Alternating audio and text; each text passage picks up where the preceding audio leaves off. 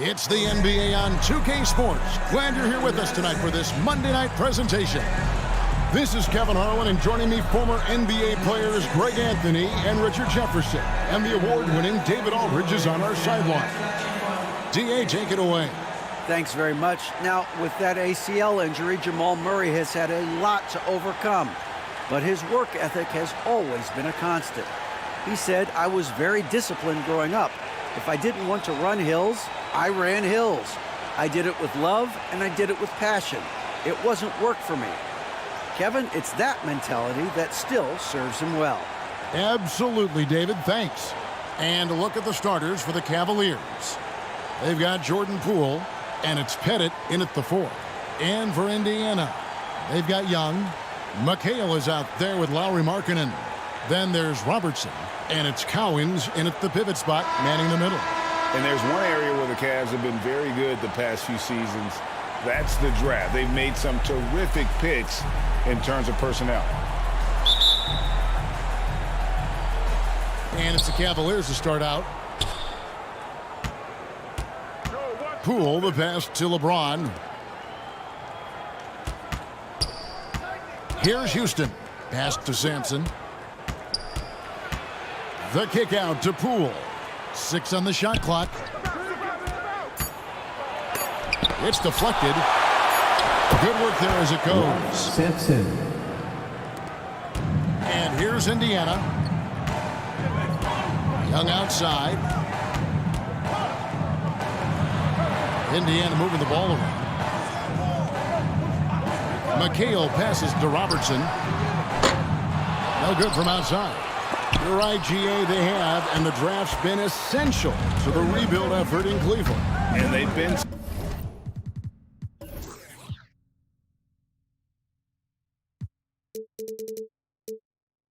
so smart about it. You look at the guys they brought in, Mobley, Garland, Sexton. They've nailed just about every one of their selections. Here's Houston. Coming in off a 21-point game his last outing. Shot clock at 6. It's good. Simpson's got his second bucket tonight.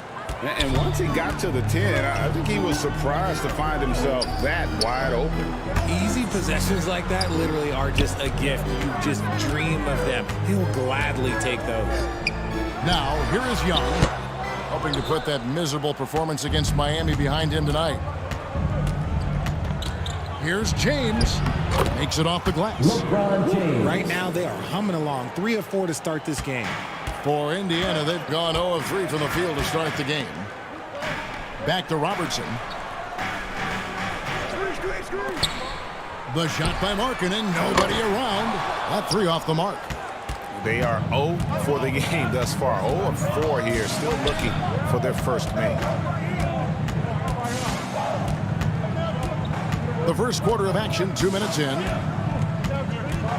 Here's Houston, and there's another one for the Cavaliers.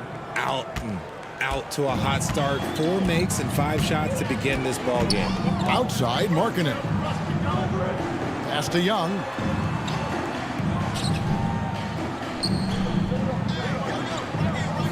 Back to Markkanen. Bangs on the trifecta. Well, it took them 5 tries, but they showed they can make a basket, I guess.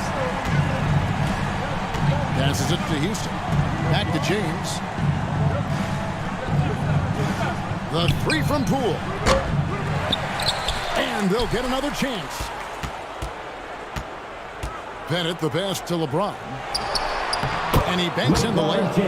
LeBron's got his second basket. Look, the moment he gets it anywhere near the hoop, look, it is over. Just too much strength, too much touch, either hand. Now here's Robertson.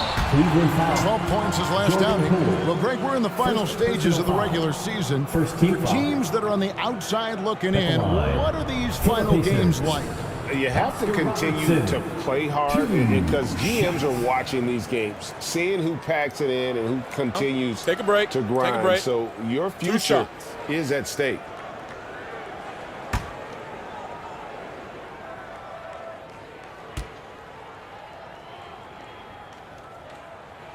And the first one at the line is good.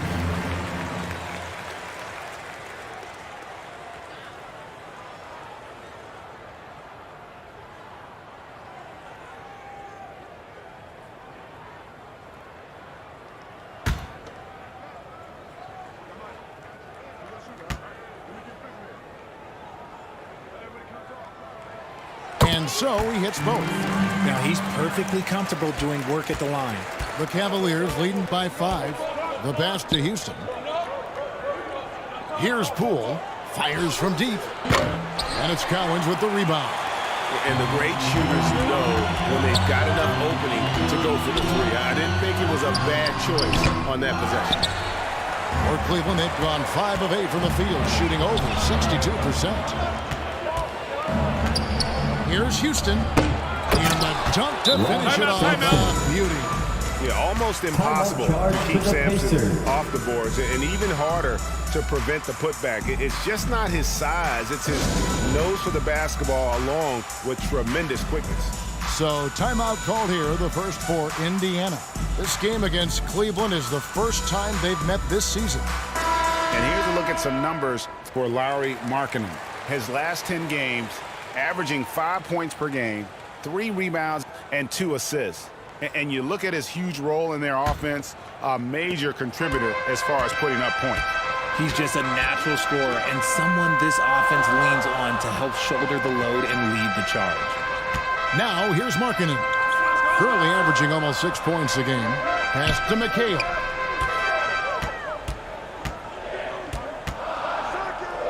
Pass to Cowens. McHale trying to free himself up. Beat the shot clock, but it's off the mark. James, the pass to Houston. Fouled on the shot and picks up 2 points. So 1 free throw coming up. First personal foul. And that's the thing. That's why he's going to be top 5 all-time in assists. LeBron James just drops dimes. Cleveland shooting their first free throw of the shooting. And taking a look at the numbers on the season, they've converted about 77% of those foul shots. Looking at who's out there now for the Cavaliers. Bogdanovich comes in for James. And it's Dante DiVincenzo in for Jordan Poole. On the free throw, no good. Nice game for the Cavaliers. It was a loss to the Mavericks. I'll tell you, they played hard, they drew fouls, but they could not convert at the line. Leaving points at the free throw line can take the edge off of the team. You're playing physical, you're playing hard, and it's just not paying off. At the line. Pacers have been perfect at the line so far, albeit just 2 for 2. 2 shots. Shooting 2.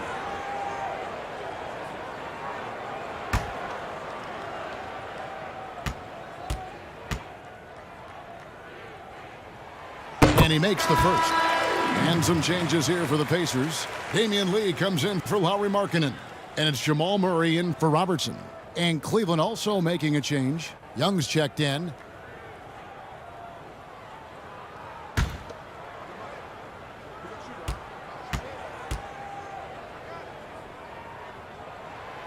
And McHale drops them both. It's always nice to see a big fella be able to knock down some free throws and make teams pay from the line. Passes it to Bogdanovich.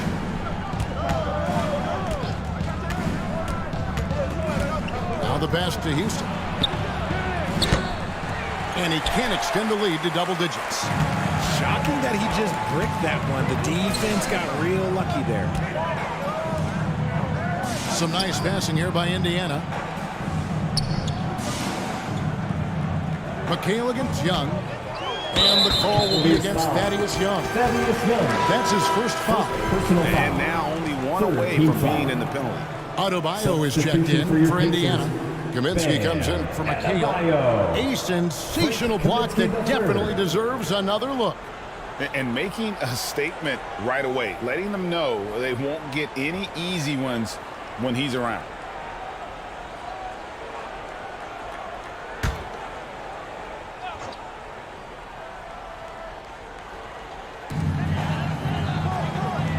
Adebayo kicks to Lee. Pass to Young. Shot clock at 5. Buries the long-range jumper. And we know Young is supremely confident from range and knocking down those 3 balls like it's no problem at all. And the way Trae Young, GA, is the focus of this offense. The numbers just pile up. Yeah, I mean, they run so much through him. His usage rate is off the charts. Led the entire league in total points and total assists in 2022. And that hadn't been done in 49 years. Now, here's Adebayo. Wide open look here for Murray.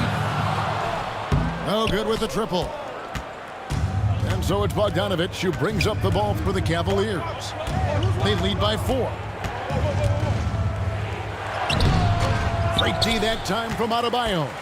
The defense ready for him on that possession. They had to be because he is so strong in the paint.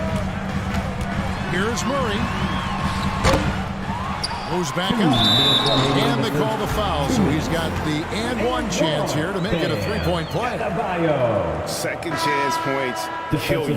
It's a strength of Adebayo picking up the garbage and putting it in.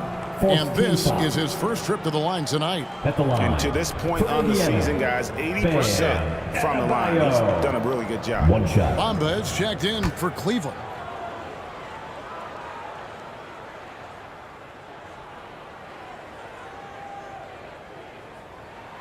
Free throw good, Adebayo. And last season, Bam Adebayo said it was disrespectful that he wasn't named a finalist for Defensive Player of the Year. What do you think? Well, Kevin, no arguing here. He's definitely an elite defender. Second team all defense, 3 years running. Great toughness and versatility. The shot's good from DiVincenzo. 3. Pick works well there. Not much resistance from the D. Yeah, that just comes down to a lack of effort. The defender has to do a better job fighting through the screen. Now here's Murray. No points in the game yet for him. Back to Young. That's in there. Murray with the assist. And you think Murray all about scoring, but Murray is about what helps his team win. Outside Bogdanovic. Pass to Houston. 1:02 left here in the first quarter. With the tip, controls the rebound and puts it back up and in. Sampson's got 8. They hold the early advantage on the glass. Young outside. Now here's Kaminsky, guarded closely. Murray surveying the D. 5 to shoot. Here's Lee outside. It's hauled in by the Cavaliers. It's 9 seconds separating the shot clock and game. And that one, good. And it's a 6-point Cavalier lead. Already, they piled up 8 second chance points. Young pass to Murray. Now here's Lee from downtown. Sampson pulls it in. Sampson's got rebound number 7 for him tonight. And he gets the whistle. 2 free throws coming up. And I want to see more of this. Bogdan getting assertive and just forcing his will on the D. The Cavaliers getting their second and third free throws tonight. For 2.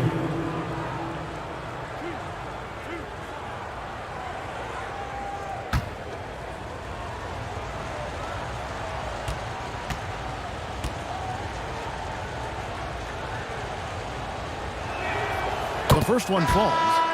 And you know, few guys play their role better than Bogdanovic. And by that, I mean he's often exceeding expectations and giving his squad more than they asked for.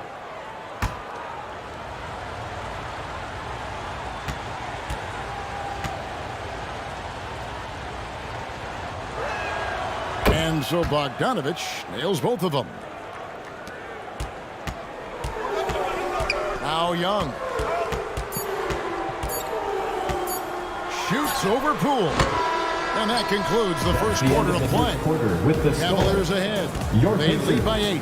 And the second quarter about to get started. We'll be back in just a moment.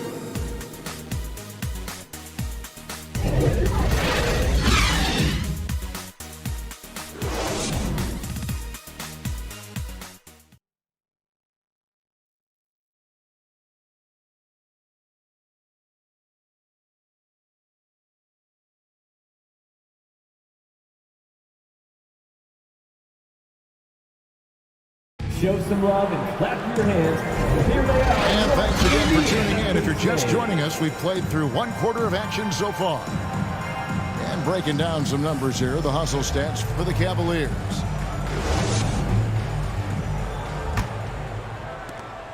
Pacers trail by 8.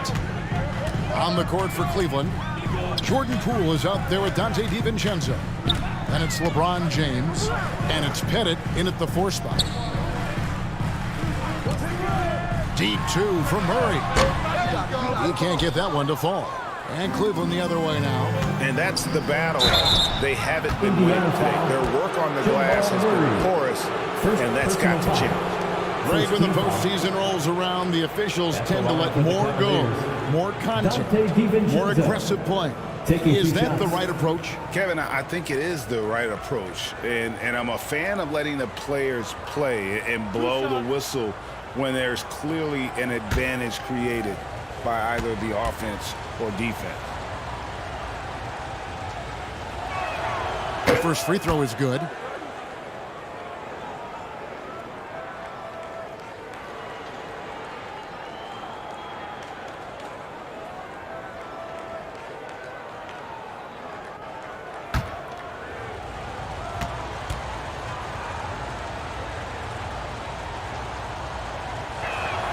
And so DiVincenzo nails both of them.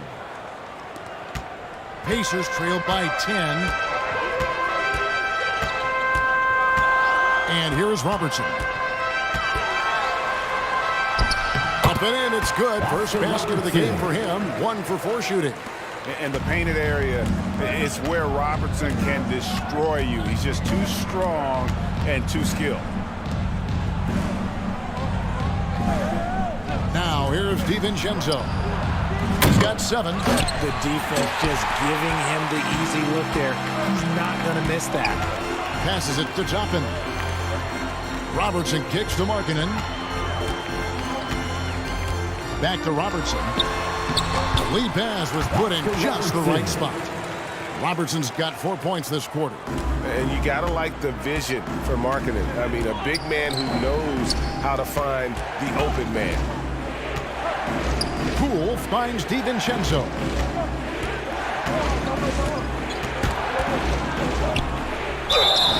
And foul on the shot. He'll shoot 2 at the free throw line. First personal foul. It goes on Kevin McHale. He's gone 2 for 2 at the line so far. Yeah, he's at 81% from the line. And when we've had a chance to see him, he's had great form and continues to look confident.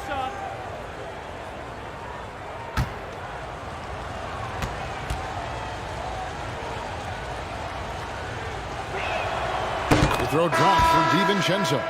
And they have yet to miss a shot from the line here this quarter.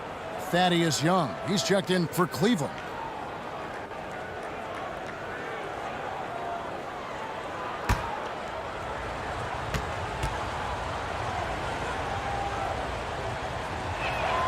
And so DiVincenzo nails both of them. And it took them a while to find their touch at the line, but they have been red hot here in the second quarter. Robertson passes to McHale. Pettit grabs the board. Pettit's got his 4th rebound in this one. Cleveland moving the ball around, and that one drops for him. Young's got the lead up to 10 now for the Cavs.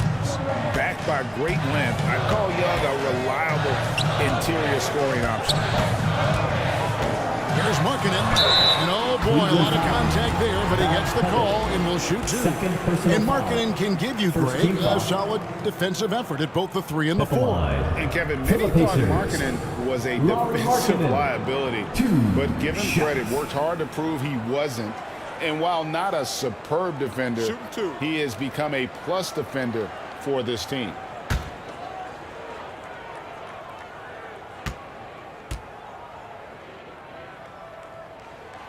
That free throw missing.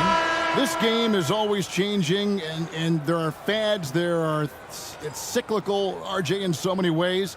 Here we have the last 4 MVP winners, all 6'11" or taller, when a lot of people think it's a game of 6'6", 6'7" guys. Yes, that's true. And I'm glad that it's starting to come back. You know why? Because I had to go against Shaq and Tim Duncan and David Robinson my first 2 times in the finals. And everyone's like, you're 0-2. It's like I had to go against those Giants. I'm glad to see that Giants are back and dominating the game. Yeah, clearly the big men are not extinct. Nope. Now here's James. And he can be counted on to put some points on the board every night. He's averaging right around 13.5 points a game. Now here's Robertson after LeBron James's miss. And the rejection by LeBron. And that's out of bounds. Indiana will retain possession.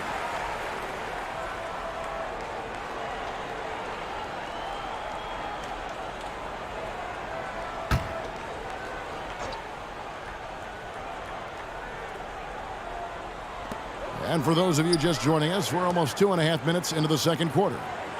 And the officials calling for a 3-second violation. Cavaliers ball.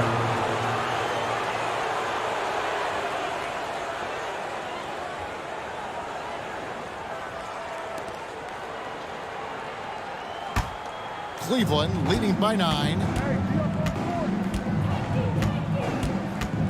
Second quarter of play with almost 3 minutes gone. Here's Houston. He's covered by Murray. Back to Poole. 6 to shoot. Over Robertson. And it's off the back rim. No good.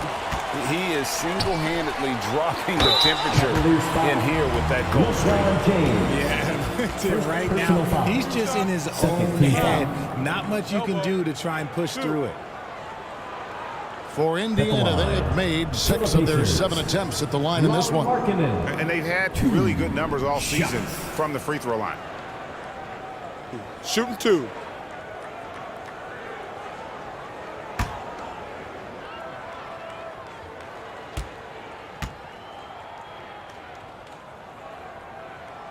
That free throw good for Markkanen.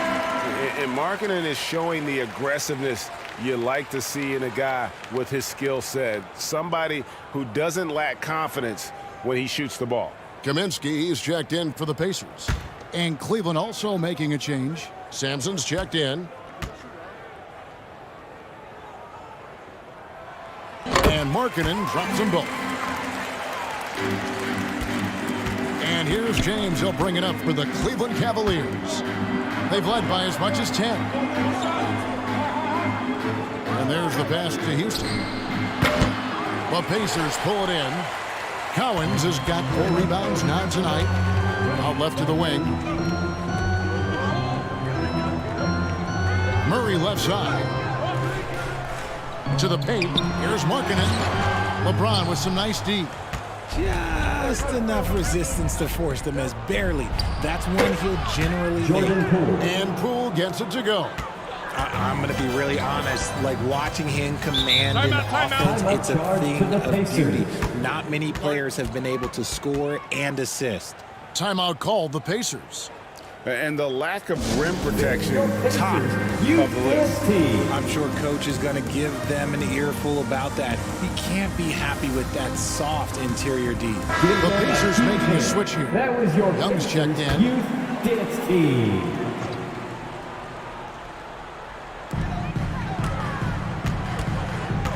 Poole against Robertson.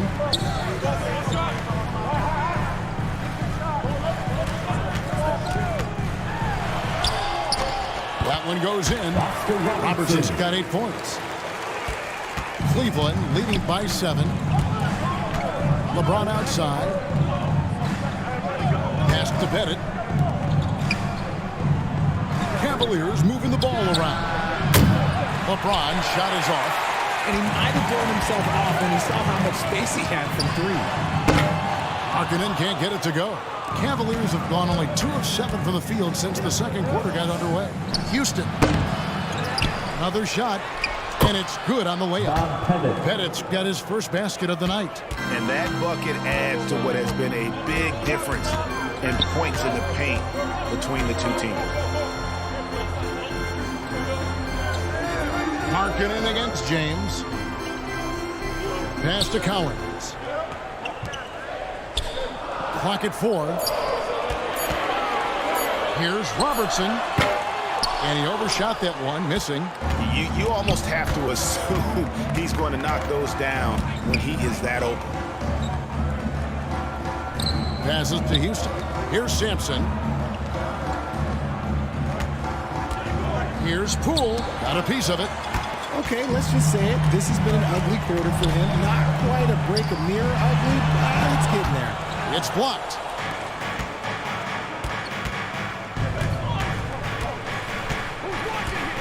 The pass to Houston. And he's fouled pretty hard on that shot, but he's got the chance to pick up the points at the line. And Houston, a pro at initiating the contact, an aggressive shooter who's looking for opportunities to get to the line. He's 0 of 1 from the line, missing on his first trip. He's been doing really nice work at the line, 83%.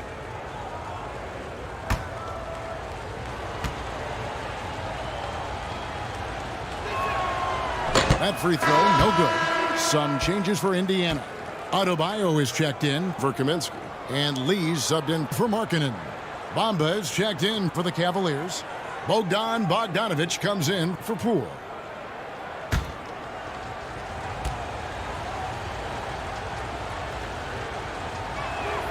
And he sinks the second. Pacers trail by 10. They've been struggling here on offense. Yeah, a bit of a dry spell for sure. Now here's Robertson. Tight defense on him. And just able to score in so many ways. Robertson puts the defense there in an impossible situation. This is his second trip to the free throw line. Oscar Robertson, 2 shots. Take a break. Take a break. 2 shots.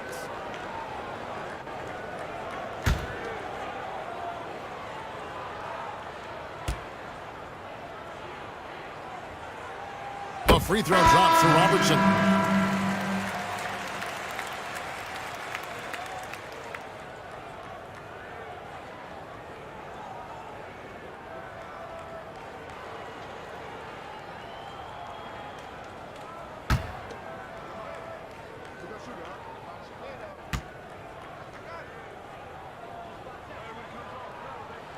And that one goes in. 2 from the line that time. The Cavaliers leading by 8. DiVincenzo kicks to James. Up top, DiVincenzo. Covered by Robertson. And foul on the shot, so he'll get a chance at the line. Second personal And with foul. the offense getting right to the rim, at least they saved the layup. These are his 3rd and 4th free throw attempts of the game. Bogdanovic at the line for 2.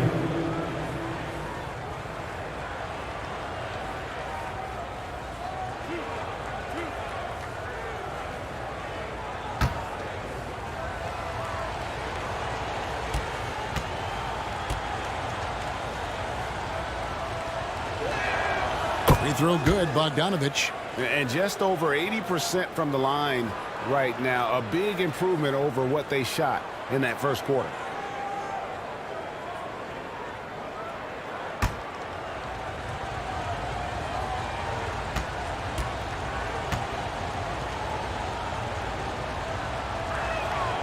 And so Bogdanovic nails both of them.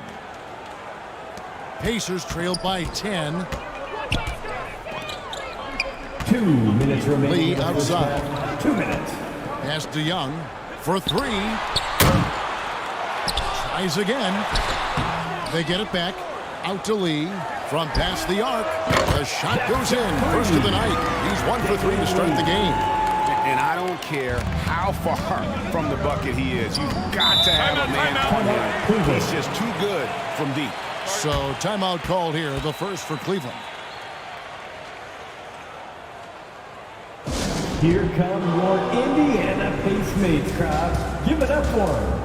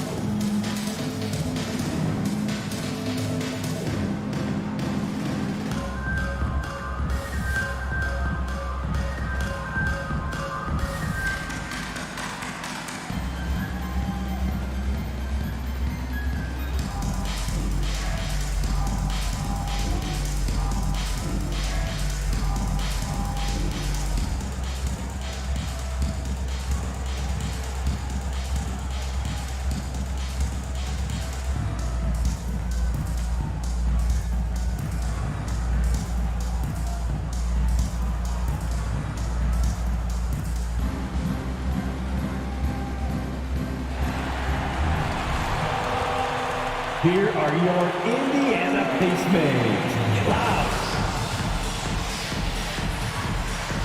All right, fans, once again, give it up for your Pacemates dance team.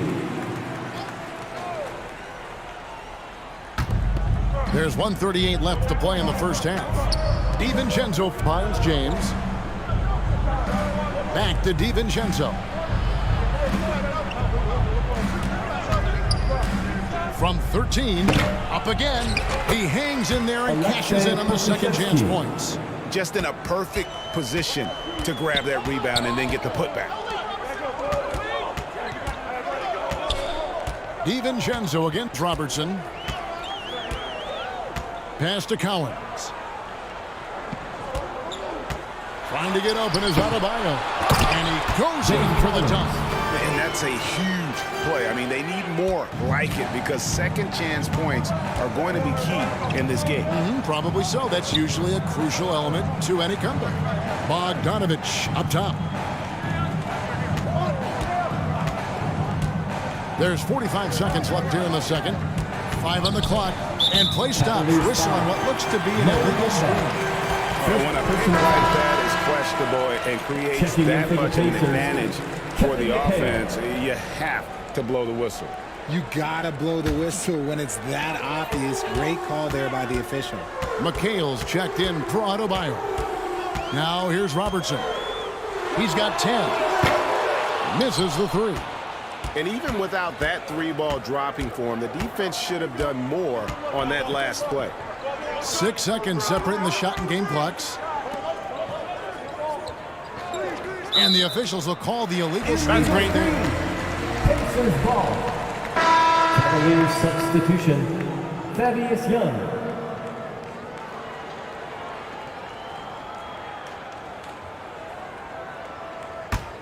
Pacers trailed by 7. Young looking around.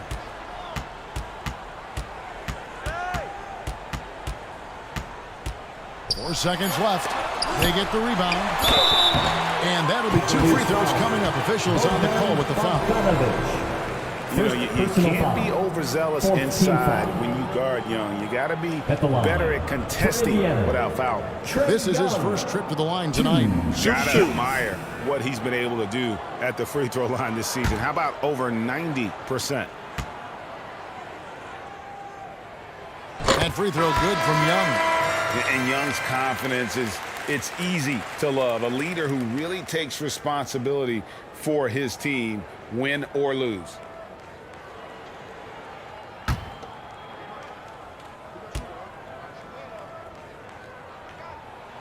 Both shots good from the stripe.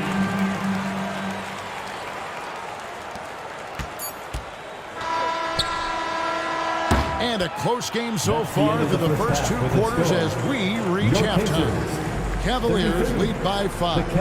And now we'll send it over to David Aldridge, who is standing by courtside. David. Thanks very much with Rick Carlisle. Coach, what needs to happen on the defensive end to get back on track? Well, a lot of things need to get better. Our level of force defensively is not there. We got to pick it up. We got to play with a lot more collective force. We'll see if you can bring the noise more as the game goes on. Thanks very much. Back to you. Thanks, David. And we'll be back shortly following halftime to get the third quarter underway. The 2K Sports Halftime Show. We welcome you back. Ernie Johnson with Shaquille O'Neal, Kenny the Jet Smith. Quite the tussle there in the first half, huh? Cleveland did not hesitate to set the pace. They strung together several impressive trips down the floor to open things up with an 8-0 run. When the clock ran out in the first quarter, they were up by 8. Going through the second quarter, they started to look a bit fatigued, but played well enough to enjoy a 5-point cushion here at the half. Kenny, your thoughts? How are the Cavaliers playing? The bench unit was an essential part of the puzzle in the first half. They really stepped it up in a big way, and that helped out. And now the starters can appreciate not having to carry the load on their own. How about you, Shaq? What did you think about Indiana? Terrible execution deal offensive end, rushing things, taking bad shots. Here's a thought. Pound the ball inside. Get higher percentage looks, get yourself to the line, get back on track. And that's going to do it for us here. The second half of action is coming your way.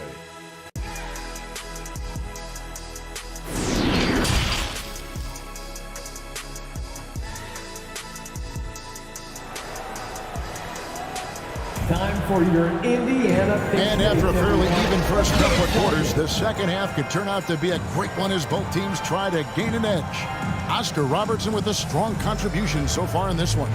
And he's shown just how adept he can be at creating contact and then cashing in at the line. He knows that that's a strength for him. If they're going to keep fouling, he has no problem taking that. And as we get into this third quarter, as we've seen so far, neither team able to create much separation on the scoreboard yet. Kevin McHale out there with Markkanen. Then there's Robertson.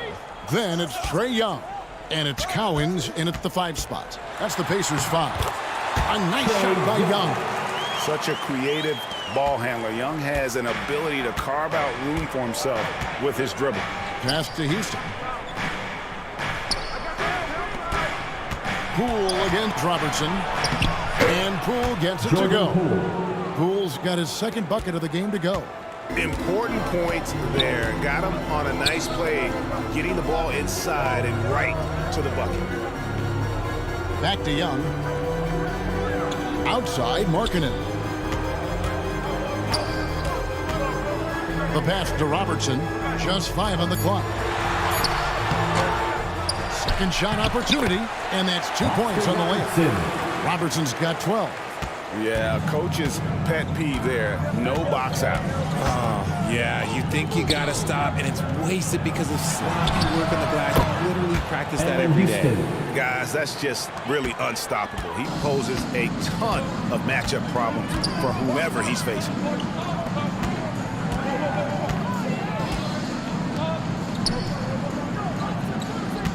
Young, right side. Back to Robertson. It's deflected, and they get it back. Bob Pettit, third personal foul. On the night, he's gone 2 for 2 at the stripe. At the line, for Indiana, Kevin McHale, 2 shots.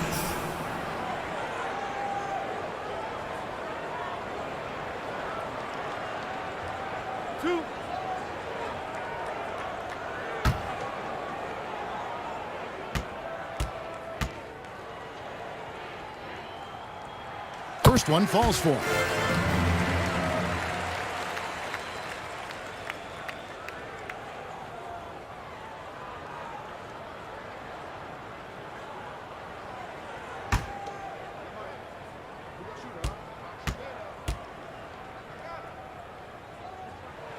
And McHale drops them both.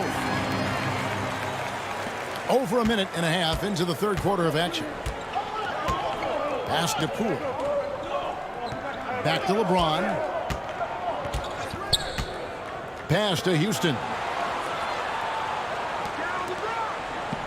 Here's Sampson. 8 points for him. James. And that one clearly a foul. Gets the whistle and 2 shots coming up. It's on Lauri Markkanen. And such a physical player inside. LeBron doesn't fear contact on the way up. For Cleveland, they have shot 9 of 11 at the free throw line. Take a break. Take a break. 2 shots.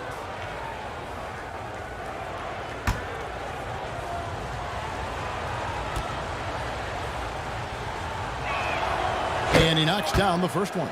I think everybody knows how good LeBron James is, but the thing that makes it remarkable is the longevity of his talent, and he is still leading the way for his team.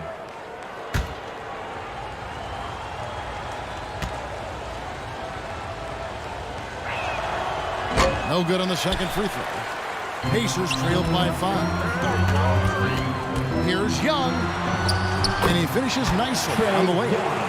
Young's got 11 points. Again and again, they're dissecting the defense and creating those high percentage looks from inside. Pulls it up. And it's Pettit missing. For Indiana, they've gone 3 of 5 to start the second half, developing a nice rhythm out there.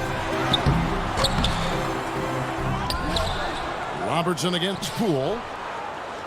Young passes to Robertson. Markkanen kicks to McHale. The second chance effort, and it's good. 2 points. He has 6. Oh, nice pass by Markkanen. Knows it's better to give it up than force his own shot. Timeout called the Cavaliers. In addition to going over the game plan and making whatever necessary adjustments have to be made, Greg, this timeout also the time for players to get rehydrated or hydrate for the first time with some Gatorade. Plenty of basketball still to be played here, and they have to get recharged. That's a great point. Without proper hydration, a player can completely run out of gas down the stretch of a game. And that's something that none of these guys can afford to have happen. If you're going to battle all the way to the finish, you have got to be hydrated.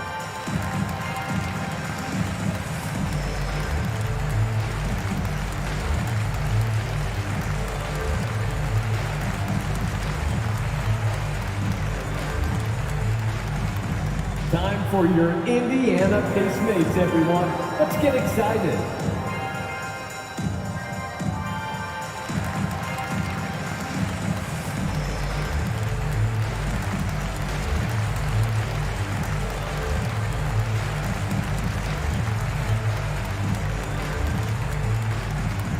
Here are your Indiana Pacemates. Get loud. Adebayo is checked in for Indiana. Bam Adebayo. Just over 2.5 minutes gone by here in the second half. Passes to Houston. There's the pass to Poole. Over Robertson. Sampson. Great positioning on the putback. And the Cavaliers lead by 3. And folks, he did not luck into that one. He knew just where he wanted to be to grab that backboard. Shoots a fader. The putback. It's good on the putback. It's been their Achilles heel defensively. They just have not been able to control that backboard. Pass to Poole. Back to James. Uncovered. And misses it off the right side of the rim. Now, I understand that shot didn't go down, but they will take that look every trip down the floor. You'd love to get the ball this close in every trip where you can almost just not miss. Now here's James. 5 points in the game.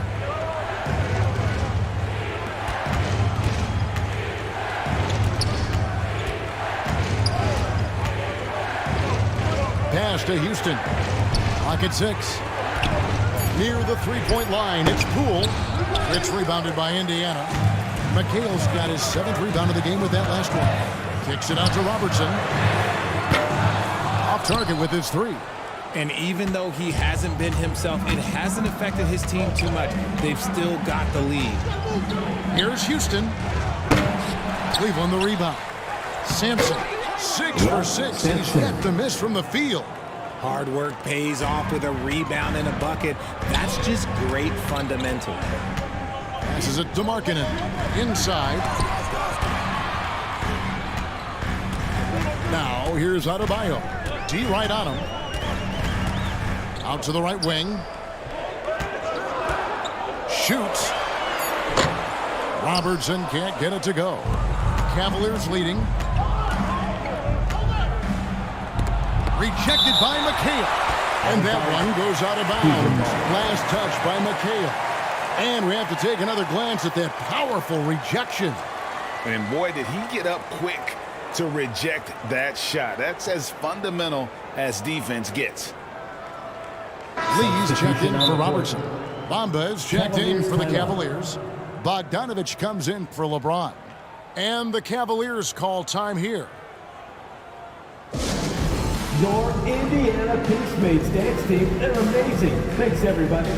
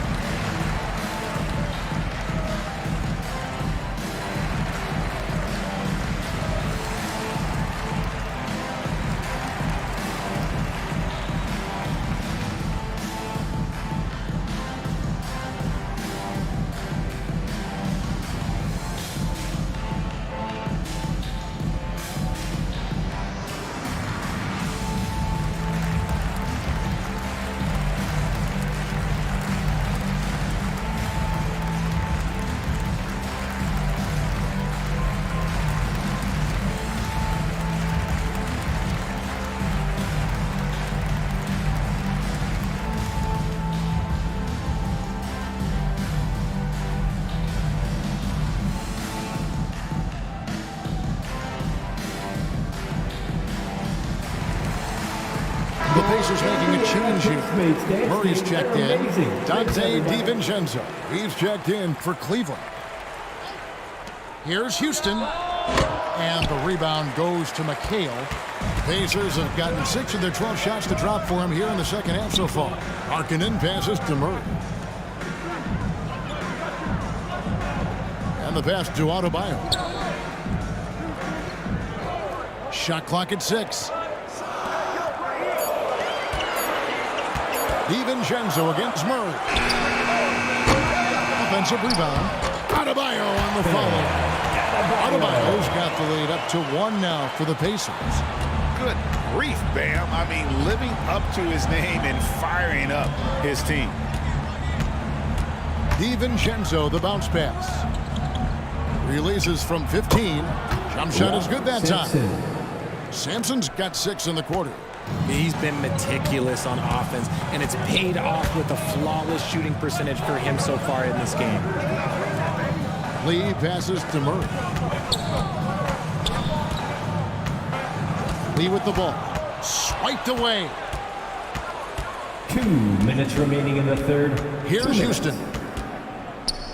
On the wing, DiVincenzo. Pass to Sampson.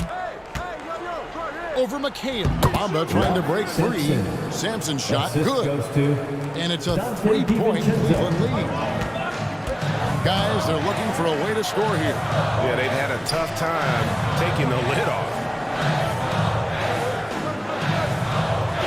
Now Lee. Back to Markkanen. Down to 5 on the shot clock. Here's Murray. That one off the back iron and out. Cleveland leading by 3. Pass to Houston. 1:09 left in the third. Kicks it out to Bogdanovich. Here's Sampson, covered by Lee. Sampson's shot, good. And man, is he in a zone right now. Seems like he can't miss. And so it's Murray with it. He brings it up for Indiana. Passes it to Markkanen. Back to Lee. Goes up and lays it nice and easy. Lee's got 5 points so far.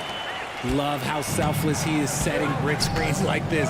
Plays like that right there are what help create easy scoring opportunities. Bogdanovich, no luck. Something that's kept this game close is the fact that the rebound stats for both teams are almost identical. Adebayo finds Murray.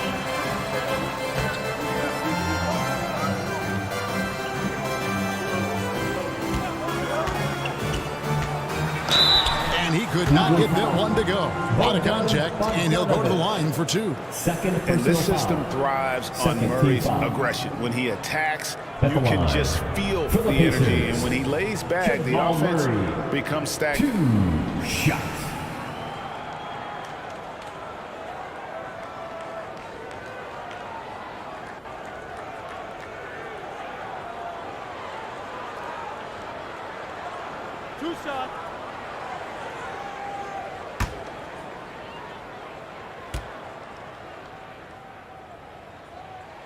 Free throw, good, Murray. So both teams making some changes here.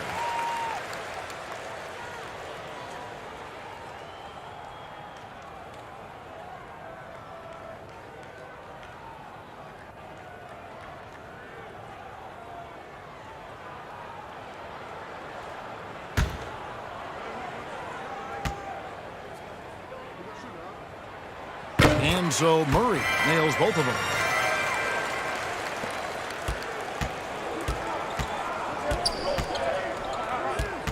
And here is Poole. Taking a look at his stats, he's averaging around 9.5 points a game. It's good. Poole's got 4 points now in the quarter. And despite the size disadvantage, attacking the heart of that defense. Really out of phase. Threw his height right out the window there. We're at the end of the third, and we've still got a close one. The Cavaliers. Cleveland ahead, 56. Up 3. And we're just moments away from the start of the fourth quarter. Stay with us.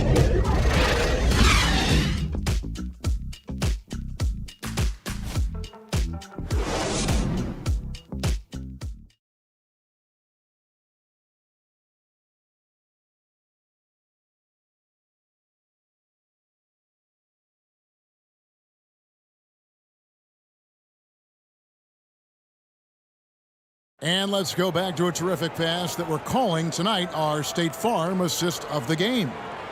And the winner today, the big fella here with the sweetest of dimes. What a plus it is to have a post player who's got this ability to find. I feel like we've seen more slick passing big man in the league today than we've ever seen. Fans don't And with 3 quarters behind us, we start the 4th quarter in what is still anybody's ballgame. And Cleveland looking at who they've got to start the 4th quarter. They've got LeBron James, also young out there, and it's Poole in at the 1 spot. James wide open. It's rebounded by Indiana. You know what? They're winning, though, despite the fact that he has just been really Takes the alley-oop pass and dunks it down. such an instinctual player. Young often sees the opportunity before anyone else. James finds Poole. It's hauled in by Trae Young. Indiana trailing here. To take the lead. Houston pulls it in. Nothing is going his way in this half offensively. Really having a hard time finding his shot. Young looking it over. LeBron James on the wing. Here's the 3. And another miss by Cleveland. This is the definition of forcing it. He's trying to get himself going, but taking tough shots just won't do it. Robertson kicks to lead.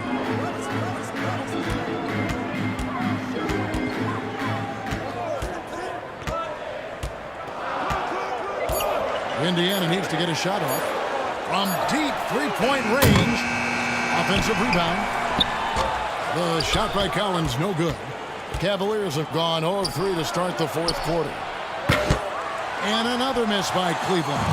For Indiana, they've gone 1 of 4 since the end of the 3rd quarter. Now the pass to Lee. Now Robertson. Indiana moving the ball around. Here's Young. Good for another field goal. Number 5 in the night. 5 for 10 shooting. Well, we've seen that movie a few times, haven't we? An easy bucket. Timeout called the Cavaliers. Oscar Robertson with a strong contribution so far in this one. And whatever the D has thrown at him, he's had an answer. His offense is coming naturally to him because he keeps things simple. You hear that, people? Keeps things simple.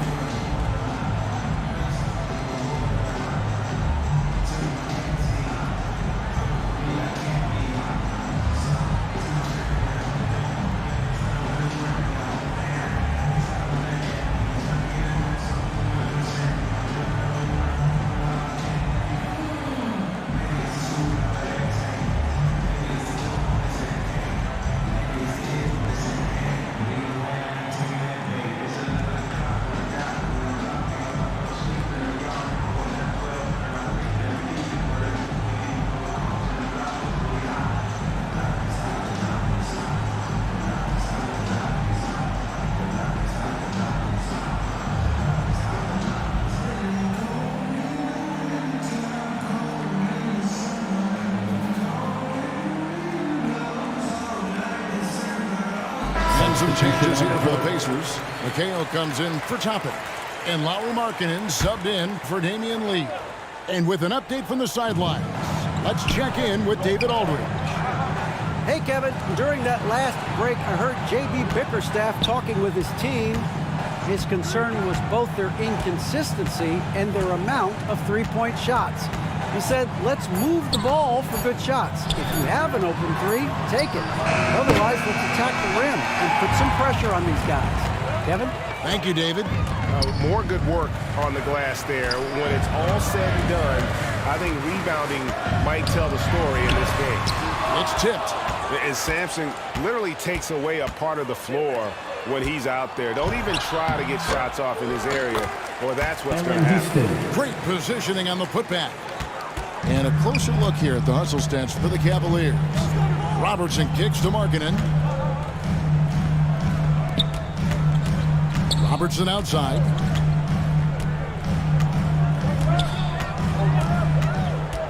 Releases from 15. Cowens passes to Robertson. McHale left side. Here's Young. Pettit grabs the board. Pettit's got his 6th rebound on the night. Here's James. And 2 free throws coming up. Unable to get that one to go with all the contact. It's on Lauri Markkanen.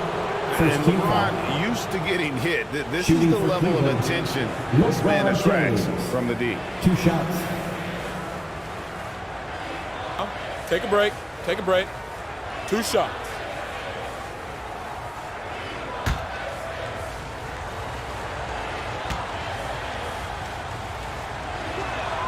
First free throw is good.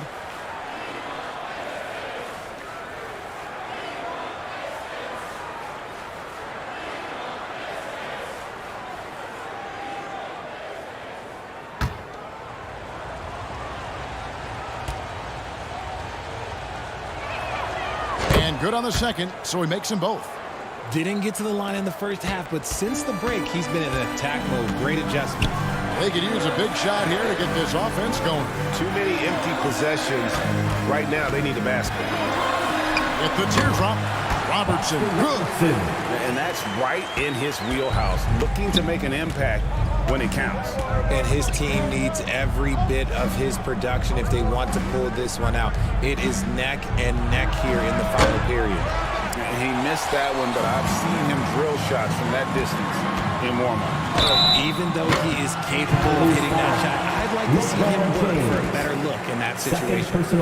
And a lethal score from pretty much every spot on the floor. Markkanen attracts a lot of defensive attention. Markkanen, 2 shots.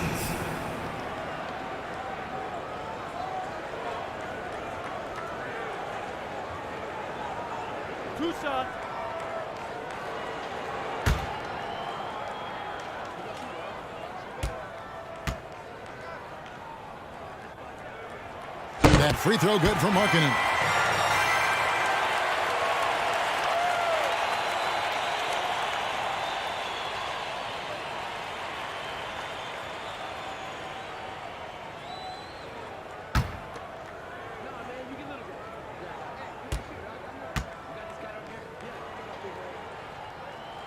And Markkanen drops them both. Cleveland's gone ice cold from three-point land, 0-4 since the start of the final quarter. LeBron passes to Pettit over McHale, and it's Pettit missing. Pacers have gotten only 3 of their 9 field goal attempts to go down since the end of the third. Pretty cold down the stretch. Poole against Young. And the call on the shot sends him to the line. 3rd personal foul. It's going to be on Trae Young. You know, I love how he absorbs the foul and still had a chance to knock that one down. Taking 2 shots. And let's get your take, guys, on the scoring breakdown for the Pacers. Shooting 2.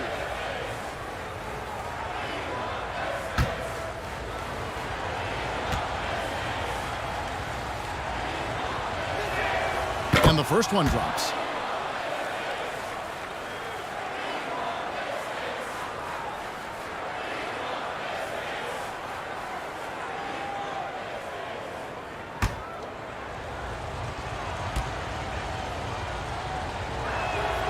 Both free throws good from Poole. Indiana trailing here. Young outside. And he's going up for the alley-oop. That's tipped. They recover it. I'll tell you what, he earned his money on that foul. 4th personal foul.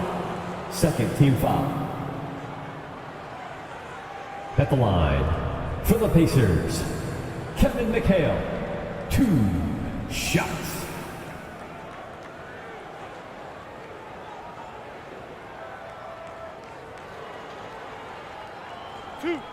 Two.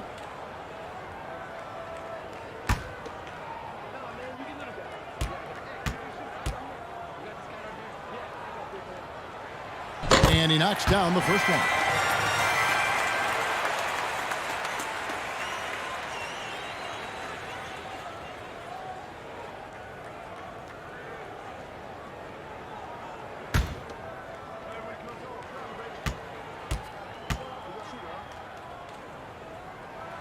He hits both from the strike. And here's James. He'll bring it up for the Cleveland Cavaliers. It's a one-point game. The three. And it's Cowens with the rebound.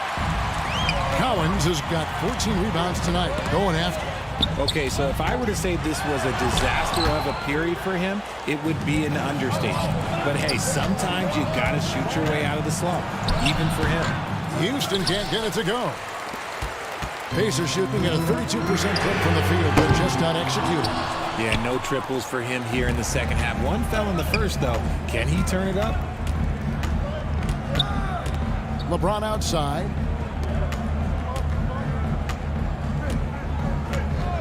Over Young. Offensive rebound. Here's Sampson. Hits the jumper. Sampson's got 12 points in just the second half. Boy, right down to the wire here. Still anyone's ball game. Yeah, and after all the energy both sides have expended, both teams still hungry for the win. Now, here is Young. 6 on the shot clock. And it's denied. And that's out of bounds. Indiana will retain possession.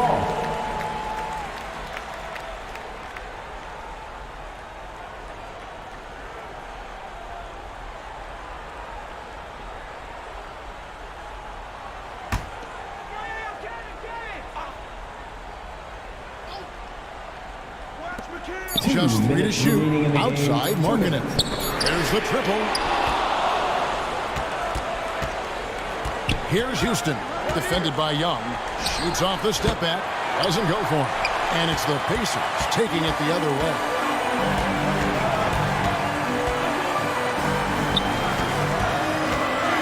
It's up a 3. Another miss by Young. And he has definitely been struggling in this quarter. Yeah, he needs to mix things up on the offense. He simply just can't keep missing shots at this rate because he's destroying his teammates. Drains the three-pointer.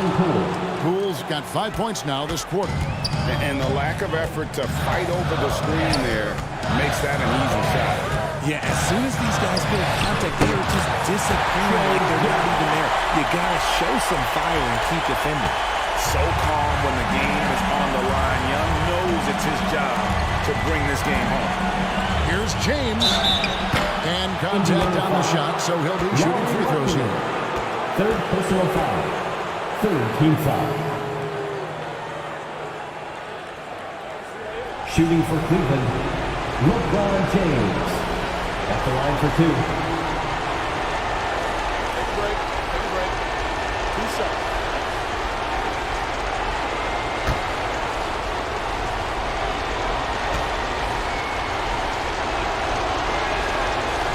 The first one, and that makes it a 3-point lead. Oh, the king at the line. You can bet on LeBron delivering.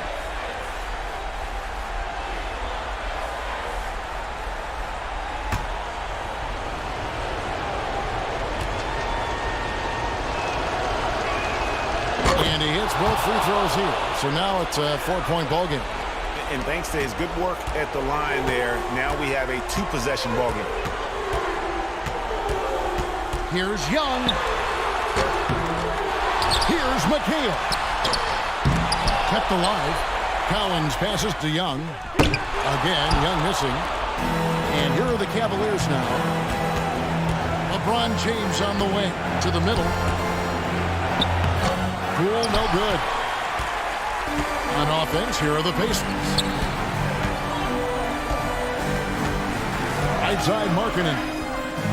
A quick back. It counts. And he has brought them to within 2 points. And those second chance points really become almost like bonus points when you can get them. Fourth team foul. Shooting for Cleveland, Jordan Poole. Taking 2 shots.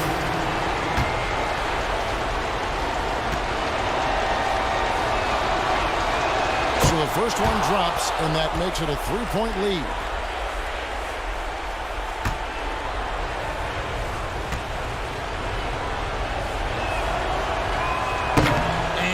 Unable to get the second one. And it's all about the 3 right here. We'll see what they draw up. Three-pointer is a must. It's good! And that shot brings them to within just one. Oh, you just love seeing a player with absolutely no fear. He knew what they needed here and was determined to deliver. At the line for the Cavaliers. Take a break. Jordan Poole. 2 shots. 2 shots.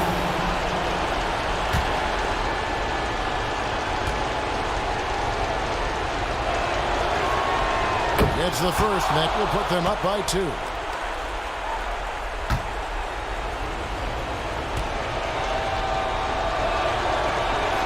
So he goes 2 for 2 at the line. And it's a 3-point game. And those were some big-time shots. Those free throws helping make this a 3-point game. And the Pacers call time here. They're down by 3. 15 seconds left to play in the final quarter. Guys, your thoughts? And if you can get a 3, shoot it. Otherwise, get the quick 2 and a foul. Yeah, time is the enemy at this point, so I think I'd go for the tie and avoid playing the foul game.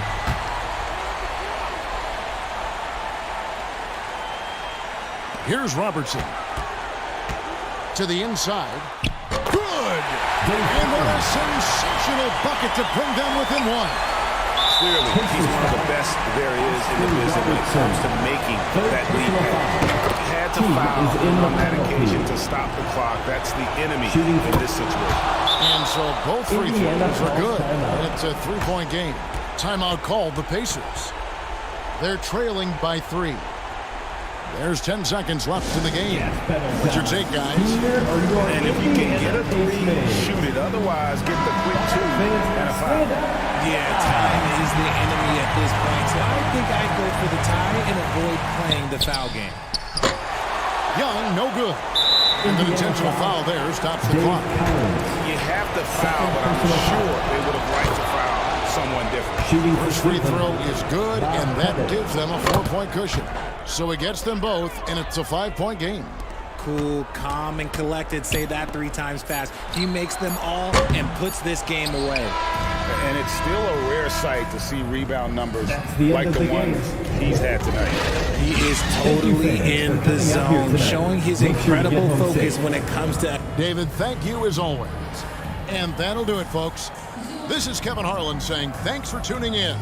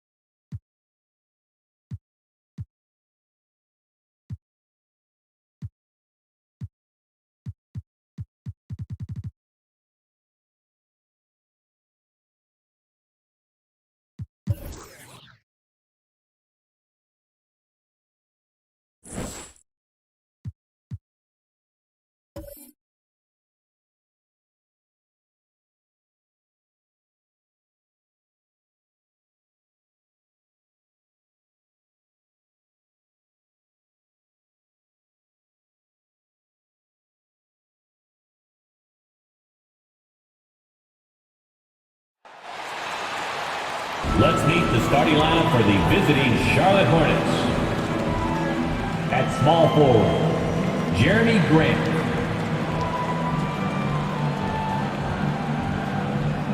At the other forward position, Kenyon Martin.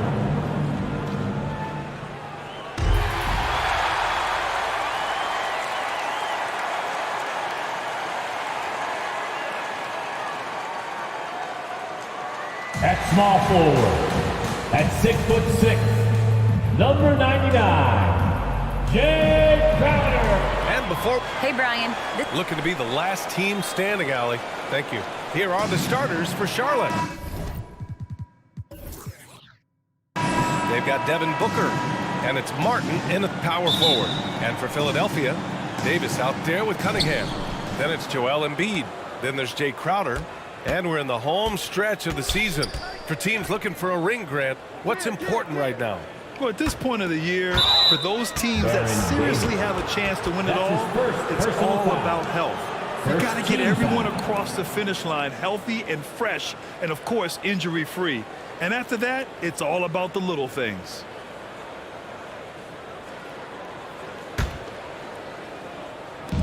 Philadelphia on D. O'Neal inside. Embiid covers. O'Neal misses. Cunningham outside. Tipped away. Now the Hornets moving it up. That shot is good by O'Neal. That's just perfect execution. Nice job hustling, and as a result, he gets rewarded with the bucket. You don't give the defense any chance to set up. Sometimes you just love an easy look. And that one's good. Cunningham. Just taking it right to the rim, and no one was there to greet it. I think defensively, that is not the way you want to start. Giving up high percentage looks, that doesn't typically end well. Here's Kidd. 15 in his last outing. Booker can't get it to go. Cunningham outside. Pass to Crowder. Launches a three. And Booker pulls it down. First quarter of play with about a minute and a half gone by. Here's Kidd. Puts up a three. Pass to Grant. Over Crowder. Grant's shot is off. Couldn't quite line that one up. Just got to shake it off and move on to the next one. And that one's good. Cunningham. Cunningham's gotten his second bucket. I love this approach. Getting him involved early, and it's already paying off. They know that if this guy goes off, their chances of winning rise exponentially. Here's O'Neal. Coming off a solid outing against Chicago. 6 to shoot. Charlotte needs to get one up in a hurry. Again, the miss by the Hornets. The 76ers have gone 2 of 3 from the floor. You know, in the past several seasons, there's been one constant with the 76ers. They're going to be among the best defensive teams in the league. I like that. I mean, some physical play inside. He's not about to give up any easy baskets. The Sixers' identity really does center around their defense. It's so true, B.A., and they've done a great job playing to their strengths. That's the key for any contending team. Maximize your players' talents. Philly has done that as well as anybody.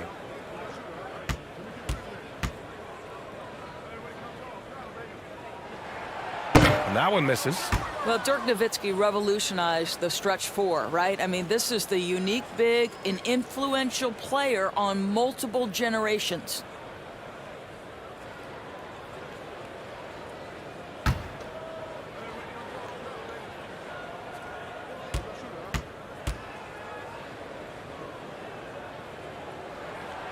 And he's good on the second.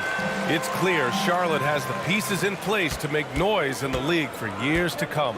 Yeah, no question, B.A. They got one of the best young rosters in the NBA. And they're balanced. They play tremendous team basketball. Fun to watch. Pass to Booker.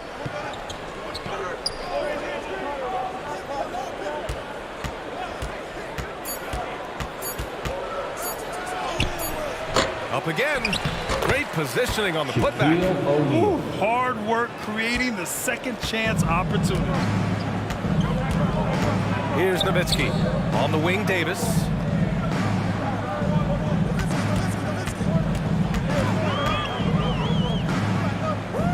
Cunningham outside. There's the three. And can't connect on that one. His first miss. He's 2 of 3 now. And we're approaching about 3.5 minutes played in this first quarter. Here's Kidd. And it's good for 2. This guy reads situations so well, and he knows how to execute. Pass to Davis. On the wing, Crowder. Here's Nowitzki. He shoots it. Gets an open look and hits it. That's it. We've seen that smooth-looking J from Dirk Nowitzki before, decimating the defense with that jumper. Grant, the pass to Martin. And here's Booker. Now Grant.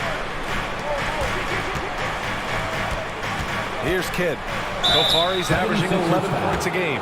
Well, whenever you bring up the 76ers, you instantly think of Joel Embiid. Oh, no question.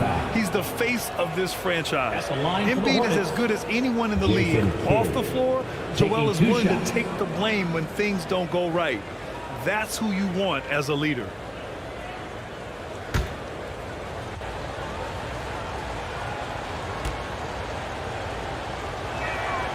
First free throw is good. So for the Hornets, Bol comes in for O'Neal. And it's Smith in for Martin.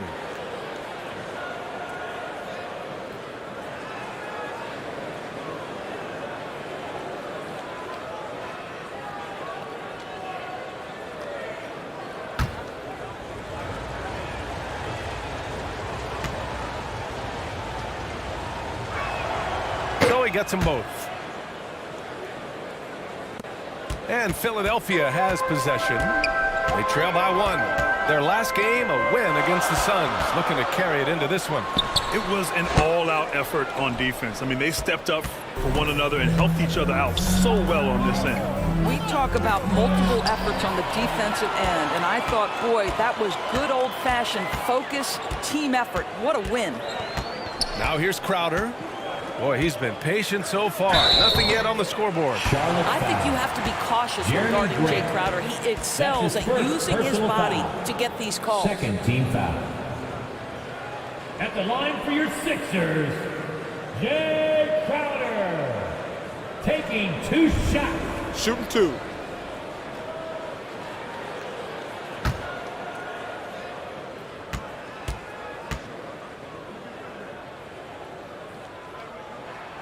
First one falls. You love a well-rounded player like Jay Crowder, cross-positional on the defensive end, a guy who has really developed into a multi-talented threat. Hachimura's checked in for Philadelphia. Fournier comes in for Davis.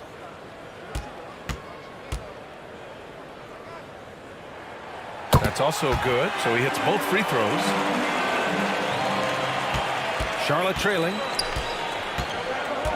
Pass to Reeves. Here's Bol, outside Murray.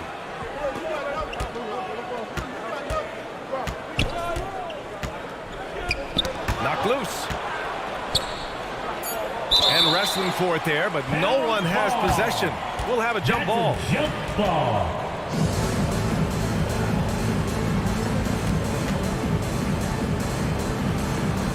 So it's the Hornets now. Shot clock at 2. Bol. And he recovers it.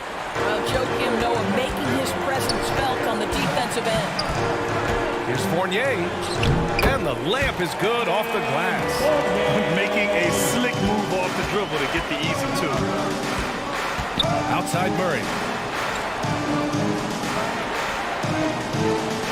Pass to Smith.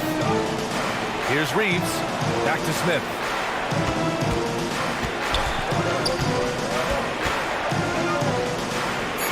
To the paint. The shot comes out. Now the 76ers take it the other way. Think about the games in Tokyo and how special they were for the young Rui Hachimura. Playing in his home Japan, a chance to grow the game of basketball for Rui. Oh my goodness. Now here's Smith, looking for his first basket, still in this one. During those games in Tokyo, Doris, Rui put on a show against Slovenia and Luka Doncic. Yeah, he gave that team 34 points. And I think Rui's play in those games, obviously, and in the NBA, huge for the continued growth of the game of basketball in Japan. Just great stuff.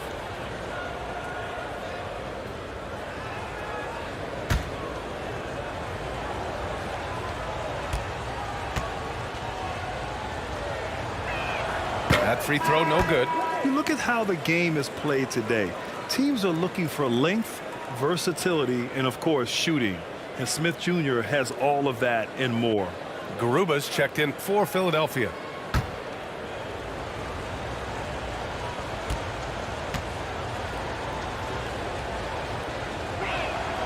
Good on the second one. Well, you mentioned the shooting, Grant. Smith Jr. hitting 42% from beyond the arc last season. BA, I mean, among his many skills, that one probably stands out the most. But I also love his potential at the other end. He really has those tools to be a lockdown defender 1 through 5. Charlotte's gone 0 for 3 from downtown.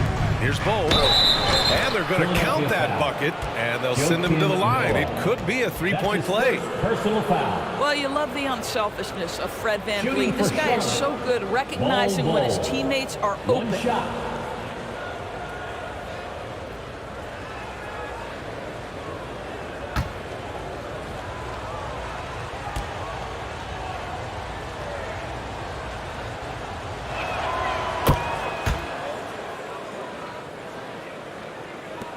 And so here is Philadelphia. They trail by 1. And this is the first season matchup for them against this Hornets team. No one was surprised last year when they won their season series against this team.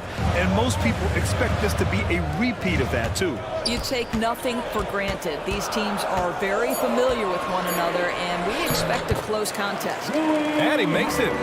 Trading the lead back and forth. Neither side is willing to back down. And right now you love the chess match, right? The ability of each side to adjust to what the other is doing. Pass to Bol. Here's Reeves. Lets it go from deep. Knocks down the long J. And the Hornets lead by 2. Neither side willing to relent. That's led to 8 lead changes and a bunch of drama already. To the wing, right side. Back to Fournier.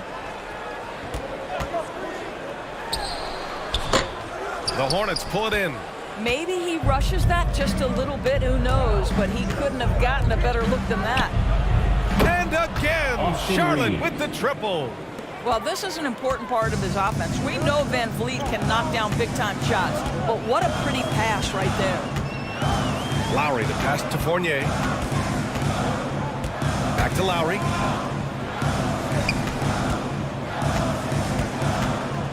Just 5 to shoot. A step-back shot. First shot won't go. Smith outside. Noah grabs the board.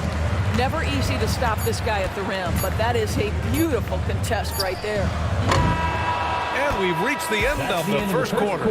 It's the Hornets up 5. We'll take a quick break and then get you back to the action. The visiting team, 18. Philadelphia, please welcome to the court your Sixers. If you're just joining us, we've played through 1 quarter in this one. And from what we've seen from the Hornets, what's your take so far?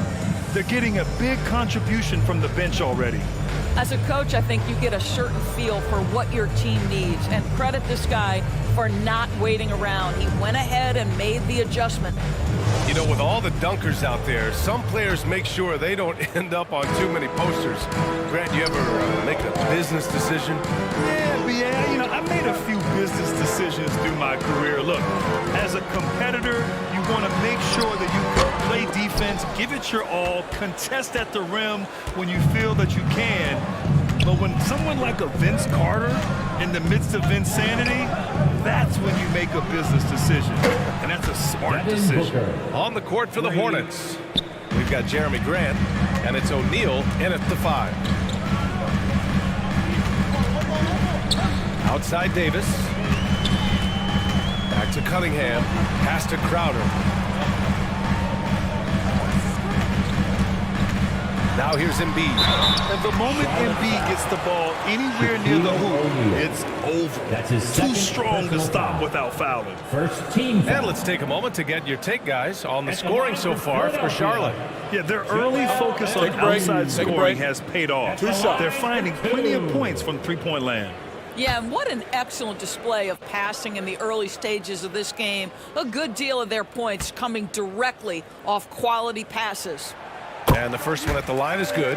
A fun-loving player on and off the court, Embiid continues to get better. One of the league's top big men.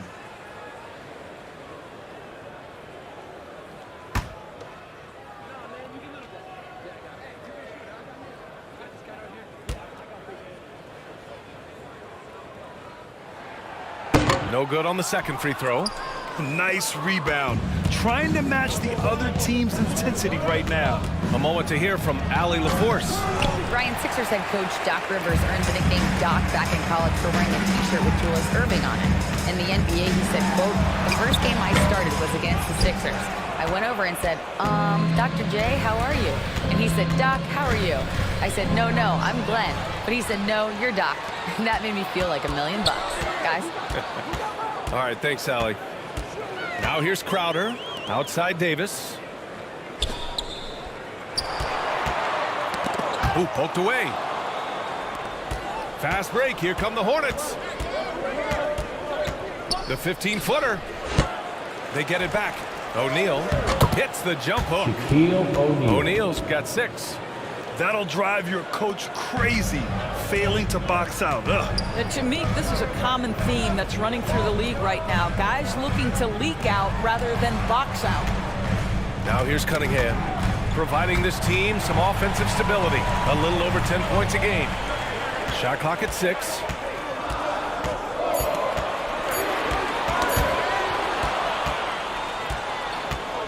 Here's Kidd. So far, he's averaging 11 points a game. Grant outside. Pass to Kidd. Bearing his second of 3 attempts. We've seen that more than once today. An effortless basket inside. Here's Nowitzki. Cunningham outside. Oh, sent away with authority. And that'll be Philadelphia's ball as it goes out of bounds. Sixers able to keep the possession. And that shot was going nowhere thanks to that aggressive swat. Showing no signs of giving up this lead. That block sent shockwaves into the opposition sails. Timeout called, the 76ers. That's a good timeout. They just can't hit anything. Sometimes it just feels like misses become contagious. He wants to settle his guys down right now.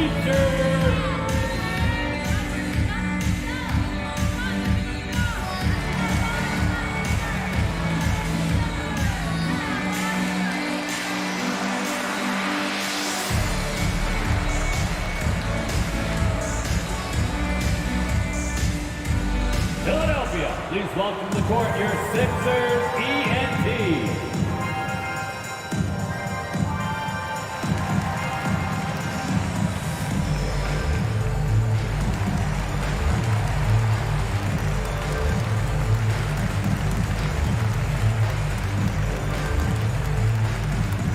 Philadelphia, please welcome to the court your Sixers ENT.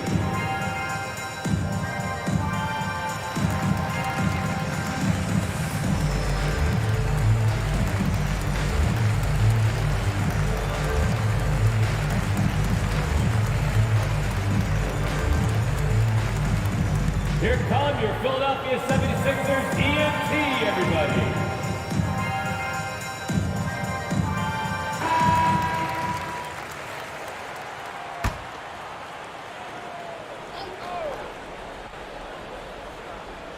Second quarter play, almost 3 minutes gone here. Well, make no mistake, Crowder has got great strength inside. The defense can get physical. It doesn't matter. Second team foul.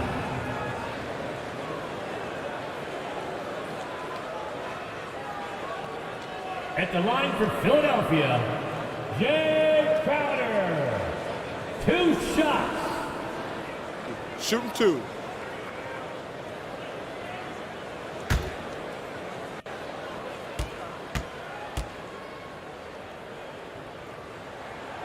First one falls for him.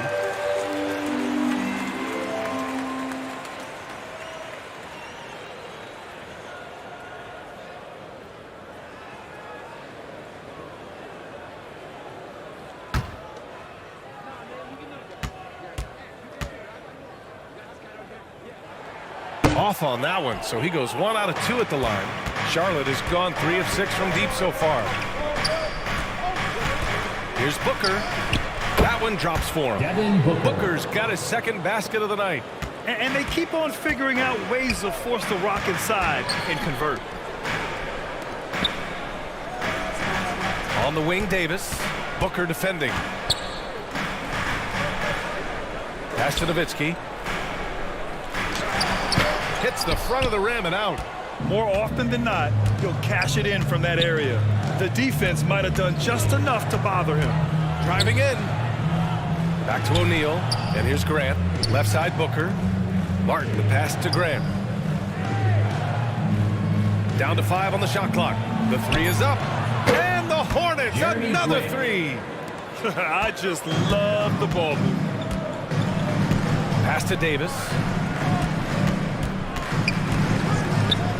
Here's Nowitzki.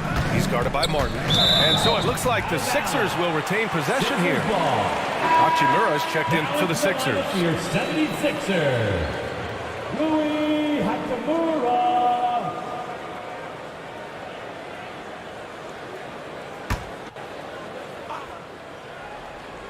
Embiid's got space. Blocked! And so it looks like it'll be Philadelphia ball. Sixers ball. Garuba's checked in for the Sixers. Fournier comes in for Davis. Garuba. Evan Fournier.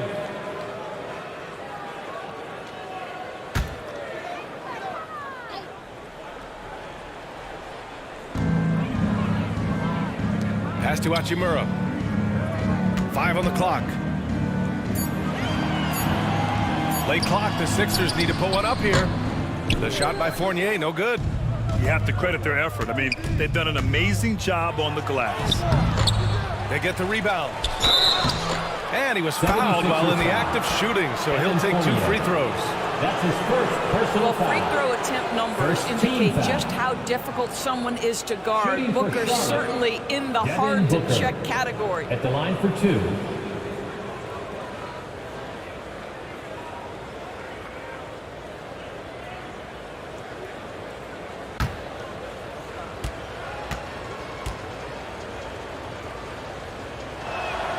Off on the first.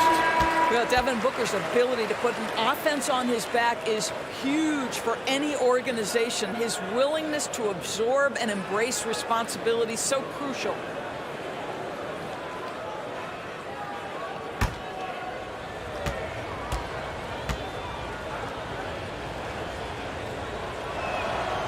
And the second free throw is good.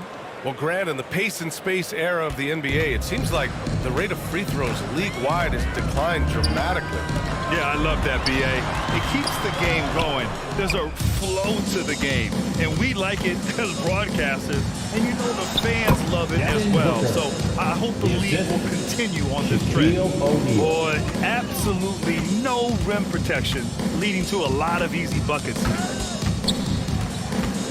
Hachimura up top. They need this. Oh, what a play! It's snatched out of the air. Credit the block. Here's O'Neal. He has 6. Down low. Here's Booker. And count it. Now 4 for 9. Just so successful getting the ball inside and finding those great looks. And Philadelphia calls time here. There's just a lot of wide open lanes to the rim here. That'll drive your coach nuts. Well, poor rotations, poor communication. There's a lot to figure out right now. Gets a free T-shirt. Who wants the shirt?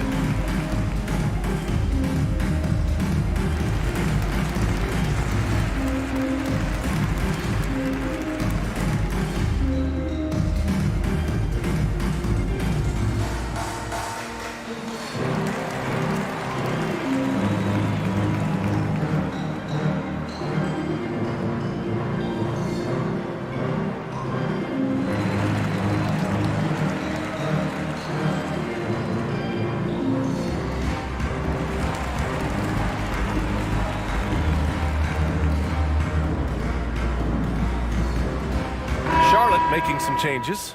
Murray's checked in for Grant, and Reeves is subbed in for Booker. Back to Hachimura. Here's Noah. Pass to Garuba. Now here's Fournier. 5 to shoot. To stop the drought. Another shot. And down it goes. Jam that one home. That's a big-time offensive rebound and conversion. The passion of Noah on display again. Outside Murray. Pass to Reeves. Stolen.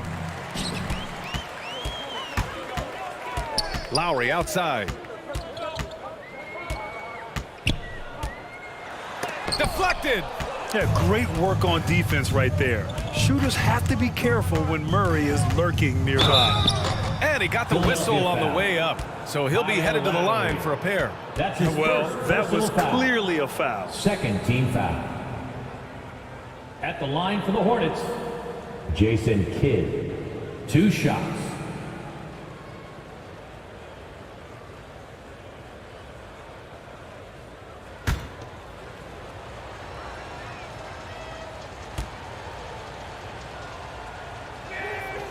He misses the free throw. You got to be able to capitalize at the free throw line. They're really struggling with that this quarter. Bol, he's checked in for Charlotte.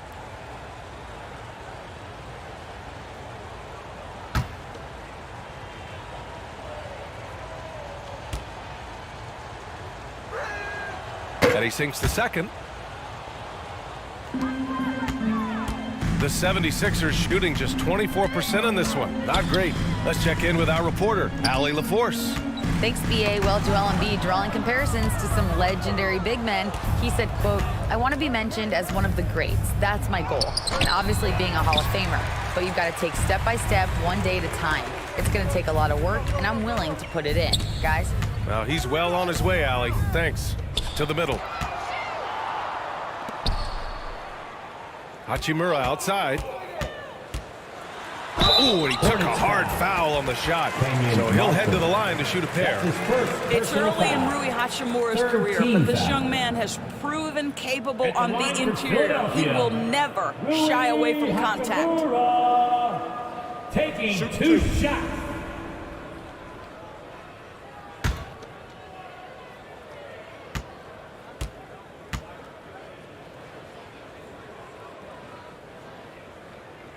Free throw good. Hachimura. The skill set of Rui Hachimura is enticing, guys. A big man who can stretch the floor with his shooting, obviously of huge value in the modern game.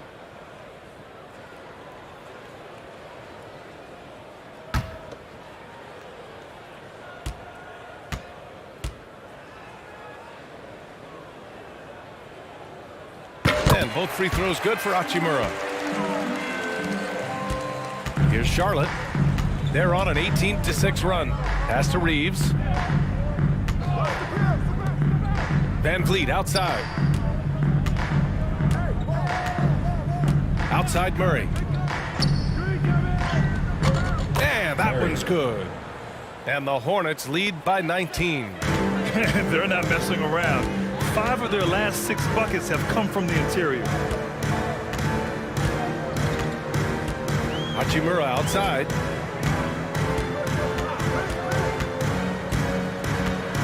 Six on the shot clock. And the foul is called. He missed it, so he's got a couple of free throws coming his way. Well, you know Rui wants to score it. He will not retreat in the face of some tough defense. Nicely done. Rui Hachimura at the line for 2. Shooting 2.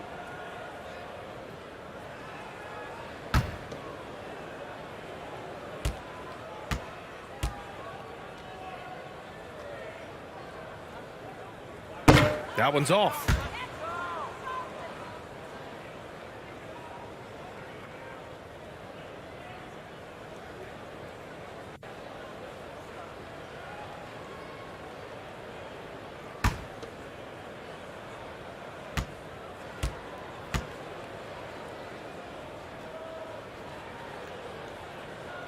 He hits the second from the line. On offense, here are the Hornets. They're on a 20-7 run.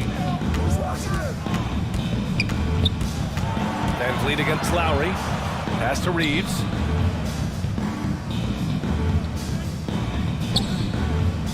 Van Vliet with it from outside the arc. Garuba with a rebound. And they can run out the clock here. No need to rush it. Well, it's trying to close the quarter strong, and by that, take a great shot without giving them an opportunity for another one down the other end. Shoots a fadeaway. Misses off the right iron. He got it up. No good. Misses at the buzzer. And so it's the Charlotte Hornets. You're feeling confident. 18-point lead to win that quarter. We hear teams talk about wanting to get the ball inside, but this is how you do it. All right, stick around. We'll be right back after this. And now, the 2K Sports Halftime Show. Hey, welcome back. The first half mercifully coming to a close. I'm Ernie Johnson. Kenny's here. Shaq is here. The first quarter for the Hornets was fairly even. And in that period, the most they trailed by was 3. They just exploded in the second quarter, grabbing the momentum and running with it. Basket after basket, and they played stingy defense. Now they've got a halftime lead that's going to be very difficult to erase. Kenny, let's get your take on Charlotte. Well, when you pass the ball the way they have, Ernie, I mean, this is the kind of scoring line you expect. The guys are in total sync, and the difference is the ball movement. I mean, they're moving the ball around, and it's striking. And over to Shaq. What did you think about Philadelphia? They need to give more energy and effort on the boards. The rebounding delta has been one of the main issues for them. Probably is they're getting bullied, and I'm not sure if they have the players to change that. And that's a wrap. With the third quarter approaching, we now send you back to Kevin and the crew.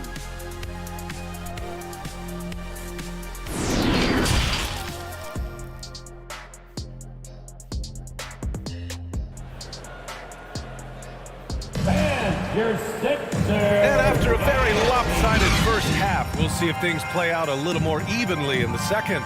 Nice game. Great performance by Devin Booker. They've leaned on him to provide a lot of offense, and that's how he likes it. And one would expect that the defense made some adjustments at halftime, but he has the ability to answer right back. And with a big gap on the scoreboard, the second half begins with very different goals for these teams. One side trying to mount a comeback, one side trying to protect their lead. Cunningham is out there with Davis. Then there's Jay Crowder. Then it's Joel Embiid. That's Doc Rivers 5 as we get into the second half. And he gets that one. He's got 5. Well, throughout Nowitzki's career, he has mastered the art of finishing through contact. Terrific strength on that one. Oh, stolen by Embiid. Crowder inside, working on Grant. Crowder, the pass to Cunningham.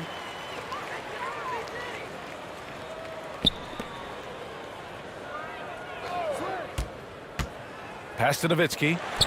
Blocked. Goes back up. And you have to think that they're leading this game because of how they've controlled the boards tonight. Crowder against Grant. Here's Booker.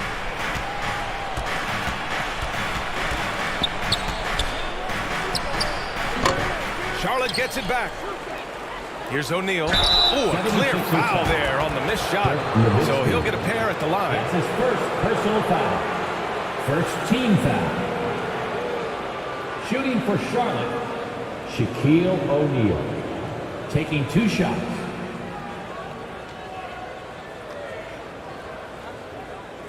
Take a break. Take a break. 2 shots.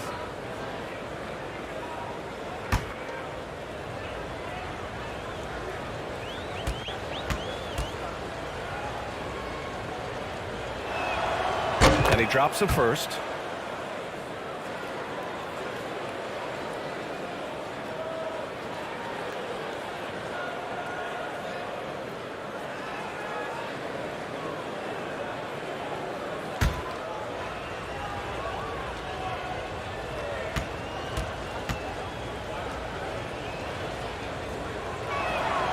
Good on both. The 76ers have gone just 1 of 3 in the second half. Here's Cunningham. And the rebound goes to the Hornets. O'Neal's got his 8th rebound here tonight. Boy, as slow a start as you could have. Just 1 for 4 from the field. They're struggling. Stolen by Davis. Over a minute and a half now into this third quarter action. And there's a whistle. He'll head to the line to shoot 2. And it's going to go on Devin Booker. First team foul. At the line for Philadelphia, Baron Davis. 2 shots.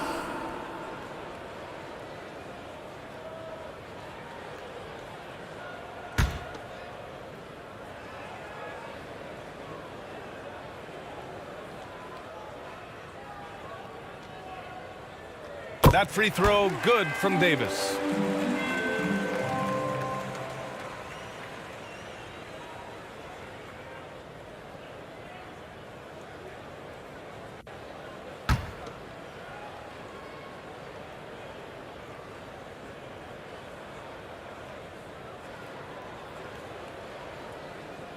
He's off on the second. Charlotte has gone 4 of 9 so far from the perimeter. Booker against Davis. And it's blocked. And Dirk has always been a bit underrated defensively. Superb length to contest and block shots. A remarkable defensive play. The replay showing once again the tenacity on that end. Let's see if that block can amp up this team. I mean, they're looking for anything to get themselves going.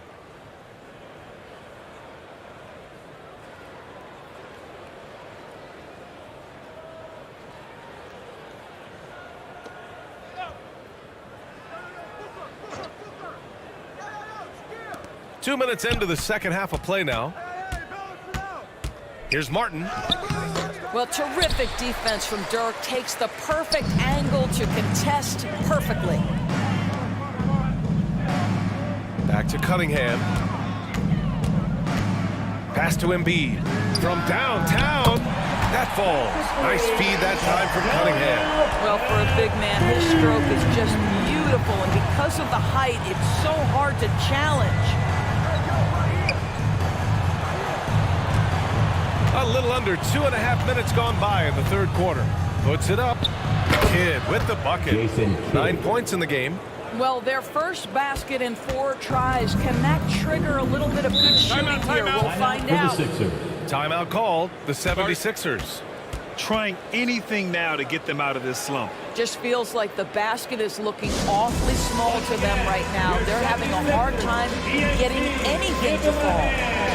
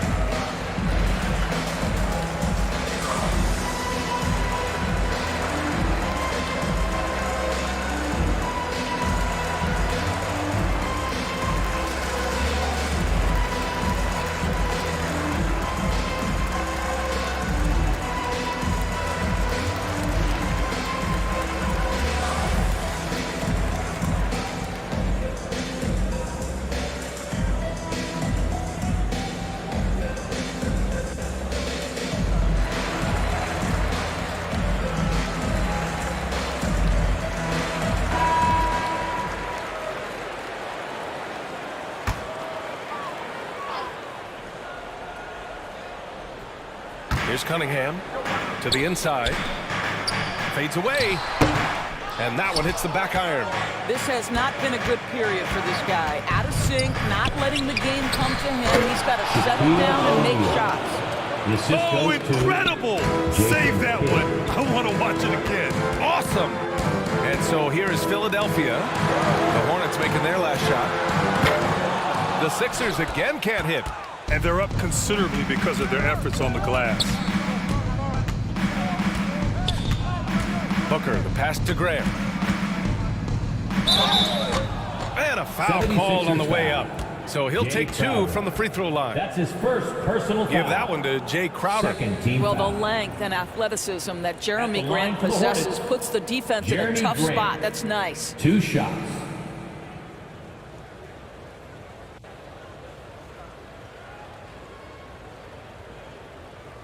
Shooting 2.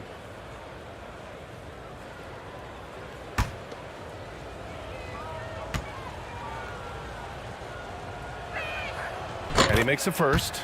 And you talk about a basketball family. Jeremy Grant's father was a pro. His uncle, his brothers. I mean, plenty of competition growing up.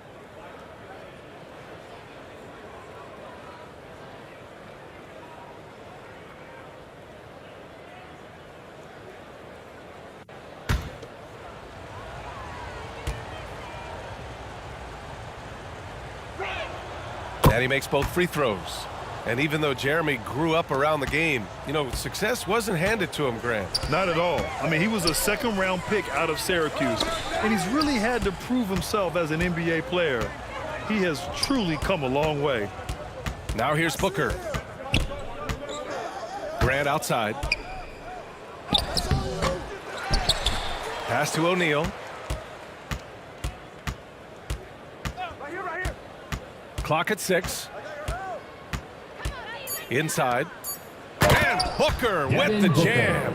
Well, Devin Booker, one of the rare guys in the NBA, the ability to score at will, and he's rolling right now.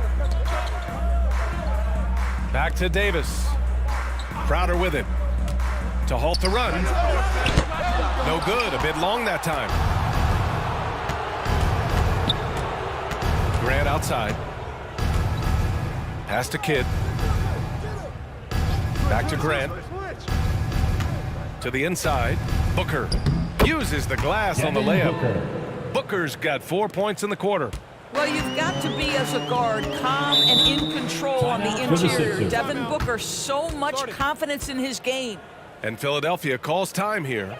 Lots to talk about here, guys. I mean, losing momentum and looking for answers. I think here you have just got to get back to what you do best and then live with the results.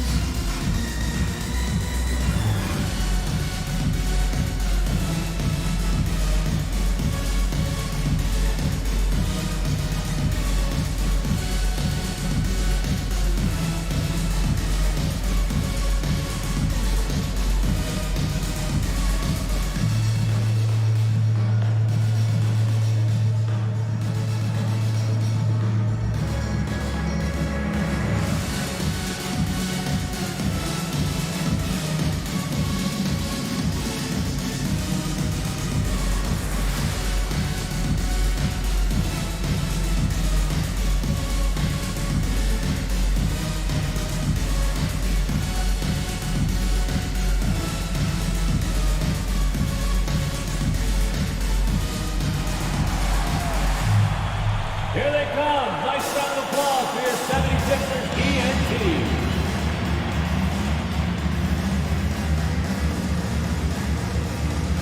Charlotte making some changes. Bowl, he's checked in for O'Neal. Smith comes in for Martin. And Fred VanVleet is subbed in for Booker. Outside Davis.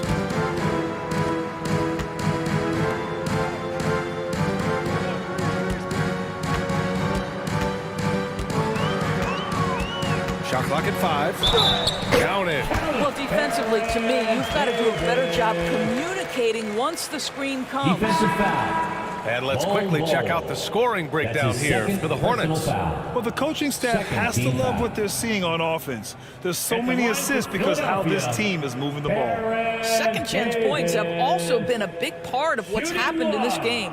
Crashing the boards with authority, turning those opportunities into second chance points. Boy, big time on the offensive glass. Davis, no good on that free throw. And just continuing to impress at every level.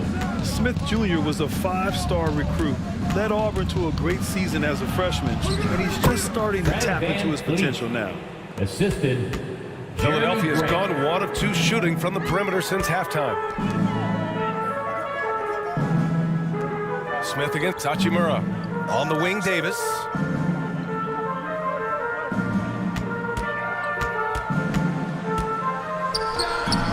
Solid shot from a distance of about 14 feet. Davis has got 5 points now in the quarter. Smith Jr. with incredible upside grit.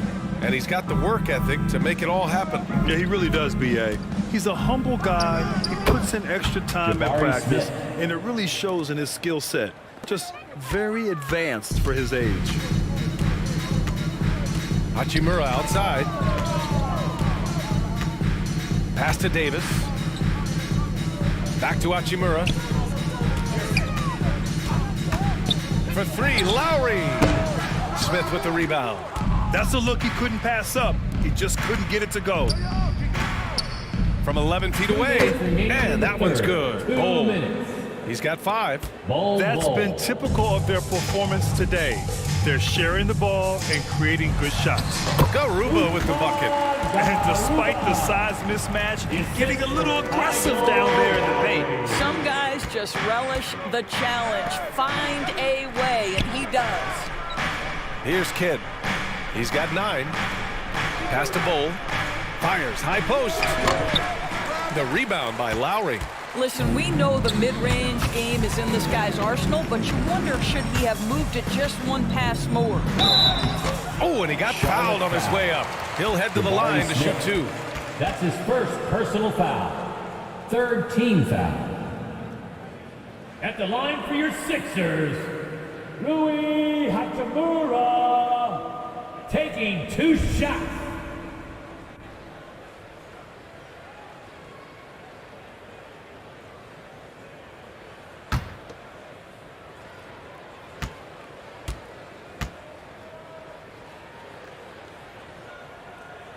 And he can't get the first one.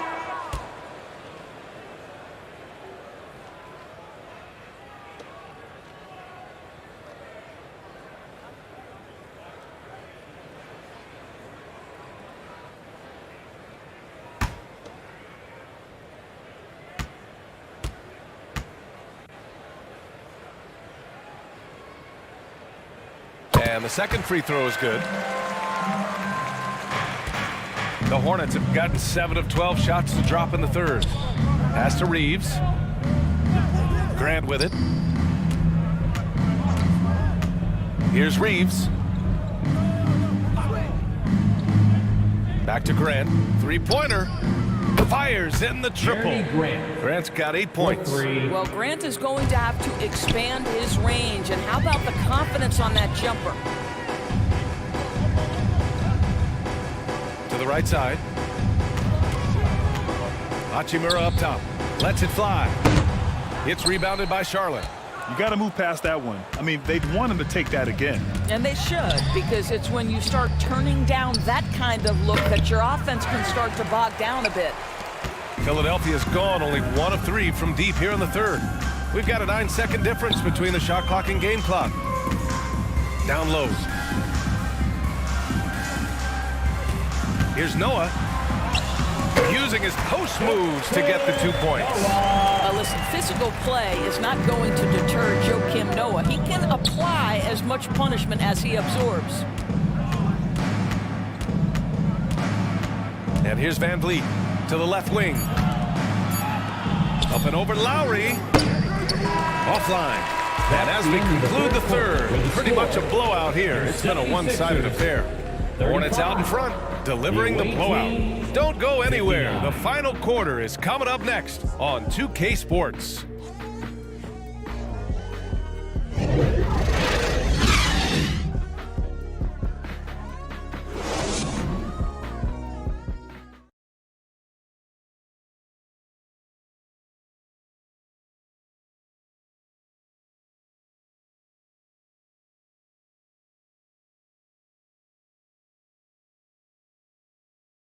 And it's time now to bring you our State Farm assist to the game. You know, I'm kind of stoked this was a choice because I love this pass. A remarkable find. He put his court vision on full display. Well, making the game easy for your teammates. All about putting them in a position to score. That's pretty.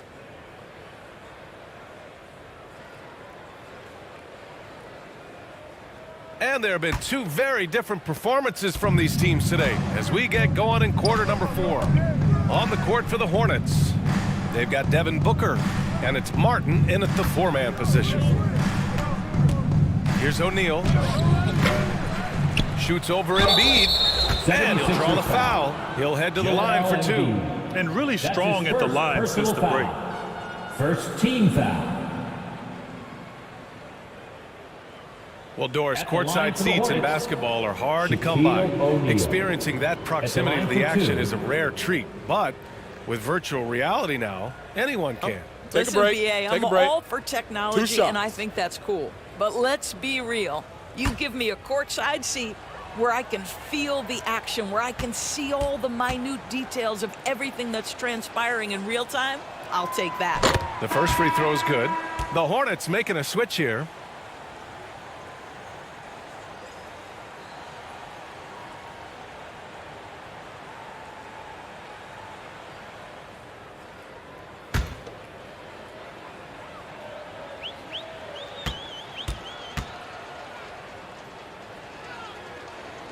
So hits one and misses one at the line. And for Philadelphia, they're shooting poorly, just 30% so far. And Davis with the basket on the assist from Crowder. Maybe he's playing better during winning time. Silent in the first half, but since then, he has taken over. Pass to Kidd. Now Booker. And here's Grant from the arc. The offensive rebound.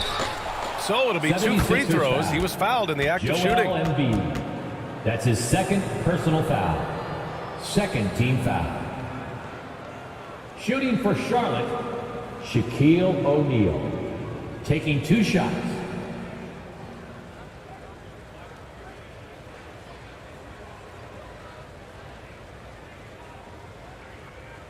Shooting 2.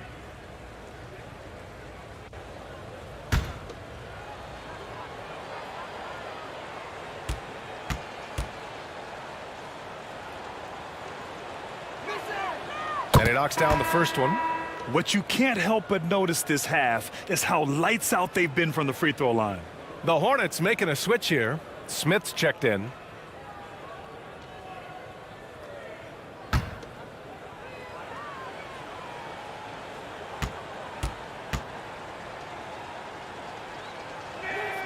Both good from the line that time. Well, since Commissioner Silver took over, Grant, it seems the league's dress code is now leaving more, let's say, wiggle room. You good with that? Yeah, a lot of wiggle room, at least compared to when I played when it was more of a business casual environment. But I think it's great. Let the players be themselves. Let them be authentic. And I think in a weird kind of way, it endears these players to the fans at home watching on TV. Like a bunch of runway models before and after every game. No question, no question. Now here's Booker. Smith outside. Pass to Booker. Stolen by Davis.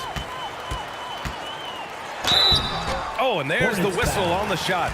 So 2 free throws for him coming up. That's his first personal foul. First team foul. At the line for your Sixers, Baron Davis. At the line for 2.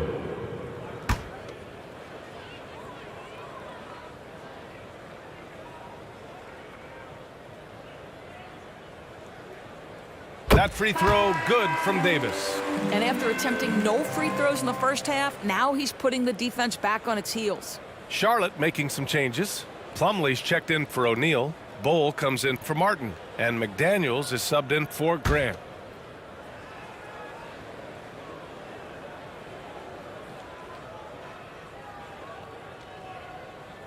Both free throws good from Davis. Fourth quarter now. We're about a minute and a half in. Smith outside. Back to Booker. Pass to Bowl. Outside McDaniels.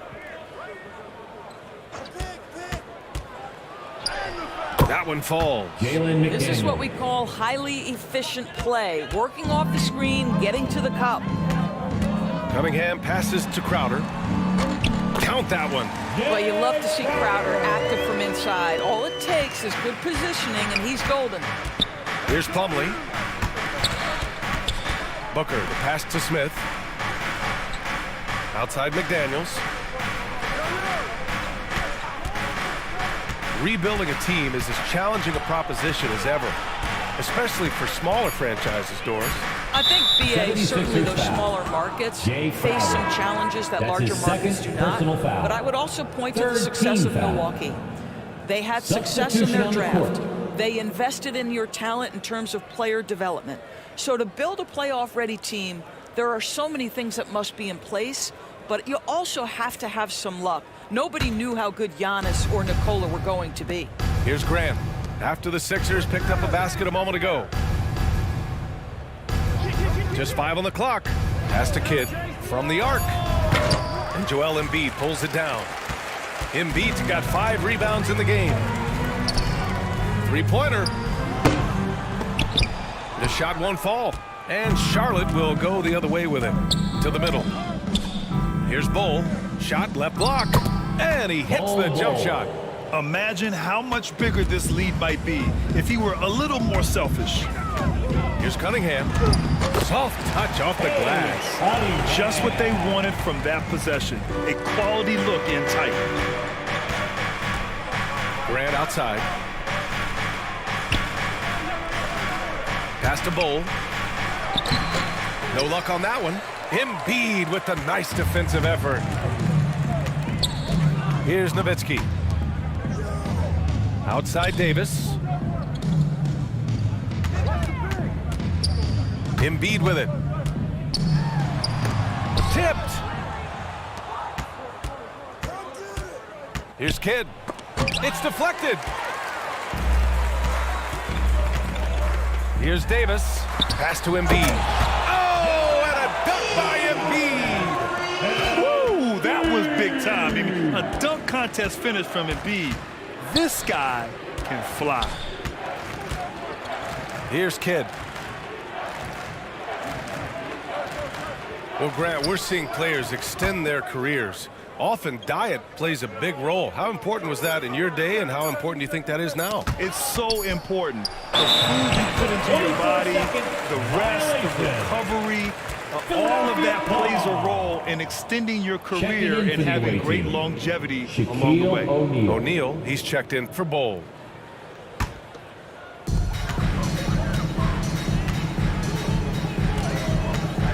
Pass to Davis. Crowder right side. Cunningham outside. Davis with it. For 3. Oh, drew the foul and almost hit the three-point bucket. But he'll head to the line for 3. Just remarkable anticipation from Nowitzki. Gets the defense to be way too physical with him. Nowitzki. 3 shots.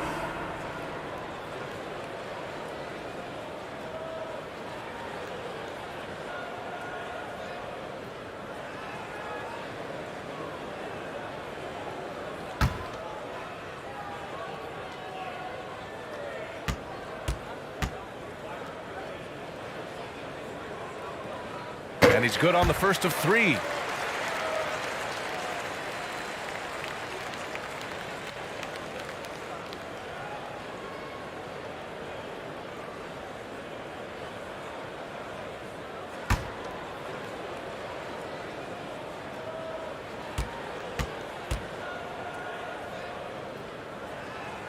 And he's good on the second.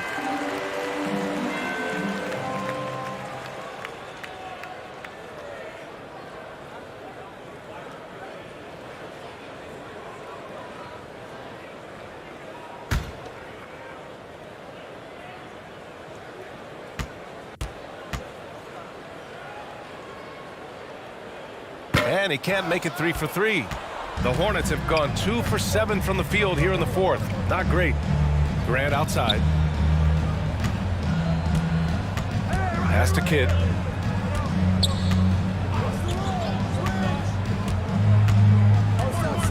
Down to 5 on the shot clock.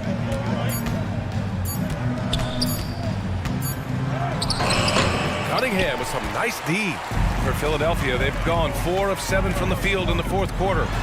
That one falls. Coming off Davis' feed. Boy, this guy has been terrific. The rest of the team, however, struggling. Grant outside. Pass to O'Neal.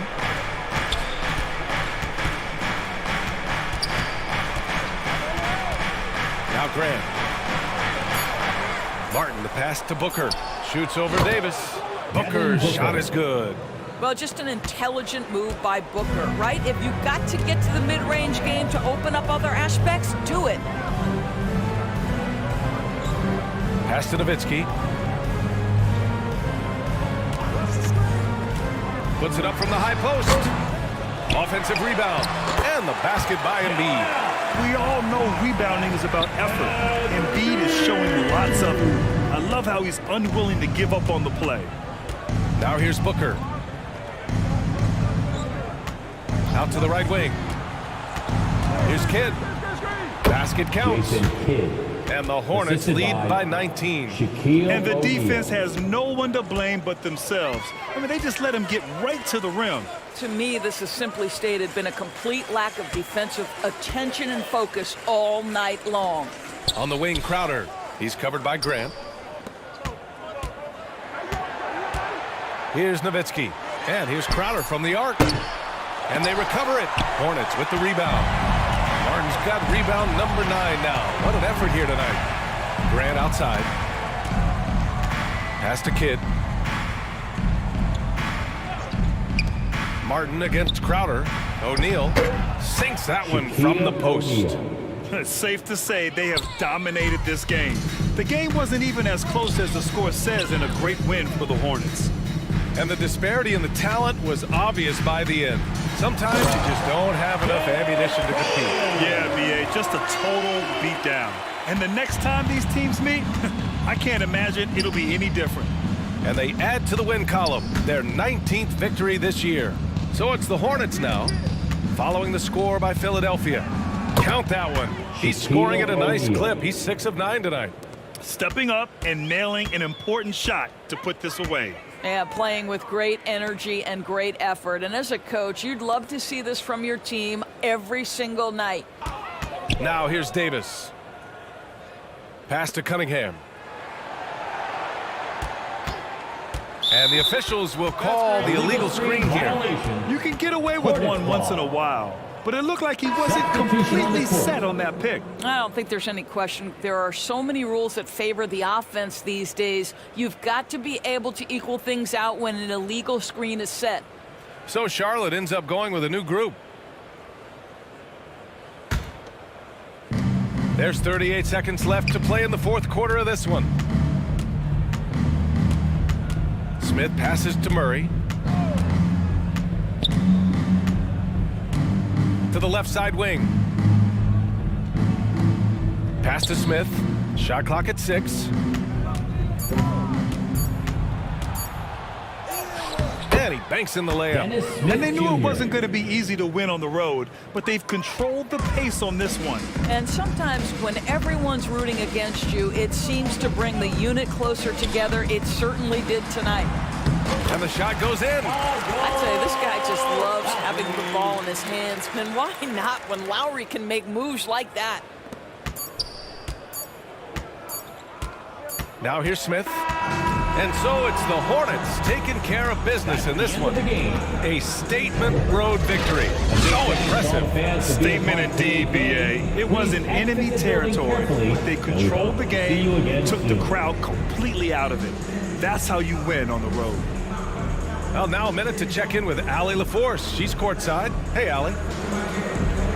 Jeremy, as this team approaches the postseason, can you use wins like this to generate some momentum and find some chemistry?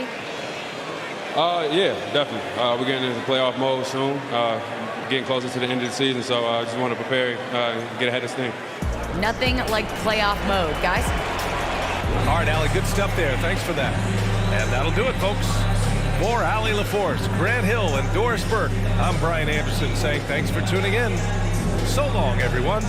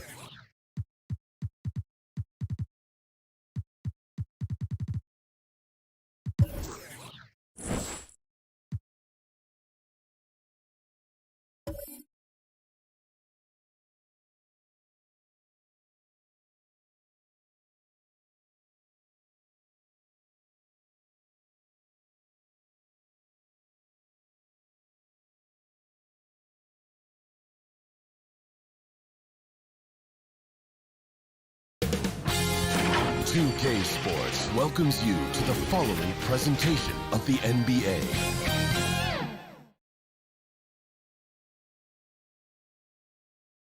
Hello, basketball fans. You've got it on 2K Sports as we get set to bring you an exciting NBA basketball game. Kevin Harlan here, and I'm joined by Greg Anthony, Clark Kellogg, and David Aldridge, who's reporting. Hey, Dave. Thank you, Kevin. He's unbelievable. Hall of Famer in every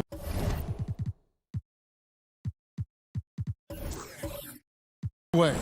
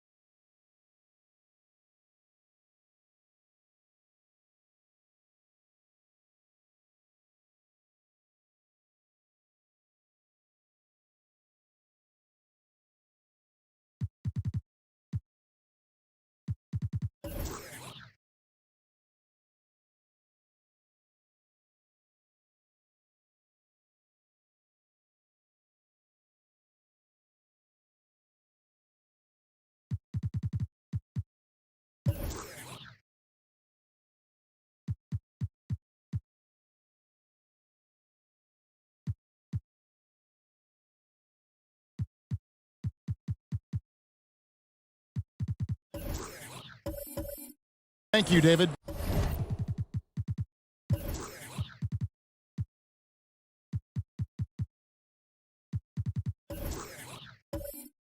Here's the starting group for the Charlotte Hornets. Grant is out there with Martin. Then it's Jason Kidd. Then there's Devin Booker. And it's O'Neal in at the 5, roaming the paint. And for Milwaukee, they've got Antetokounmpo. Paul out there with Jones. And it's Pierce. And it's Mutombo in at the 5 down low. At this late stage of the season, how hard is it, Greg, for teams not to look ahead to the playoffs and the postseason at this point? Kevin, just about impossible. I mean, if you're already in position, the trap you can't fall into is easing up down the stretch and backpedaling into the postseason. Pierce kicks to Jones. Back to Pierce. Passes it to Paul. There's the 3. Jason Kidd grabs the miss.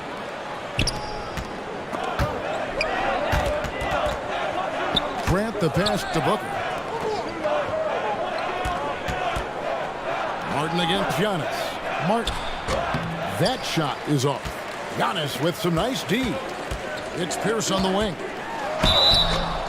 2 free throws coming up, and they call the shooting foul. Jeremy Grant picks one up. Not backing up or backing down. Pierce knows he's got to keep going after his shot when the defense is trying to be tight on it. That's good from Pierce.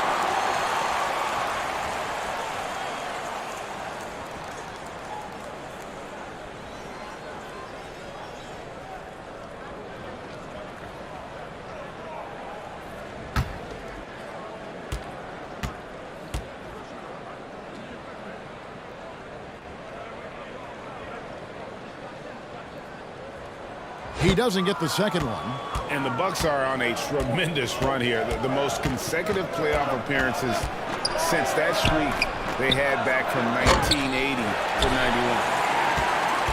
And it's Milwaukee's ball. Giannis dishes the ball. First quarter, about a minute and a half in. Back to Giannis. Outside, Jones. Just 5 to shoot. Fires top of the key. The shot's good from Paul. Reagan back to the Bucks. The question is, how much longer do you think is their window? That's just it, Kevin. They've got the players to win now, and that has to be the attitude moving forward. They're built to do it again. Just need to push all the right buttons. Kicks it out to Booker. Pass to Shaq. Second chance shot. It's good. He makes his first shot of the game. This is where you let O'Neal eat. Actually feast. Feed him inside, and you'll get paid off for it. Grant against Pierce. Pass to Mutombo. Now here's Paul. From deep. Sinks the three-pointer. Paul's got 5 now. Really confident shooting from Paul out at the arc. If he likes the look, he can drain it from range. The pass to Grant. And Booker kicks to Grant. Back to Booker. Fires the 3. Good, and Grant gets the assist. The real. Come at us, and we're coming right back at you. A little back and forth from long range. I love it. That's a terrific answer there. It's good. Quick, rapid-fire thinking from Jones right there. I like when he takes that shot with no hesitation. Passes it to Martin.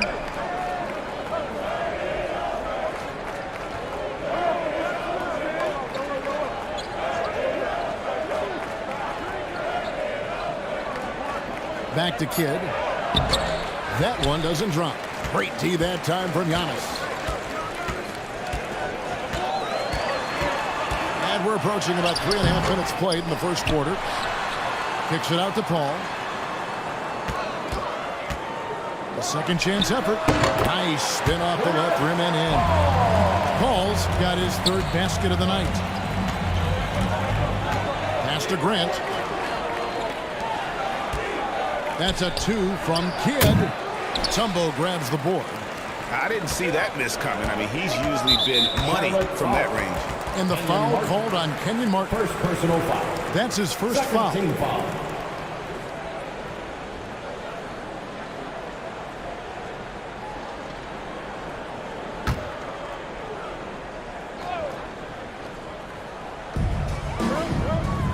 Paul passes to Pierce. Bucks passing it around. Now Paul. He's covered by Kidd. Antetokounmpo looking over the floor. Here's Jones. And a great assist by Antetokounmpo as that one goes in. And the story here, Kevin, early on is how well they've shot the basketball. Very high percentage so far. And if you want to start a game hot, that's the way to do it. Here's Shaq.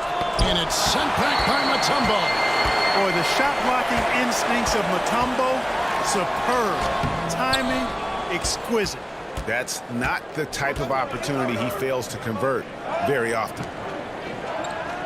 Grant the pass to Martin. Back to Grant. Pass to Booker. 6 to shoot. To stop the drought. Milwaukee with the rebound. Antetokounmpo's got his 6th rebound on the night. And Greg, even with teams daring Giannis to shoot from outside, his career three-point percentage stuck below 30%. And still an elite scorer because of his proficiency at the rim. But it's been said before, if he adds the triple, he'll be truly unguarded. And now the first timeout called here for the Hornets. They're getting their first look of the season at the Bucks in this one.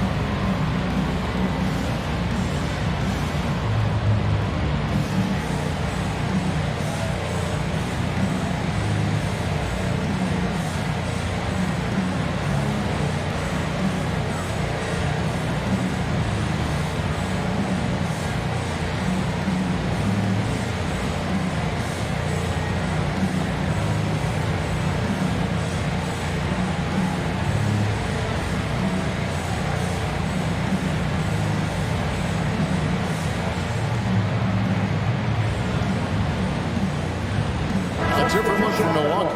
Marjanovic checked in for Pierce, and Josh Richardson subbed in for Jones.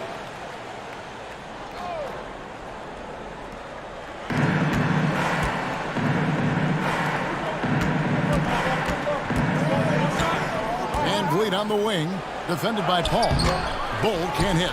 And the activity he shows around the rim is why he is such a respected defender.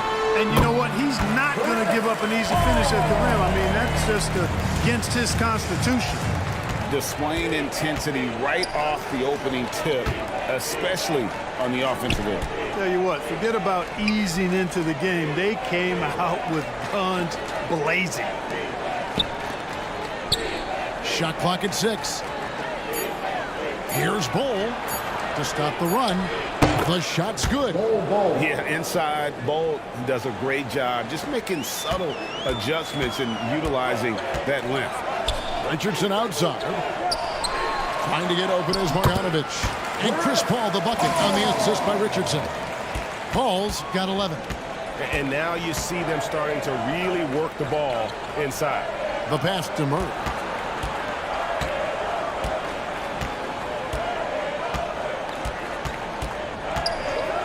And there's the whistle. Illegal screen. A moment here now to see the numbers for him.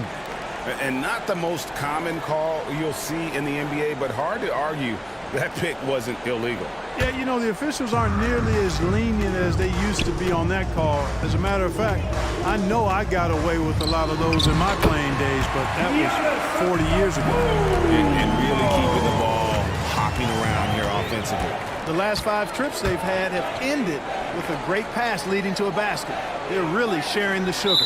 And looks like the illegal kick was set. Yep, that's right. That'll get their attention. And that's sort of a picture of what not to do on those last 2 possessions.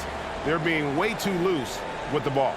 And that replay showed just how forceful that block was. And guys, they'll think twice about attempting that shot again. That was a big-time rejection. Vassell, he's checked in for the Bucks. Milwaukee leading by 13. Paul passes to Antetokounmpo. Mutombo with the ball. Nice ball movement by Milwaukee. Vassell, no good. They've been beating them to a lot of those loose balls and rebounds here to start. Yeah, the half and half balls are going their way, and that's really a function of effort and intensity. You know, the ball doesn't discriminate. Whoever goes and gets it, that's who owns it. Out to Smith. The 3. Vassell grabs the board. Not quite enough defense. That time around, just lucky he was off. Basket counts. Mutombo's got his second bucket. Excellent all-around performance so far against the big lead. Yeah, you know, they've had the advantage at both ends. They've got all the momentum early on. Van Vliet passes to Bol. And Chris Paul picks up the foul. That is his first foul of the game. Personal foul. First team foul. Coming onto the floor for your Bucks, Wenyen Gabriel. And here are the Hornets now, down by 15. In the corner, Murray with it. 5 to shoot. Lays it up, and despite of the excellent defense at that. And look at the inside presence already for Murray. It'll be fun to watch this young man grow. And so it's the Milwaukee Bucks. 13 points up at the end of the period. They've been playing some inspired defense, giving up very few easy points. And don't go away. We'll be right back.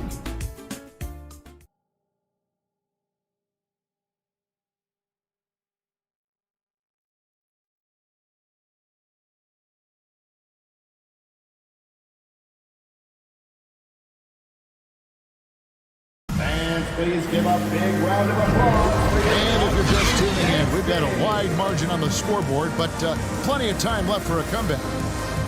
All right, well, look at how the points have been generated so far. Scoring breakdown for the Bucks. So far, they've moved the ball well, leading to open, high-percentage looks. Lots of assists in this one. Something else they're doing well tonight, guys? Lots of points in the paint. Something to continue to keep our eye on. And Charlotte looking who they've got. Martin is out there with Shaquille O'Neal. Then there's Jeremy Grant. That is Jason Kidd. And it's Booker in at the shooting guard. And you don't want to give up that kind of look too often. A three-pointer is right on target. Yeah, that's just good basketball there by Grant. Moving the ball to the wide open man and getting an assist out of it. Right outside. They get a hand on it. Taken away by Kidd.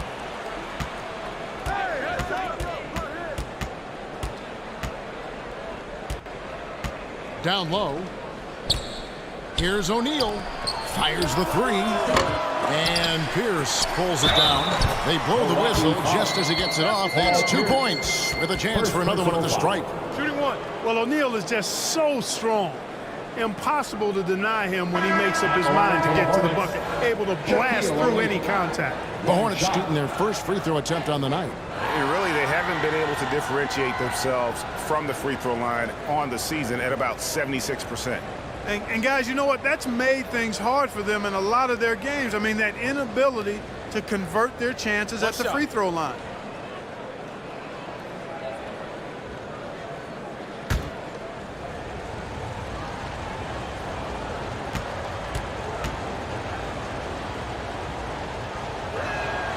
You know, Greg, you played on some gritty teams, and we hear that expression, getting punched in the mouth, and it's not usually literal. But what's that look like on the floor? What's it feel like on the court? Kevin, you're just out hustling and out muscling the team. At times you'll see it. They've kind of checked out mentally, and I'll tell you what, it is one of the best feelings in sport.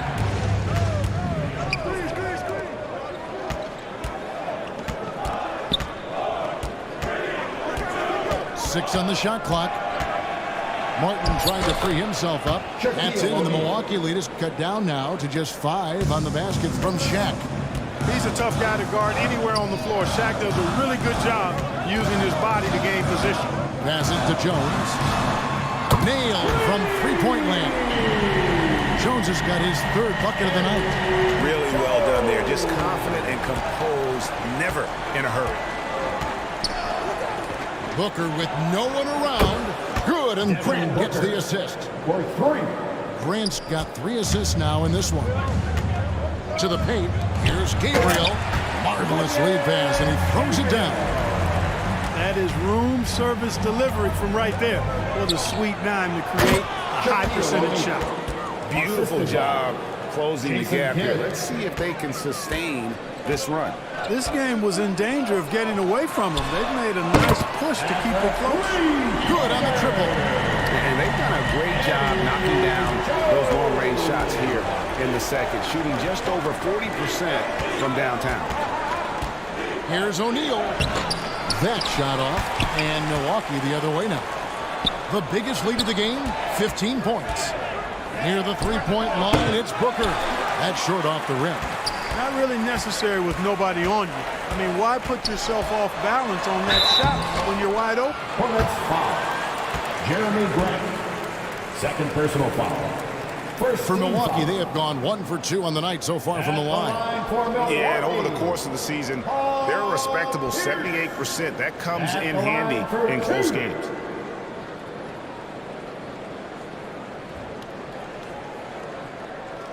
Two shots. Relax on the first.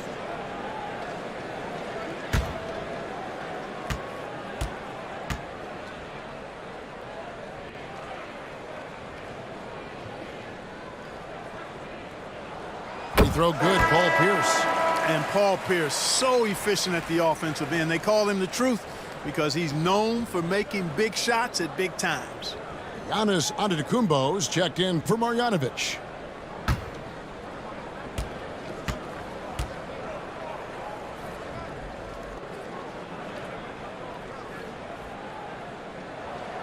And so he makes both from the line.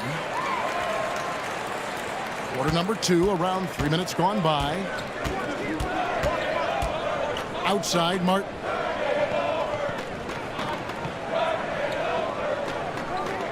Back to Kidd. Grant, the bounce pass. And there's the call on Jones. Eddie Jones. That is his first foul of the game. First personal foul. 2nd team foul.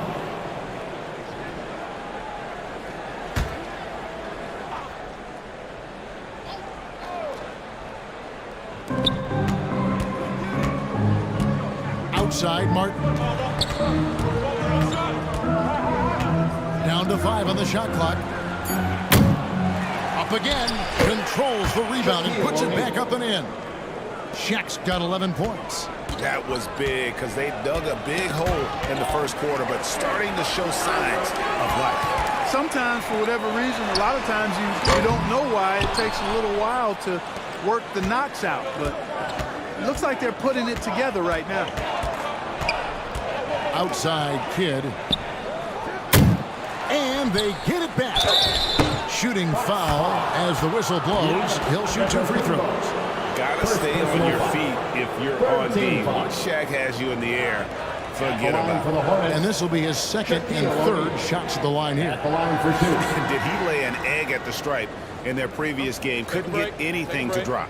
Was completely out of sync on his free throws, and I'm sure that led him to some extra work at the foul line. And guys, it's something that he's going to have to work on more and more because he's still not getting the kind of shooting percentage he would like from the line. The first one falls. Over 7 feet, big, quick, great hands. Shaq is a one-of-one type of player.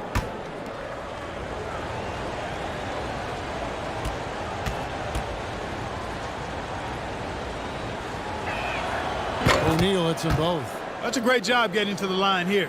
You know, he didn't have a single attempt in that first quarter because I thought he was tentative. Much more aggressive here in the second. Right against Kidd. Outside Pierce.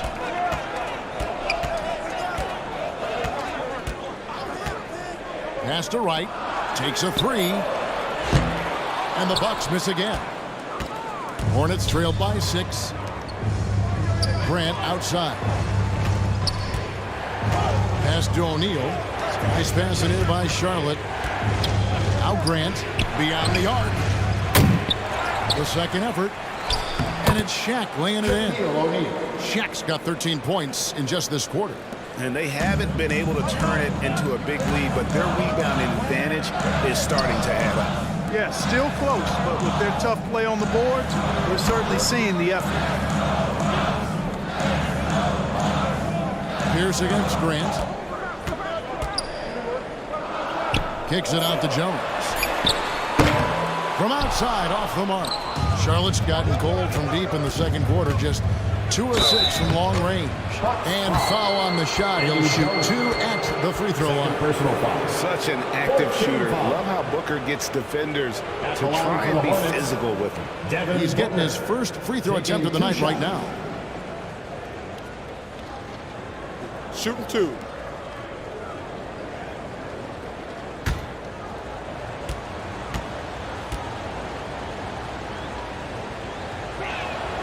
First free throw is good. An accurate shooter from all areas of the floor. Booker has the confidence needed to dominate on offense.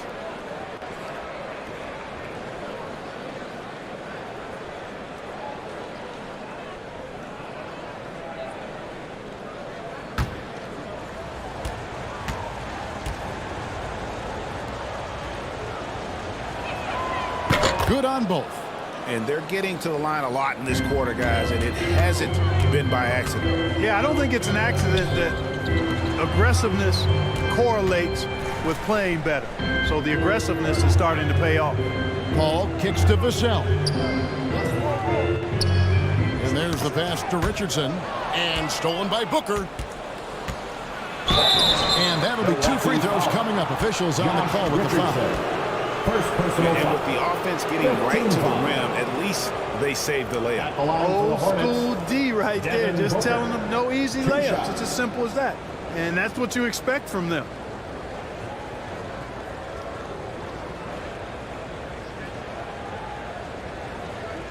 Take a break.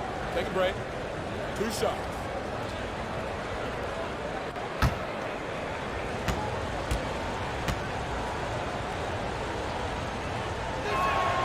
Free throw good, Booker.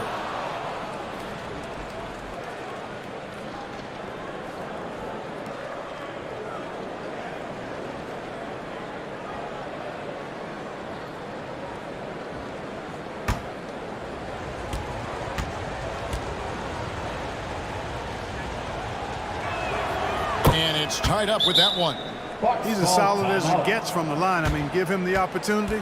He's cashing in on those. And the Bucks decide to take their first time out here.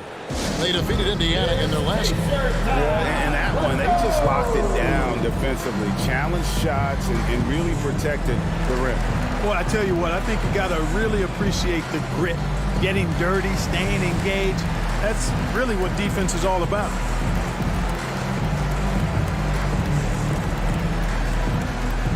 And here come your forward crew.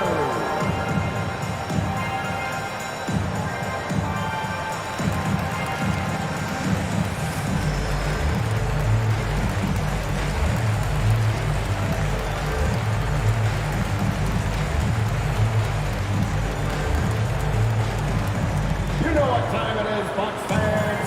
Give it up for your forward crew.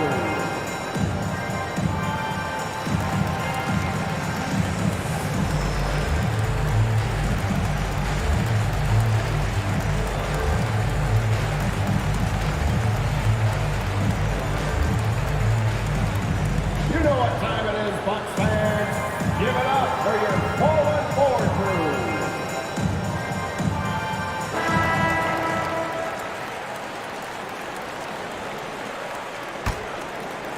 Here's Paul. 11 points in the game. Richardson outside. Paul with the ball. Now Smith defending. Mutombo. He hangs in there and cashes in on the second chance points. I mean, the one guy you have to box out. Dikembe so active on the glass. For three, Booker gets the three-pointer to fall. Booker's got the lead up to 1 now for the Hornets. That's his third shot from downtown this quarter. 4 for the game. Back to Vassell. 1:51 left in the first half. And he gets the bucket. Yeah, the shot from Richardson looks smooth and effortless. This team did a nice job setting him up there. Greg, Devin Vassell came in as a 3-and-D type player, but he's grown beyond that.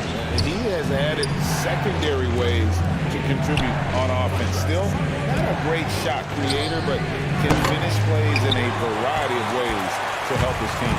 The Bucks have gone 5 of 11 from the field since the beginning of the second quarter. That one good for 2. And now it's a 3-point Bucks lead. Yeah, Josh Richardson is just not a scorer and defender, folks. He can pass it, too. Pass to Reeves. No good on the 3. We know how good a shooter he is. It's frustrating for him when he's not able to knock down that kind of wide-open look. The Bucks have shot 75% at the line tonight, going 3 for 4. Josh Richardson. 2 shots.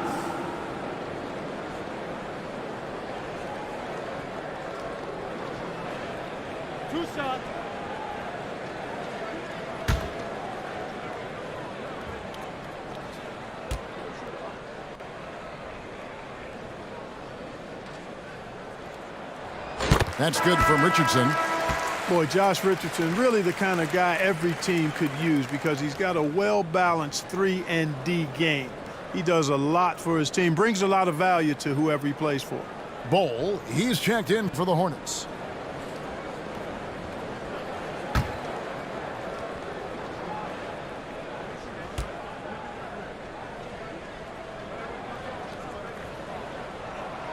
No good on the second, so he hits 1 of 2.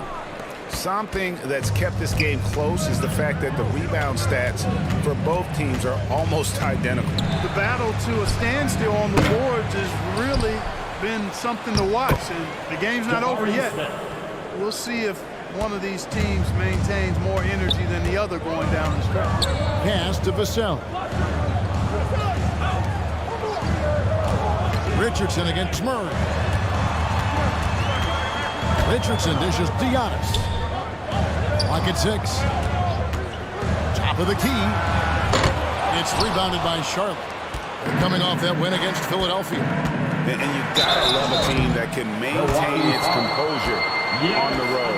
Take good shots, and knock them down with confidence. Well, efficiency is critical, and I love how they ran their offense and got quality shots out of their sets. The Hornets have gone a perfect 7 of 7 from the line tonight.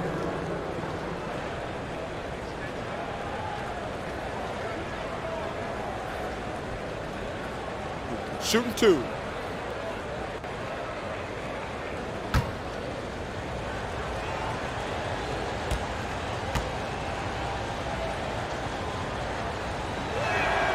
First one falls for him. A darn good free throw shooter. Smith doesn't seem to have a weak spot coming into the league.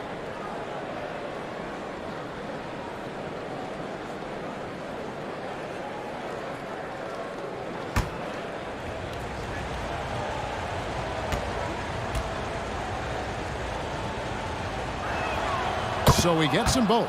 Well, he's certainly been on target with the free throws. Such an advantage when your bigs can knock them down from the line. Van Vliet against Paul. And a lot of contact on that one, so he'll shoot 2 here. The craftiness of Paul really on display everywhere, but especially inside and forcing defenders to commit fouls on him. The Bucks have made 4 free throws from the line and missed 2.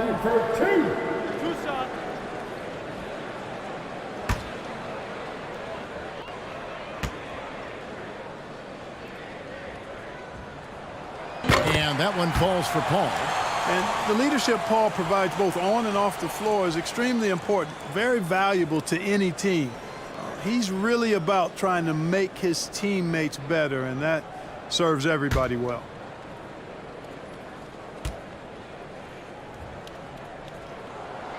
Both free throws good from Paul. 5 seconds left to play here in the second quarter. With 3, Booker. And that'll do it for the first half. A competitive game so far. Bucks lead by 2. And now let's catch up with David Aldridge, who's standing by from the sideline. All right, Dave. Kevin, thanks. Here with Coach Clifford.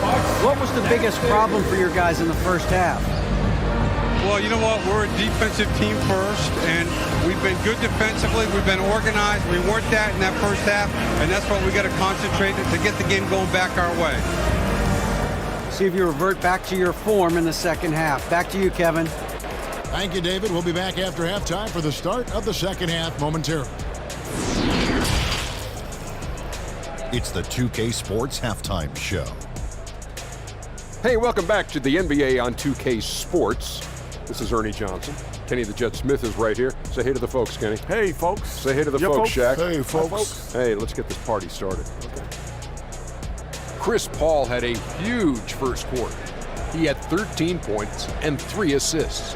And Kenny, what did you think about what we saw from Milwaukee? Well, if you compare the assist numbers, you can see who's been the superior team. And they're playing a much better brand of basketball. That bodes well for them the rest of the way. And big fella, your thoughts on the Hornets? Can't believe the coach hasn't been screaming for better looks. They've been letting it fly from the cheap teams with almost nothing to show for it. We've got to tighten up and get smart before the game gets away. Coach, talk to your team. That about wraps it up. Time now for the second half of the game. We go to Kevin Harlan for the call.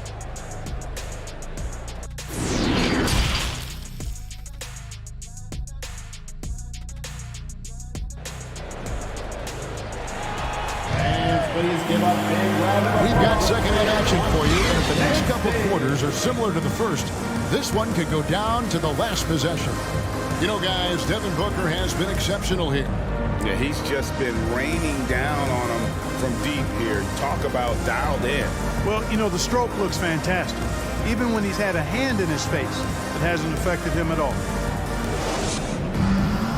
Second half of basketball upon us. We may be in for an exciting finish based on how close to the game it's been so far. Paul out there with Jones, and it's Mutombo, and then there's Antetokounmpo, and it's Pierce in at the small forward. That's the group for Milwaukee right now. Here's Paul. The putback controls the rebound and puts it back up and in. And the Bucks lead by 4. They're consistently finding ways to get the ball inside and taking full of that. Pretty clear in smash mouth basketball. Pound that thing inside.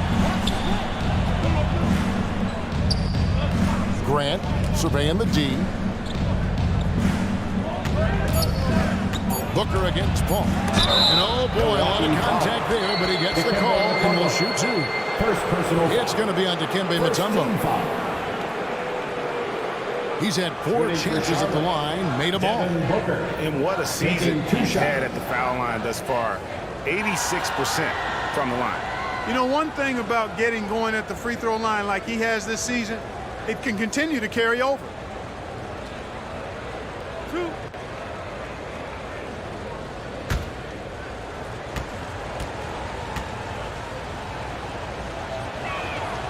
And the first one at the line is good.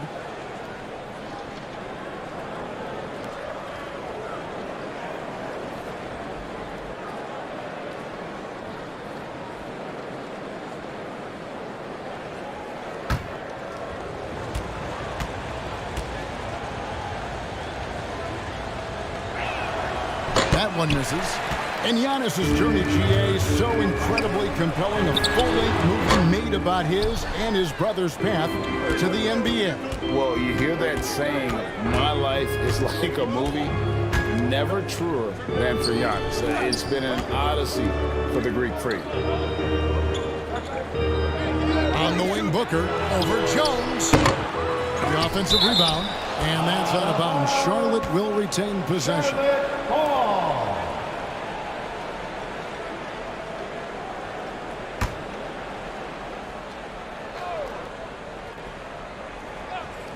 And with a little over a minute gone, the second half is underway. Grant finds Booker. Shot clock at 6. And a bit of a battle here for the ball. The official signals a jump ball here. That's a jump ball.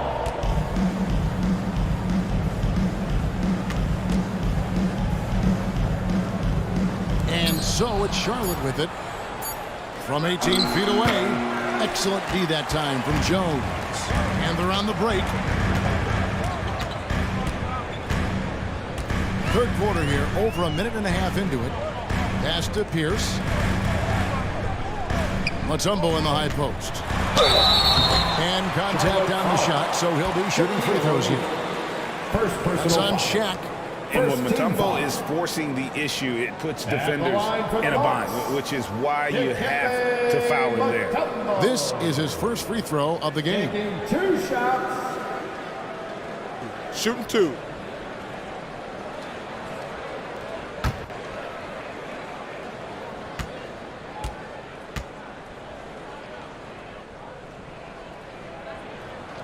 First free throw is good. And Mutombo, a defensive force, a long, intelligent player who plays well on both ends of the floor. DeLon Wright, he's checked in for Milwaukee. The Hornets also with a sub. Reeves is checked in.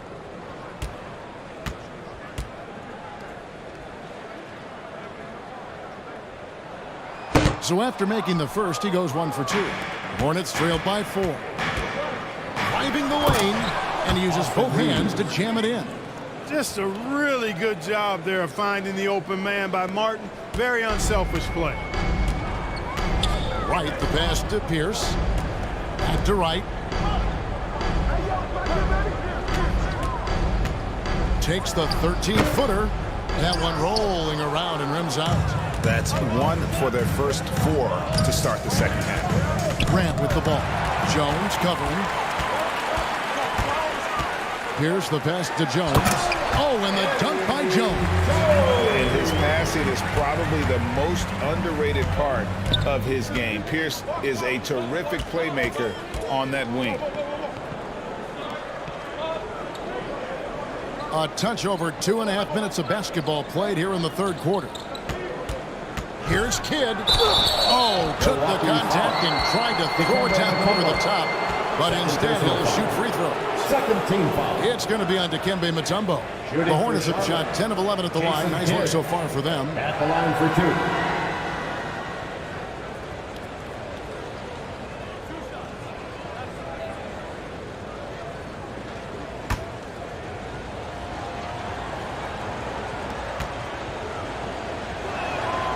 The free throw drops for Kidd.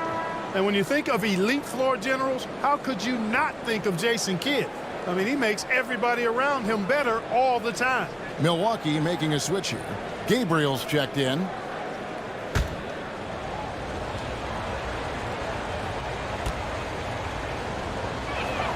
And he can't hit the second. Bucks leading by 3. Jones, no one around him. And some very quick points for him on that possession. Jones has got 14 points for the game. Grant outside. The pass to O'Neal. Here's Kidd. Grant outside. 6 on the shot clock. Passes it to Reeves. They get it back. It's good on the putback. You've got to admire and respect how Shaq fights for the rebounds there. I mean, he puts in the work to get those second chance looks. Pass to Jones. Hits it from three-point range. Jones has got 7 points for the quarter. Guys, his consistency in terms of shooting has really helped them seize control. Three-pointer, Kidd. Here's O'Neal. And it hung on the rim, but wouldn't fall for him. Here's Jones. And he gets the whistle. 2 free throws coming up. And the quickness of Eddie Jones there, creating difficulties for this defense.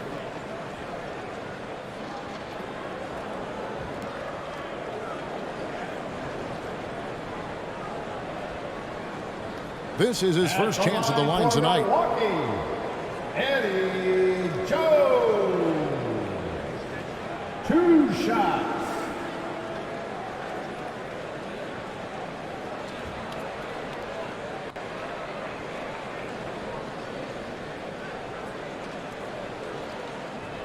Shooting 2.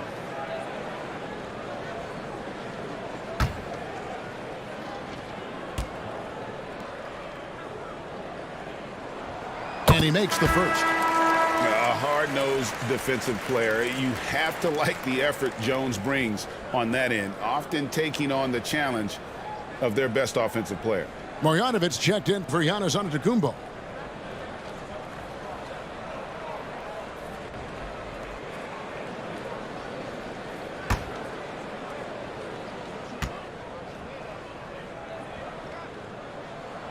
And so Jones nails both of them. Hornets trailed by 8. Pass to Reeves. Got a piece of it. Pierce against Grant. Nice pass in here by Charlotte. The tray. Here's Martin, and finished off by Martin. If you don't get a body on Martin, and when you don't get a body on him, he's wreaking havoc on that offensive glass. Marjanovic kicks to Pierce.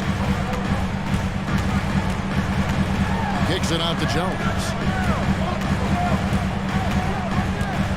Right inside. Working on Grant. Gabriel, the pass to Pierce. Grant with the ball. Now Pierce defending. To the inside. That one, no good. The Bucks go the other way with it. Oof, this has been brutal. I mean, he still hasn't made a single shot. No wonder they're struggling. Grant down low. Guarded by Marjanovic. And the shot is good. The Bucks lead has been cut down now to just 4 points with the basket from Shaq. Now a timeout called by Milwaukee. Every timeout, a chance to review the lineups, matchups, or call a play. Yeah, and I agree. I think there's going to be a new wrinkle in their game plan when they come out of this timeout.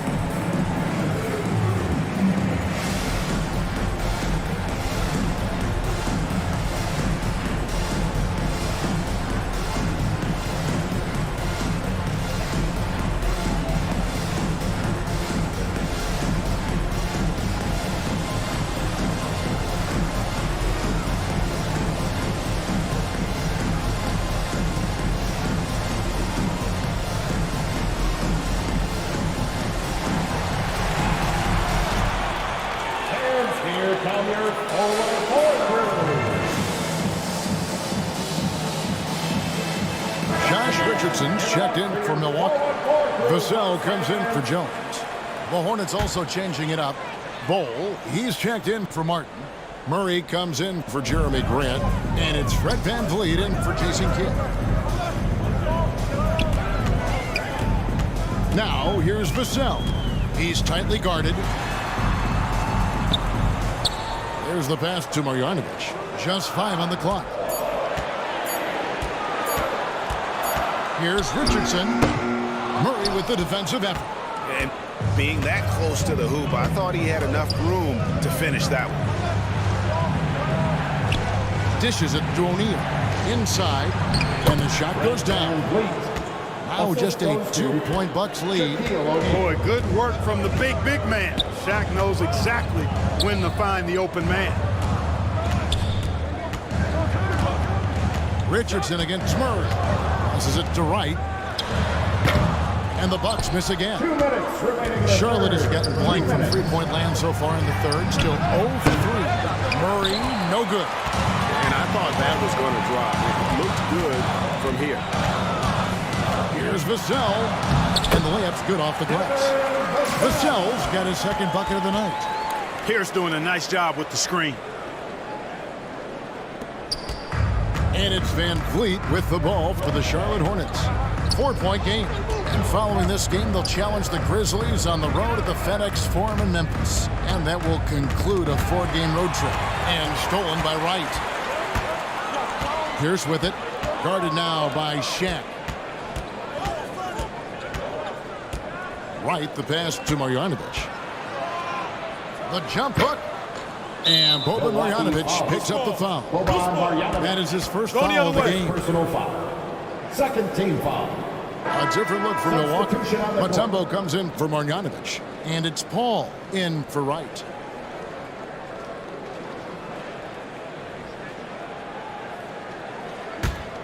Hornets trail by 4. Now Booker. 17 points in the game. It's stolen by Mutombo. 55 seconds left to play here in the third. Pierce dishes to Paul. Richardson against VanVleet. 2 points. That one goes. Now it's a 6-point Milwaukee lead. That time Richardson defaulted to the mid-range shot. We know he can shoot them from deep, but mixing in that mid-range, it'll keep the defense off balance. VanVleet, right side, over Richardson. And the shot is long. Bucks leading by 6. Just 1 second between the shot clock and game clock. And the officials signal the backcourt violation. Not very careful there.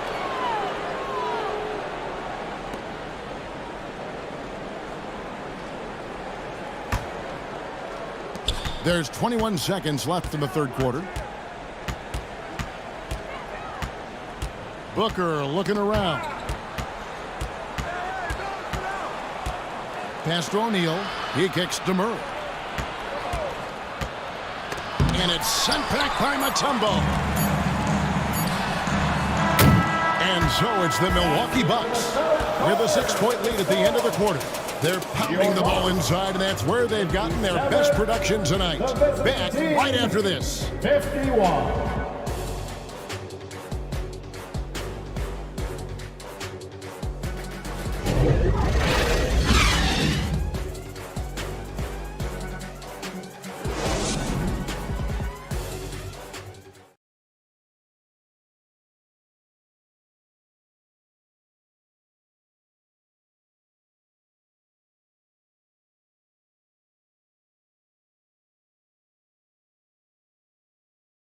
Now let's take a look at our assist of the game presented by State Farm. Just true artistry right there. I mean, great decision on where to go with the ball, and how about the perfect delivery? And they'd love to see every possession end this way. True team basketball.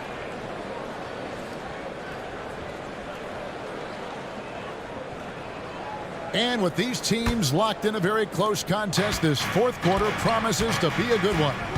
On the court for Charlotte, Martin is out there with Jeremy Grant. Then there's Devin Booker. And it's Smith, and it's Kidd in at the point guard. Down low, kids' assertiveness makes the difference. I mean, helping them get around the trees, the big fellas in there, and to a shot. That's good work. Ball passes to Pierce. He dishes it to Mutombo. 2 free throws coming up, and they call the shooting foul. Jabari Smith picks one up. First team foul. What do you guys think so far about the offensive approach for the Bucks? Well, you know, for me, the passing has been fantastic all night. Everybody loves watching this style of basketball where the ball moves and players move. Coaches, fans, and even us broadcasters can appreciate that kind of action. And another thing, guys, they dominated on fast breaks tonight, outrunning their opponent the entire game. No good on the free throw. Well, probably a little draft in the arena tonight. He's the last guy you expect to miss the mark by that much. Absolutely.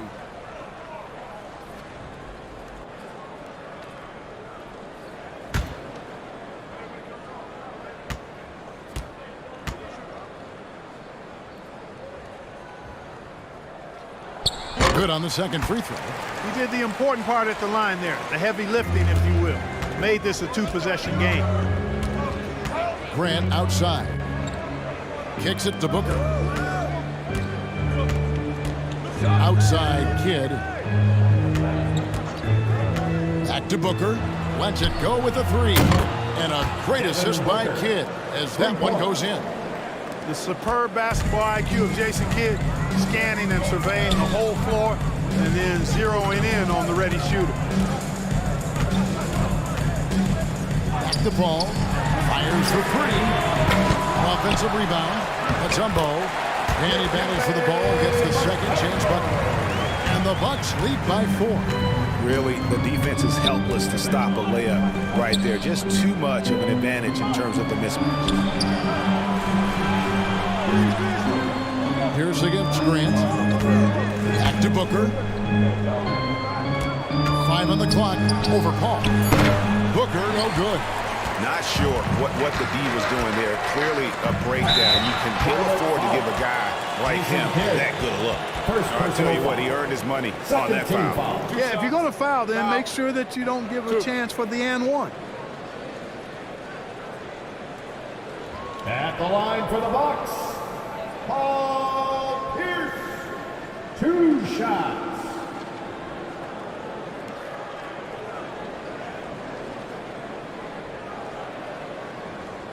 Take a break.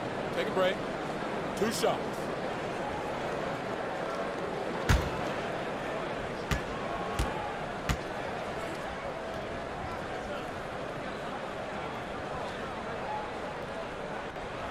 And the first one at the line is good. Bol, he's checked in for Charlotte.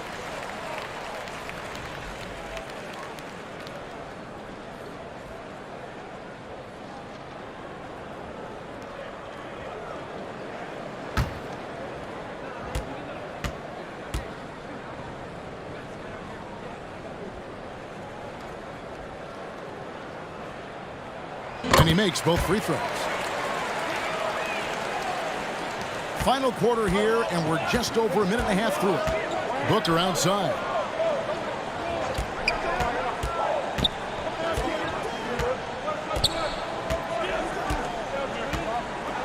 Pass to Grant. Kidd with it. 6 to shoot. Back to Grant. The Hornets need to get a shot off here. And Booker puts up a deep 3. Hard work on the glass that time gives them the ball back, and they get a chance to milk a little more clock. Paul against Booker. Now here's Mutombo. Defense is right there.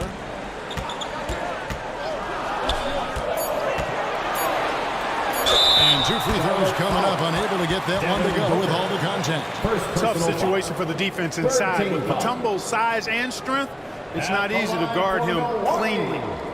Dikembe Mutombo taking 2 shots.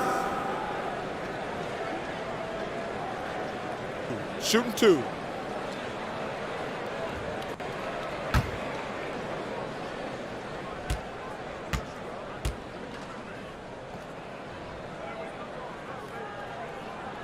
No good on that one.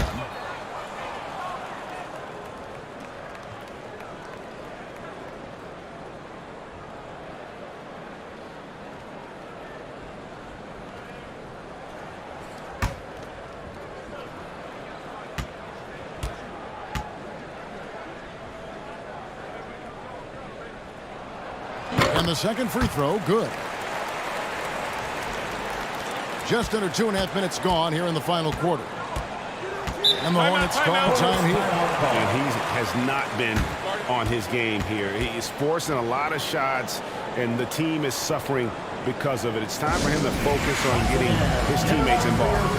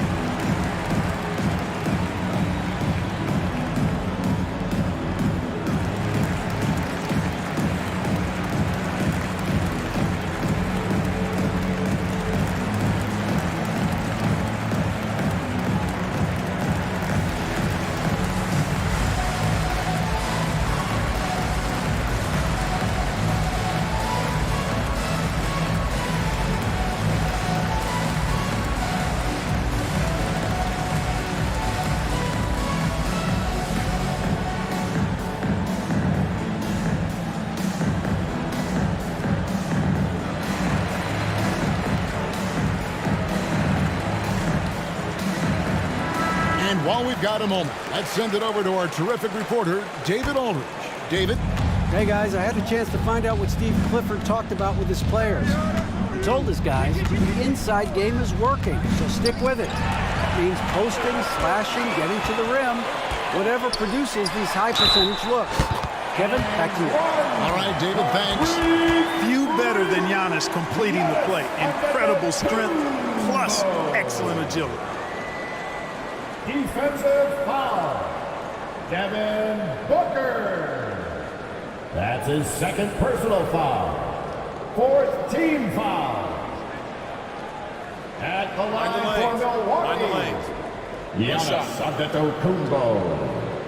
At the line for one.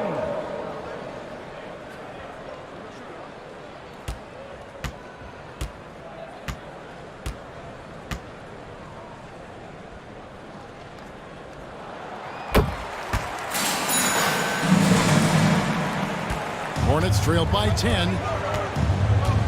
Grant outside.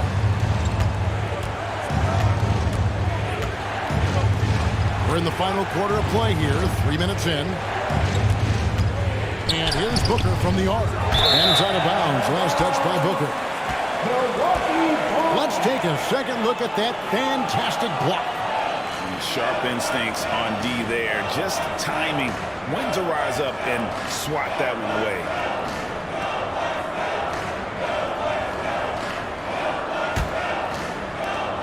Milwaukee leading by 10. Outside, Pierce. Mutombo kicks to Jones. Nice ball movement by Milwaukee. Martin with the block. Got to be careful around Martin. Kenyon Martin's athleticism allows him to send shots in reverse with force. The pass to Grant. Outside, Kidd. Over 3.5 minutes through the final quarter now. Bull the pass to Booker. Kidd dishes to Martin. Shot clock at 5. Here's Booker. And again, unable to change momentum here. Oh, he just cannot buy a bucket, guys. And tell you what, that's a painful quarter for him, and it's painful for me to watch, too. Mutombo inside. And on Martin. And the call on the shot that sends him to the line. Second personal foul. 15 foul. At the line for Milwaukee, Dikembe Mutombo. 2 shots. Shooting 2. . 2. 2 .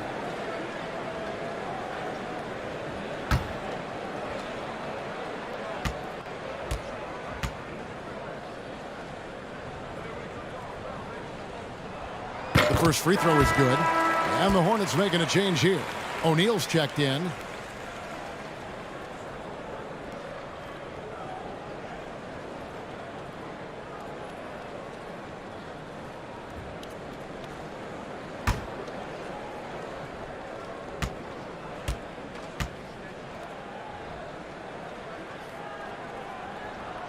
And so Mutombo nails both of them. Hornets trail by 12. Some tough offensive sets. They want to turn it around. Yeah, right now you just need a bucket to get some momentum. Kid against Jones. Poked away and taken away by Paul. It's Pierce on the wing for the three. Milwaukee the rebound. Kidd with the steal.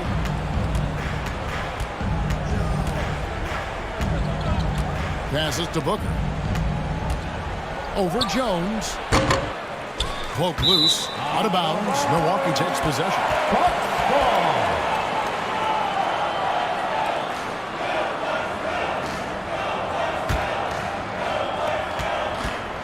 And so it's Paul with it, bringing it up for the Milwaukee Bucks.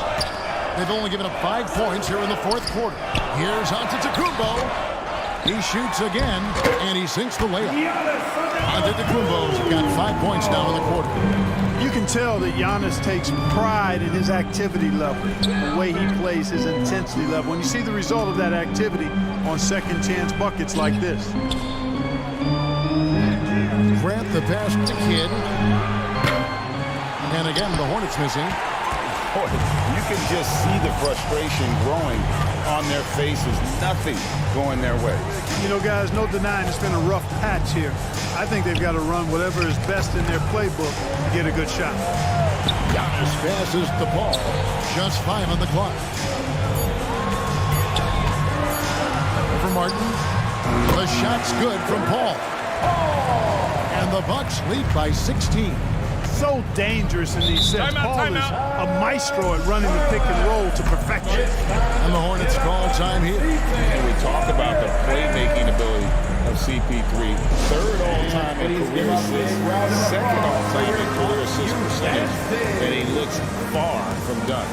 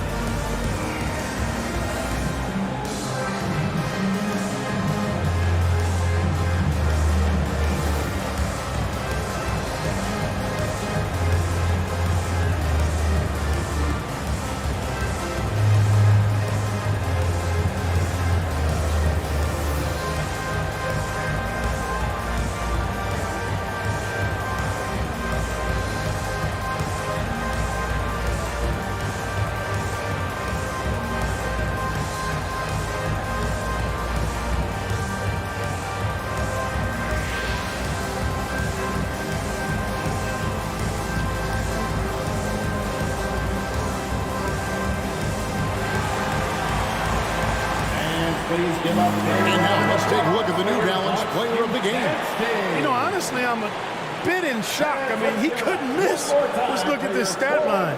You got to really see it to believe it. Complete confidence and all-out effort from him. And, you know, he made sure this was his night in spades. What a connection he has to these fans. They love him here. And the more he has games like this, the deeper that connection gets. Sweet find there by Booker. All eyes on him with the ball, and Devin understands that. That has a nice feel for giving up the rock. Ball finds Pierce. There's 1:54 left in the fourth quarter. No good on that one. Some solid defense from Grant. Pass to Kidd. And here is O'Neal. Over Pierce. Good on that shot. With that, the Bucks lead is cut down to just 12 points with the basket from O'Neal. Here is Paul. Outside Pierce. Back to Jones. He kicks the ball, launches it.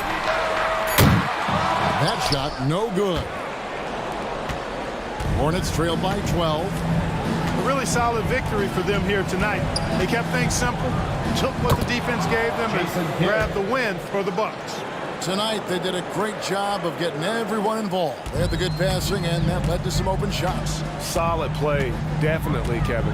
And I think a great job in positioning themselves for the W here. It's win number 21 on the season. Back to Jones. Stolen away. Nice job to interrupt the alley-oop attempt there. Here's Grant. Ball's knocked loose. And the Bucks with possession. They're on a 14-6 run. Pass to Jones. Mutombo against Grant. Clock at 6. To the middle. Here's Paul. Kidd grabs the board. Not enough ticks left on the clock to save them tonight. Not by a long shot. It's all but official.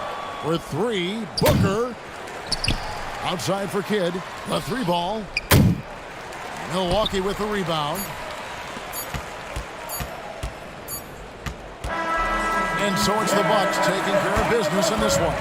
Some good competition, but the hometown advantage and their ability to stay focused, I think, made the difference. Yeah, and the first step in becoming a good team is your ability to win at home. And they really seem to revel in that opportunity. And this is what they came out to do. It's time now to go courtside as we send you over to David Aldridge from the sideline. David, take it away. Thanks very much. Giannis, a dominant performance. What is the level that this team is playing at? It's amazing, man. I think the whole group, the whole team played hard. The whole team was ready. Everybody stepped up. And, you know, this is what makes the average team from a great team or a good team. I know you guys are looking for great and not good. Congrats on the win. Back to you guys. All right, David, great job. Thanks so much. And that's going to do it tonight, folks, for our broadcast. For Greg Anthony, Clark Kellogg, and David Aldridge, this is Kevin Harlan. Thanks for watching this presentation of the NBA on 2K Sports. So long, everyone.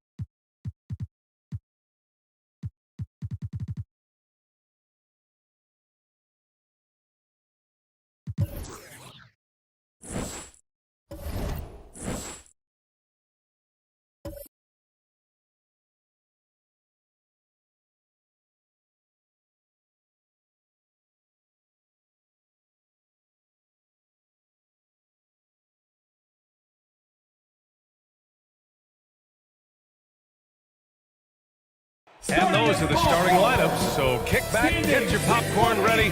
We'll be back in just a moment. LeBron James. So happy to have you here for a midweek edition of the NBA on 2K Sports. This should be an intriguing contest. Hi, folks. Brian Anderson here, alongside two fans. Allie, it's all yours. Well, guys, LeBron James, arguably the most versatile player in league history. He said, quote, "I don't have a position. I'm not a point guard, a shooting guard, a small forward, a power forward, or a center. I'm just a ball player. I do a little bit of everything." This guy's one of one, Allie. Thank you.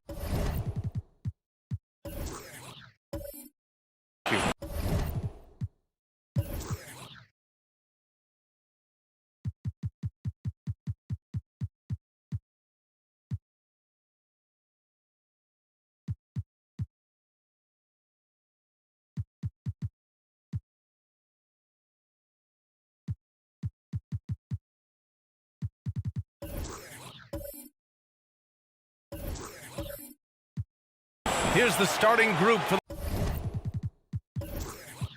the Milwaukee Bucks. And for Cleveland, and both teams tonight unafraid to run offense through their bigs, Grant.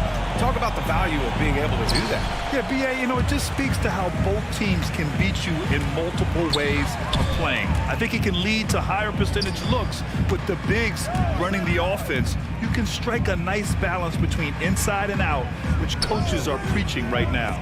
Poole finds James. And that one goes out of bounds. Last touch by James.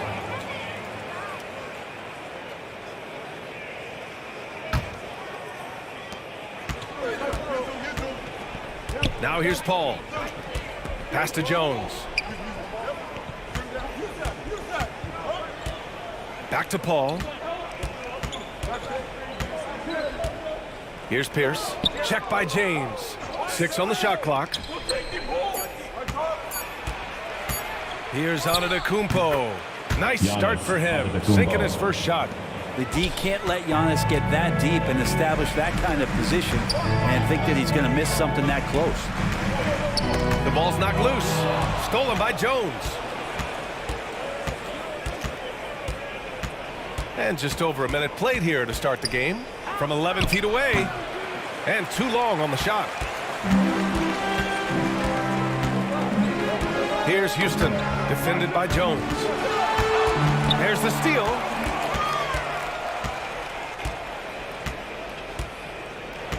This one for 3. Kept alive. Antetokounmpo. Oh, and Giannis hammers it in. And you love it when your star player gets down there and gets dirty, and that time Antetokounmpo in there. Oh, they get a hand on it. And stolen by Jones. Pass to Paul. Here's Antetokounmpo. Hard to get upset at the defense there. Antetokounmpo is no easy matchup down low in the paint. And already Giannis has a regular season MVP, a finals MVP, plus a defensive player of the year award, winning all 3 trophies by the age of 26. Excellent.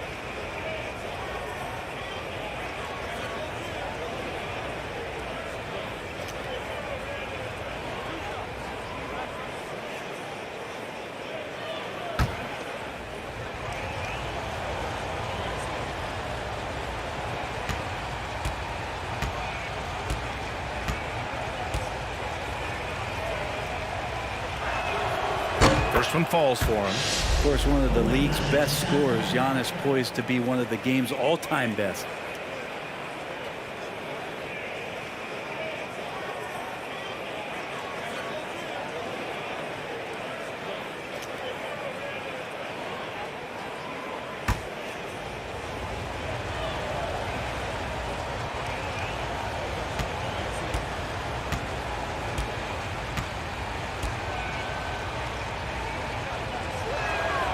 That one misses, so he goes 1 for 2. And here are the Cavaliers now. Looking for their first basket of the game. Fresh off a win against the Pacers. And it wasn't just their starters putting in work. Their backups were real spark plugs on offense. Yeah, I saw the box score of that game the next day, and I thought, wow, that's a huge scoring night. Pretty impressive stuff there. For Antetokounmpo, you can also throw in an all-star MVP. Take a break. That puts Take a him break. in elite company. Two shots. Well, thanks, B.A. I did forget that one, and that's a major one, too. But the Greek Freak, just the second player ever to win those 4 awards. The first, of course, MJ.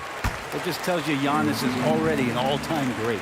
And you look at the career that LeBron has put together, one of the all-time greats, amazingly lived up to the hype he had coming out of high school.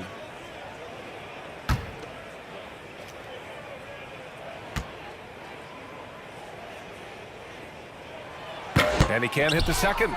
And the immense pressure LeBron has had since day one of the NBA. Many others would have folded, Grant. You're very true, B.A. The expectations he had were just insane. Anything less than a top 5 player all time would be a disappointment. That's not fair to ask of any player coming into league, much less a high schooler. There's the triple. He can't hit that time.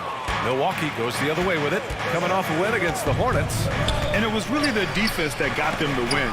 They had a plan scripted out, and it worked to perfection. Well, good defensive game plan, and then carrying it out for 48 minutes. That really helped them out in that last game. Here's Houston to the paint. And it's James with the jam. It's amazing athletically what LeBron is still able to do, exploding off the floor that time. Paul against Poole. Just a superb read on defense to come up with a block. And that kind of rejection early on energizes your squad. The coaching staff just loves this kind of hustle.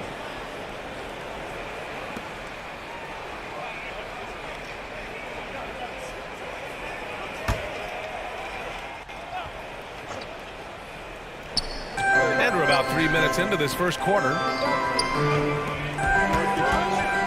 Pass to Antetokounmpo. 5 on the clock. Here's Pierce. And looks like an illegal pick was set. That gets the ref's attention. You're not going to fool the officials too often on an illegal screen. Yeah, everybody saw that one. That was pretty blatant there. The Cavaliers have gone 1 for 3 so far. And there's James from the arc. Antetokounmpo with the block. Great defense by Giannis, using his length that time, and that shot had no chance. The Cavs trailing.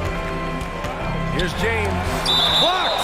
And it's going to be out of bounds. The Cavs will retain possession. Cleveland calls timeout. This, of course, their first opportunity to play Milwaukee this season.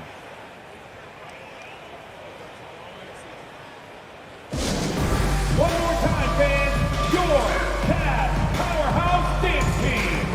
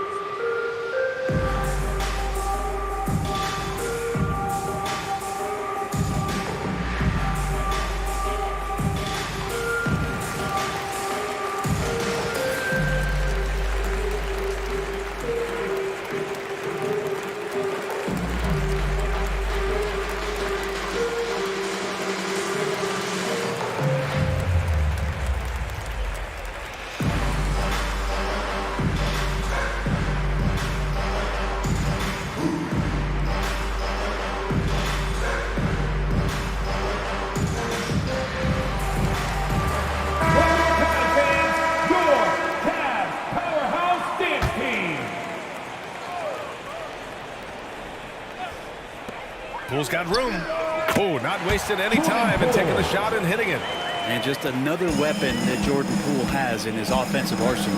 You know, for this Bucks team, they seem to play together as well as any team we've seen recently. Yeah, this team has a bunch of players who complement each other very well. And they've got so many different ways that they can play on the floor. That's what makes them so successful. Well, that and Giannis. Pass to Poole. Here's Houston. 6 to shoot. Got a piece of it. Here's Jones. That is what I'm talking about. Wow. Wow. That type of finish is just deflating right now for a team that's trying to make a comeback. Ouch. That's certainly a big-time finish right there. It was one big exclamation point, or maybe even a question mark. When you can score the ball and the defense makes adjustments your way to do that, Poole has to take advantage like that. Here's Pierce. Gets his second attempt to go. Now he's 1 for 2. They just look so overwhelmed inside. Yeah, that's why they continue to get attacked. Pass to Houston. James with the ball. He picked up 12 points in their last win against Indiana. Confidence and LeBron James go together. Knows when to float the jumper off. That time, great touch. Timeout called. Milwaukee. Hey, it's an exciting time of year with the playoffs on the horizon. Grant, should teams start changing up their rotations with the postseason in mind? You know, B.A., I'm not a big fan of that. Of course, seeding is so important in the postseason, but I don't think it's time to start experimenting. It's still about winning games and getting into the best position possible.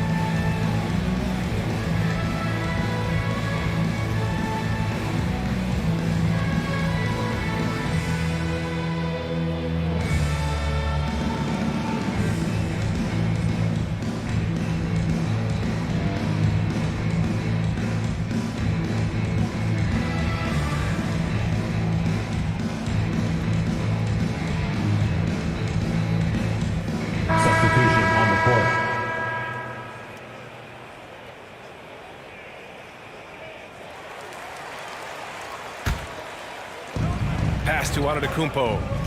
Outside Richardson. Right outside. Here's Mutombo. Shot clock at 6. DiVincenzo against Wright. Outside, DiVincenzo.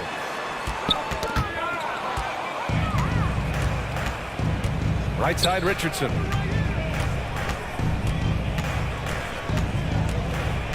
Back to Wright. The 3-ball. Pure from three-point range. And now we'll get a perspective here on how the hustle game has been going for the Bucks. I must say their defensive intensity has been impressive so far, really making it hard for the offense to hold on to the ball. And I don't know if everybody's getting in this block party flow, but that's what's happening tonight. They've done a great job of being aggressive on all the shooters. And both teams running long-range plays that are working. Well, both of them looking towards the three-point line, and I like to see that, especially when the results are made buckets. Vassell passes to Antetokounmpo. Right against DiVincenzo. Rejected by Antetokounmpo. I love how they've attacked the boards here in the first quarter. Vassell outside. Back to Wright.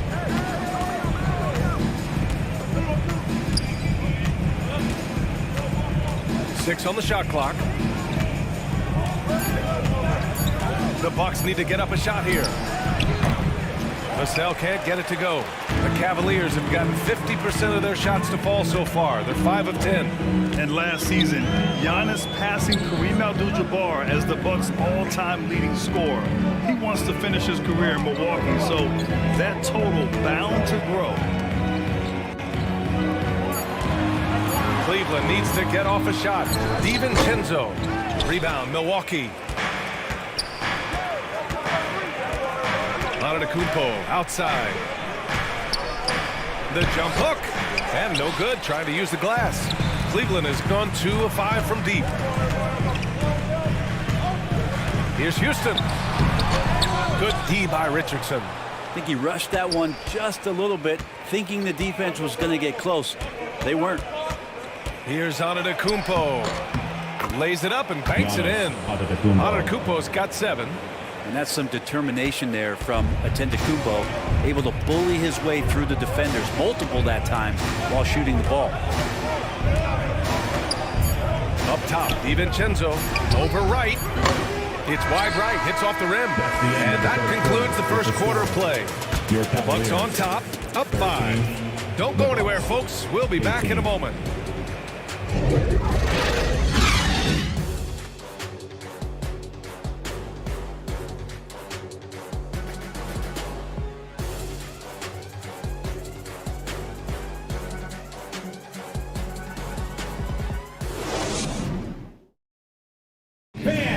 Please give a big round of applause. Hope you've enjoyed the broadcast so far. Halfway through the first half in this one.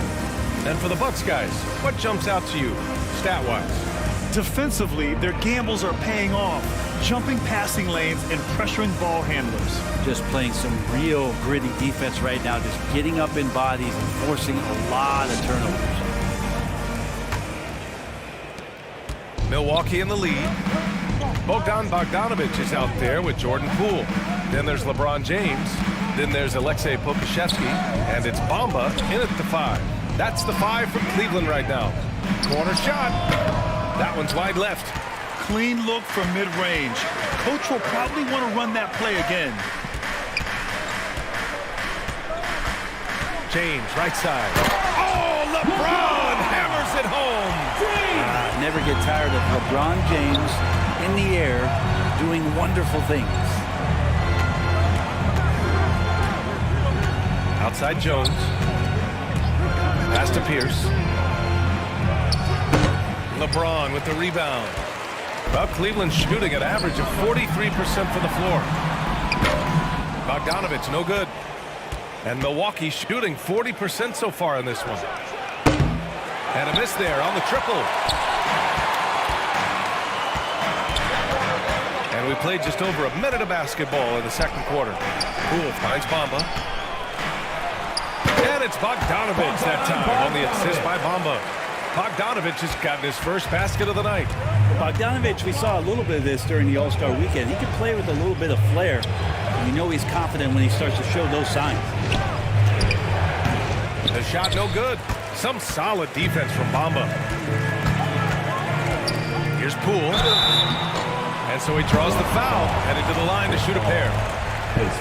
It goes on Chris Paul. Brent, during his first year and a half in the league, Jordan Poole really struggled. It seems so long ago, but go back to that 2021 G League bubble time and those 22 points a game that Jordan Poole was pouring in. I think that was just such a shot of confidence into Jordan Poole's game. And since then, we've just seen a vastly improved, more confident player. That one drops. He ties it up. Brent, some people have talked about the return of the mid-range jumper. Is that something you've seen as well? I don't know, BA, if it ever really left. I mean, the guys that we talk about often have been doing it for years and doing it well. So coaches who understand that they have players that have a tremendous skill to make shots and make tough shots are still going to lean on possessions where that shot is offered up to the rim. Here's Paul. And it's off the back of the rim. No good. Most nights this shot would have been his, but the defender gave him just enough trouble. Jones against James. Back to Poole. From deep. And that one makes him 2 for 2. He's in his rhythm. And Poole just deadly from 3. For Milwaukee, they've got nothing to go in this quarter. 0 for 5. Outside Jones. Pass to Gabriel.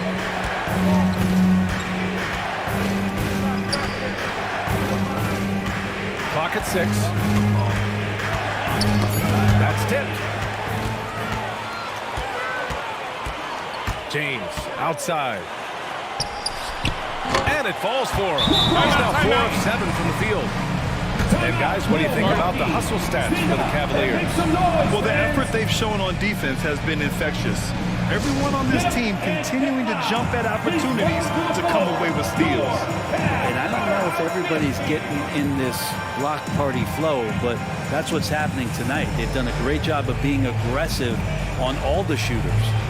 Failing to find a rhythm offensively, something that needs to change and change soon.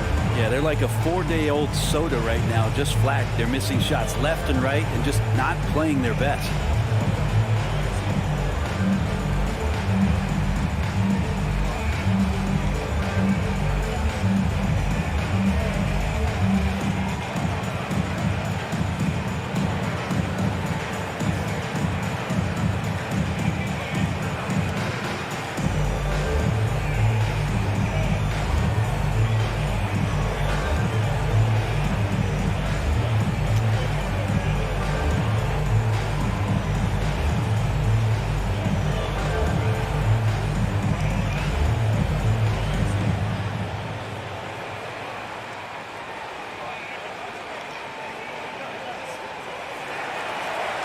Okay, everyone, look who's running out of the court. Your Cavs powerhouse dance team. Show them some love, fans. And we're now a little over 2.5 minutes into the second. Outside Jones. Pass to Gabriel. Here's Marjanovic, covered by Bamba. Looking to end the drought, and Marjanovic gets it to go. And once more this half, they find a way to get great position inside. Here's James. 9 points in the game. Poole finds James. Bogdanovic with it. Shot clock at 6. Pettit, good. He drops yet another dive, just facilitating this offense like a maestro. Pass to Pierce. Outside Paul. Here's Pierce. Taking a look at his numbers, averaging about 11 a game. Closing in on 4 minutes played here in the second quarter. Here's James. And count that. 2 points and a chance for one more at the line. Defensive foul. They're really working the paint now. His first personal. Richardson's checked in for the Bucks. Wright comes in for At the Paul. line for Cleveland, LeBron James. At the line for one. One shot.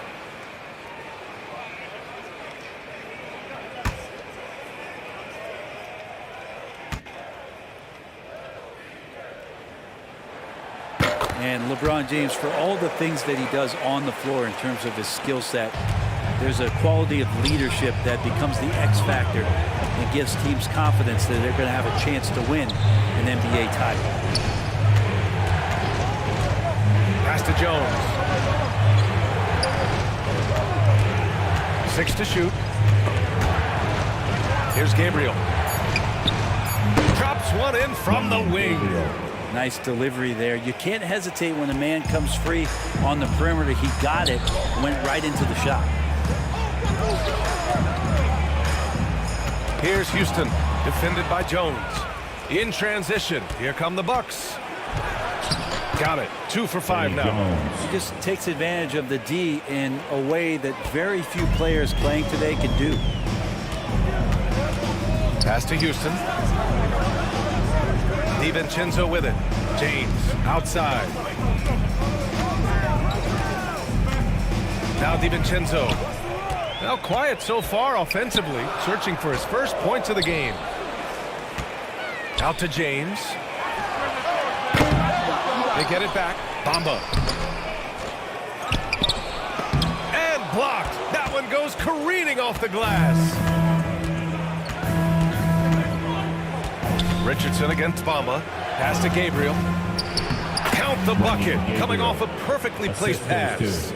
And now it's just a 2-point Cleveland lead. Cleveland has gone 3 of 6 from deep so far. Richardson against James. Down low.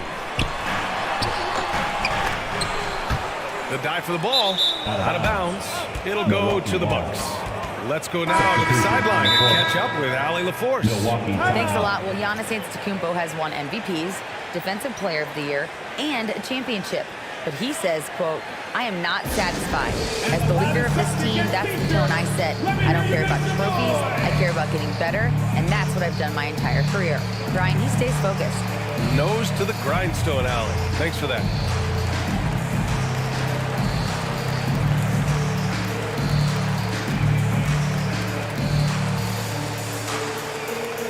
Let's give it up for your Cavs powerhouse dance team.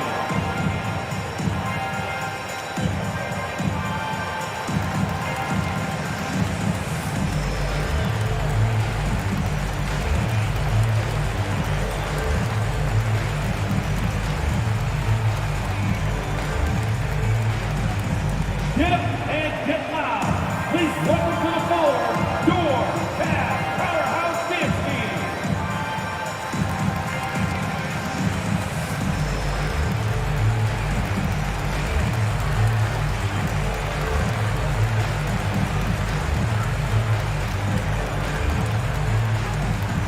Let's give it up for your Cavs powerhouse dance team.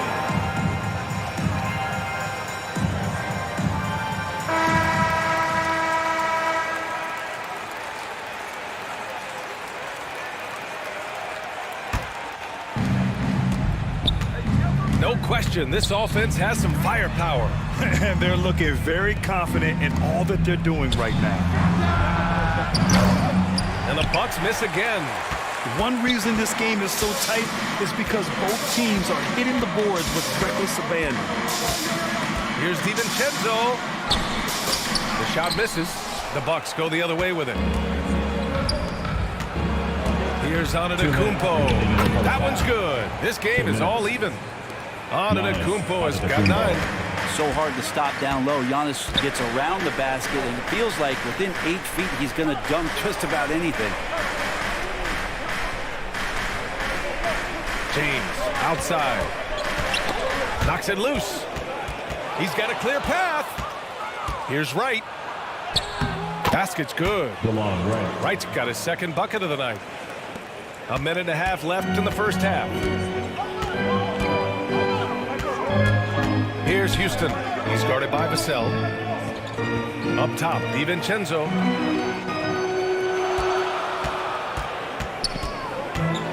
To stop the run. And he's going to the line for 2. The official saw contact while he was going up. DiVincenzo's decision that time, pretty solid there, taking the initiative and then taking the contact. Taking 2 shots. Shooting 2.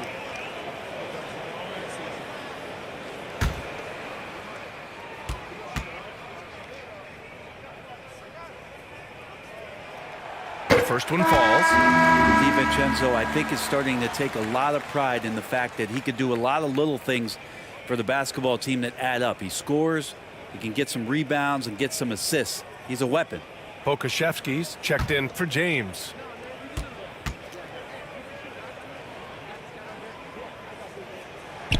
Both free throws good from DiVincenzo. Here's Milwaukee. They've gone on a 10-2 run, not allowing much. Antetokounmpo. Here's Mutombo. The Bucks rebound. Vassell outside. Pass to Mutombo.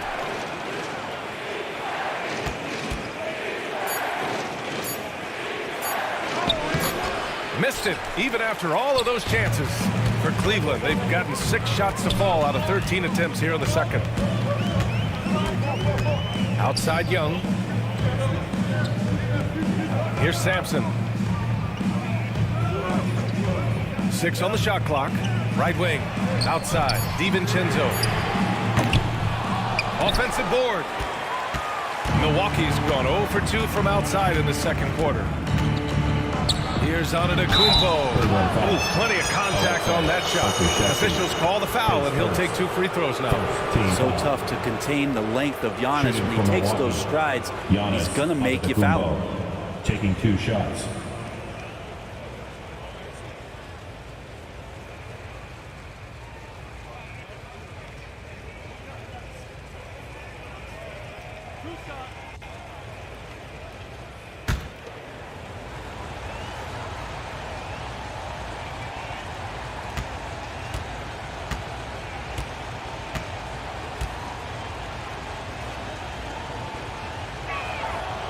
And that one falls for Antetokounmpo.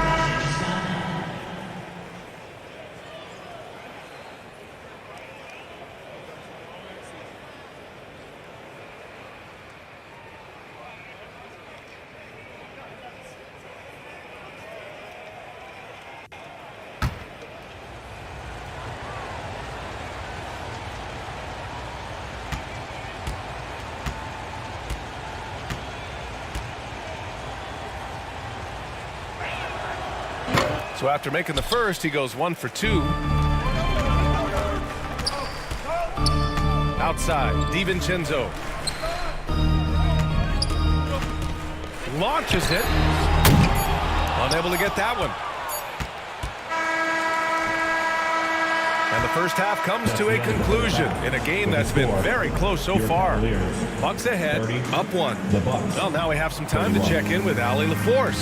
Allie. Please give a big round of applause. Thanks. I'm here with head coach Mike Budenholzer. Coach, how would you characterize the intensity level in that first half?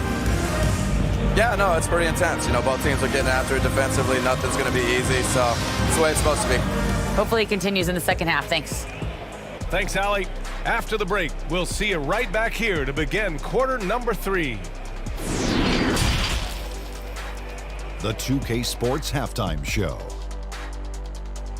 We welcome you back. Ernie Johnson with Shaquille O'Neal, Kenny the Jet Smith.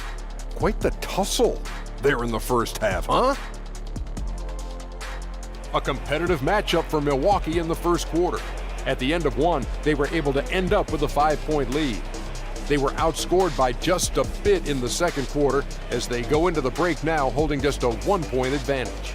And Kenny, what did you think about what we saw from Milwaukee? They put a big effort in the rebounding battle, working to corral every miss. That's the hustle you love to see. If they can maintain this approach, it'll give them the edge in other areas of the game. Shaq, how do you think Cleveland played? They just keep giving the ball away. That's not how you win. I understand this defense is giving them problems being disruptive. If they can just cut down on the turnovers, I think they can win this game. And that's a wrap for our halftime show. The third quarter just about to get started.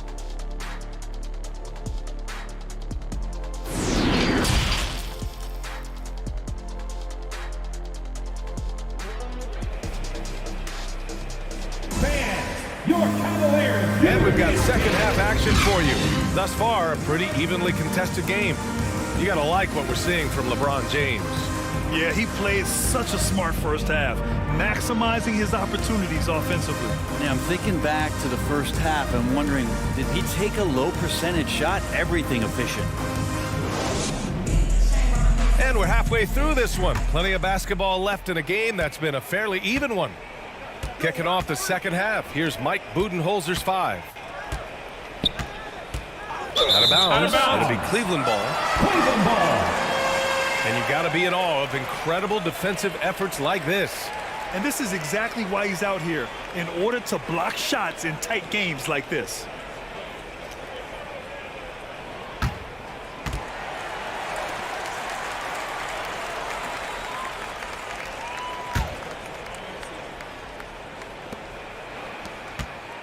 The Cavs trailing. The 3.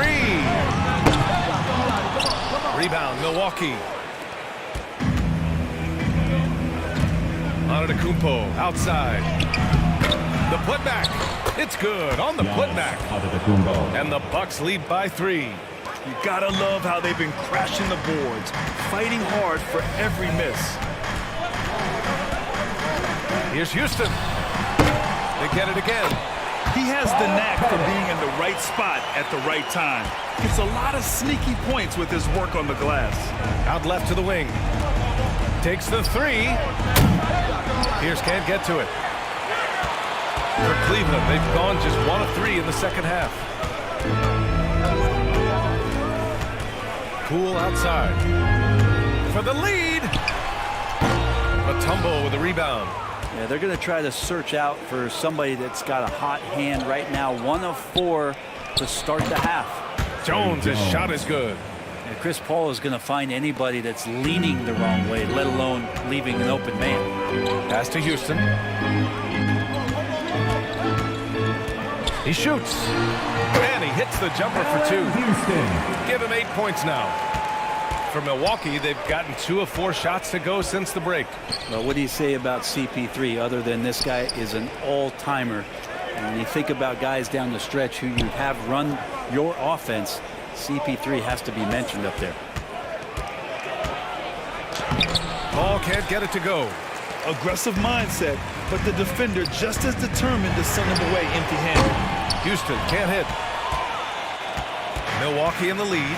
As for CP, seems irreplaceable with each team he's been on. Well, he does so much for a team in terms of just keeping accountability from the coach's voice to his. Not only does he perform at the highest level on the floor, there's a lot of things that CP3 brings off the floor that really help teach guys what being a pro is all about. And the Cavaliers making a change here. Bogdanovich is checked in, and Milwaukee also making a switch. Marjanovic is checked in.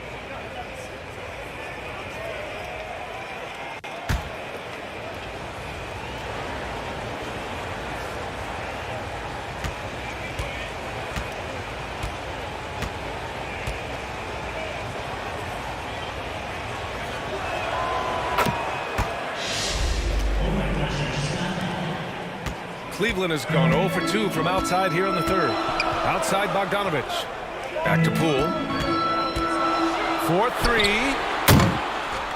Milwaukee with the rebound. Antetokounmpo has got double-digit rebounds now in the game. Oh, and makes it with the kiss.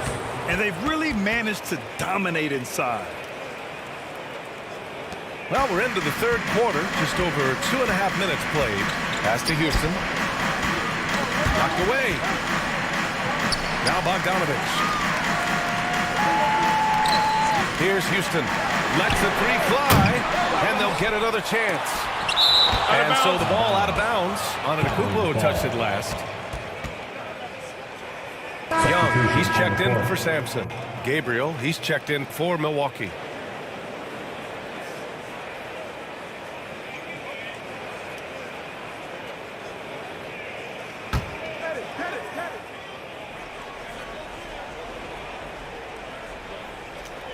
And now we're 3 minutes into this third quarter of play. We'll have a hard time shaking that one off. Perfect position, plenty of space. Just clanked it.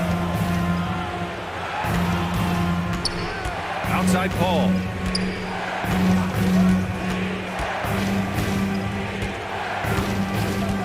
Just 5 to shoot. And there's a whistle. He'll head to the line to shoot 2. Chris Paul, when he gets into those tight spots, he becomes pretty smart. Shooting for Milwaukee. Chris Paul, 2 shots.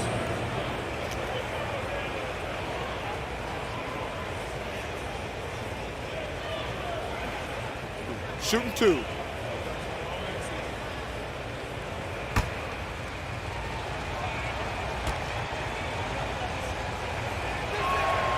That's good from Paul. Still providing incredible production and great leadership. Chris Paul sets the standard for his team.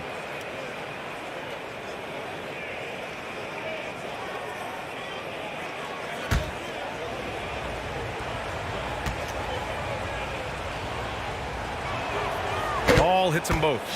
It's not luck that he's so steady at the line. It's through repetition and hard work.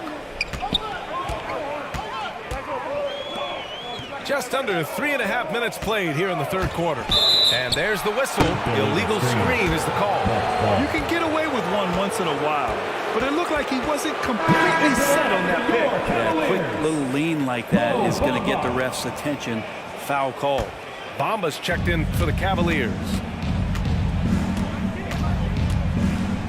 And here's Paul, averaging around 5 points a game. Oh, it's blocked by Bamba. Stolen by Jones. Unloads from 13. And that one's good. Paul. Paul's got 4 points in the quarter. Their ball movement on this run has been tremendous. It's led to a lot of good, clean, open looks. Paul against Poole. Shot to stop the run, and it's thrown down hard with both hands. And Poole able to just slip right into his shot. Pass to Pierce. Back to Paul. From behind the arc. That shot off. And it's Cleveland the other way. His offensive output just isn't there tonight, but his teammates have found a way to pick up the slack. Outside Young. Here's Houston. Poole outside.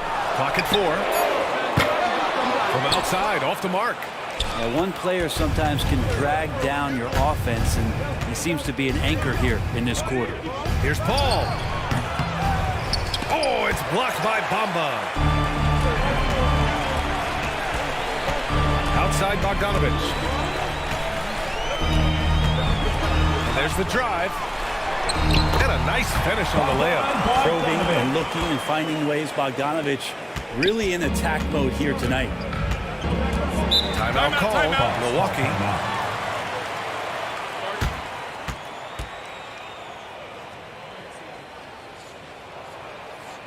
Let's give it up for your Cavs powerhouse dance team.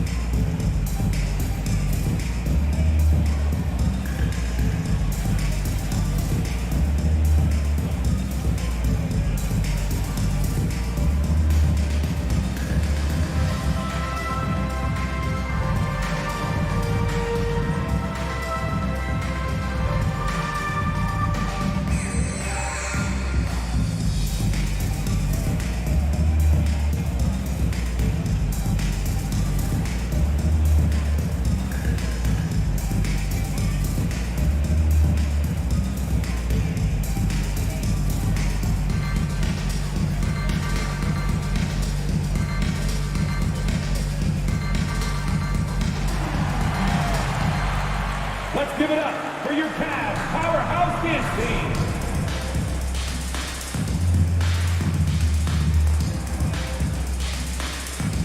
A different look for Milwaukee. Vassell comes in for Marjanovic, and Wright subbed in for Paul.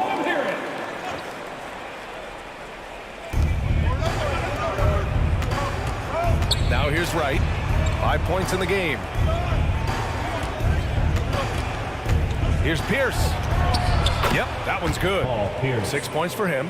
Now they're playing working to perfection there, if that was their plan. And if it wasn't, maybe that should be their plan. Poole, the pass to DiVincenzo. Now here's Bogdanovich.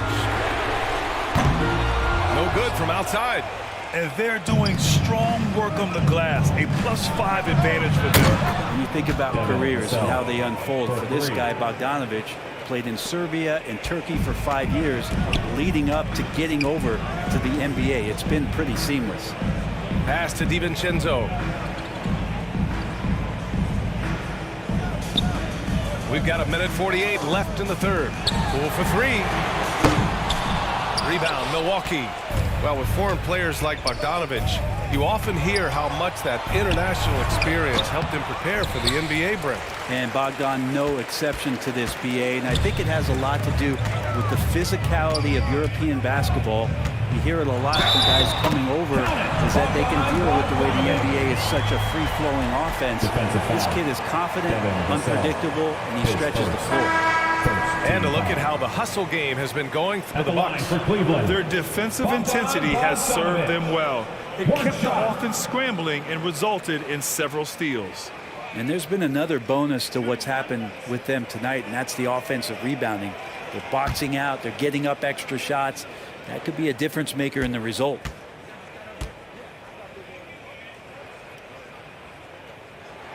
And that one falls for Bogdanovich. Now, Bogdanovich does those things that go underappreciated on the stat sheet, but much appreciated by the coaching staff. Such a valuable player. Pass to Mutombo. On the wing, Richardson. Check by James. Richardson, no good. Perfect timing to rise up and challenge the shot inside. Yeah, not easy to do there, and that's a guy that you can tell takes every possession defensively very seriously. What a two-way play. Just tremendous. Yeah, the steal was slick. The slam topped it off. And we say it time and time again, so I'll repeat it. Have to be careful with the ball, or this is what happens. Pass to Sampson. And here's James. Shot clock at 5. Over on Antetokounmpo. The shot by James, no good. And they're +5 on the boards after that rebound. Right outside. Inside. Here's Richardson.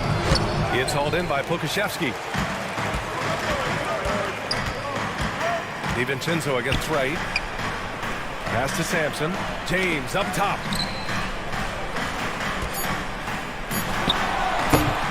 Misses the jumper. So weird. Sometimes when you get that much time, it can throw you off just as much as having no time. And so it's the Milwaukee Bucks earning this break in the action, up 10. The hustle they've shown on defense has been tremendous. Back after this.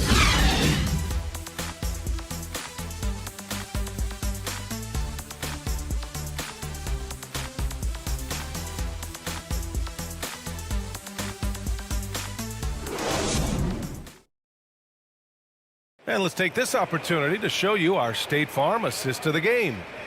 He's always near the top of the list for this honor. I mean, passes like these are his specialty. Doesn't happen with every point guard in the league as far as setting your teammates up. Lots more scorers now, but right there creating the scoring opportunity for his teammate.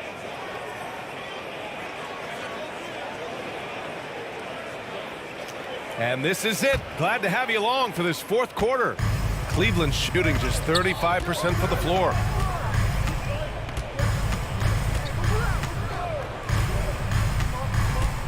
It's stolen. And for the Bucks, we've got Josh Richardson. Also, Giannis Antetokounmpo out there. And it's Jones in at the 2. They're winning the battle down low by imposing their will. Outside, DiVincenzo. Here's Houston, defended by Jones. Pass to James. Here's the teardrop. Pettit, good. Now that was a clever adjustment. I mean, that was a tough shot. Showing off a little bit on that one. That's a play when your coach goes, no. Okay, good play. Get back on defense. Here's a 3 from Paul. Rebounded by LeBron. I've been in this position. Your team is up. You want to drive in the dagger. He may be a little overeager. Paul against DiVincenzo. Here's Sampson. Oh, he gets it to fall, and that makes it just a single-digit deficit. I'd like to see them run more plays for him. Maybe something in motion to make it harder for the defense to deny the ball. Pass to Richardson. Jacks up a 3. Offensive rebound. Got a hand on it. And they're able to recover. Here's Houston. Defended by Jones. Here's DiVincenzo. Now James. And another basket for Cleveland. And LeBron James leading the charge right now on the offensive end. Not afraid to put his team on his back. Pass to Jones. Fires the 3. Here's Antetokounmpo. Oh, Giannis dunks it home. Oh my. What a display of effort. That's his bread and butter, right? Chasing down the boards. Stick with fundamentals there. Shot goes up, box out, or he'll destroy you. Here's DiVincenzo. Oh, a clear foul there on the missed shot. So he'll get a pair at the line. There's another level to DiVincenzo's game, and it starts to happen when he attacks like that. DiVincenzo at the line for your Cavaliers with 2 shots.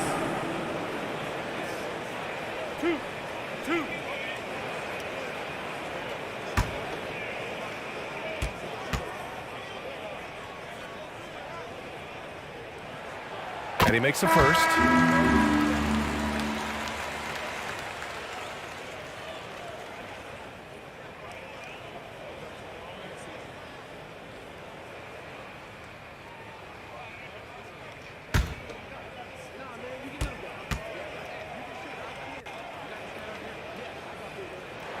Both free throws good from DiVincenzo. We're in the fourth quarter here. Just under 2.5 minutes gone by. Outside Jones. Back to Paul. Shoots over DiVincenzo. Paul, shot is off. He's got so many ways to score in the post. Just nifty, uses fakes. You have to have a body on him every time he's down there. To the middle. The shot off that time. So Milwaukee will take it the other way. They held a 12-point lead earlier. Pass to Pierce. Antetokounmpo outside. Here's Pierce. Here's the three. Oh, wow. Drew the contact, and that three almost went in. So he'll go to the line for 3 free throws. Hey, nice work attracting the foul from deep. He'll shoot 3. 3 shots.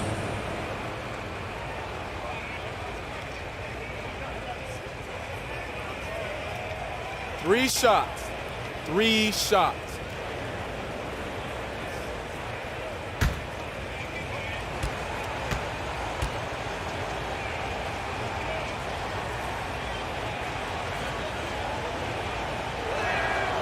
And he hits the first of 3. And man, looking good from the line so far this half. And the Cavaliers making a change here. Poole's checked in.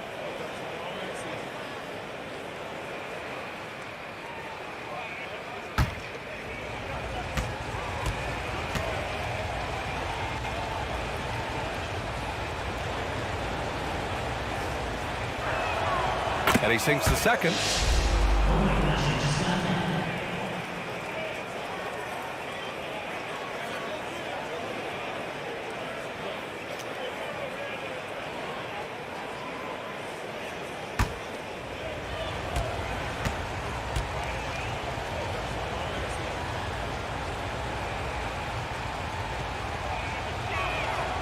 And he nails the third. The Cavs have gone 3 of 4 in the fourth and looking confident on offense. Let's go with a 3. He buries it from 3. This is their plan in the second half, to try to use the three-point shot to shrink this deficit. Pass to Pierce. Now Jones. Shot from the top of the key. It's hauled in by Sampson. Fourth quarter of play, and over 3.5 minutes have gone by now. Here's Houston, defended by Jones. And he's going for the lob. Oh, and Giannis hammers it in. Yeah, you could throw that pass just about anywhere, even the top of the square for Giannis to go and get. James, outside. Fires for 3. Giannis Antetokounmpo grabs the board. Antetokounmpo has got 13 rebounds in the game. Glass heating. Yep, count it. He was sitting back a little bit there in the first half, but feels like showtime now, and he's ready to put some major points up on the board. Here's James. It's blocked, and it's out of bounds to Cleveland. Cavaliers ball. Cleveland calls timeout. Oh my, their coach does not look happy, and I can guess why. Their interior defense has been struggling. No, they're not preventing them from scoring, and if you can get to a high-efficiency shot on the floor, and that's the paint, you just keep going.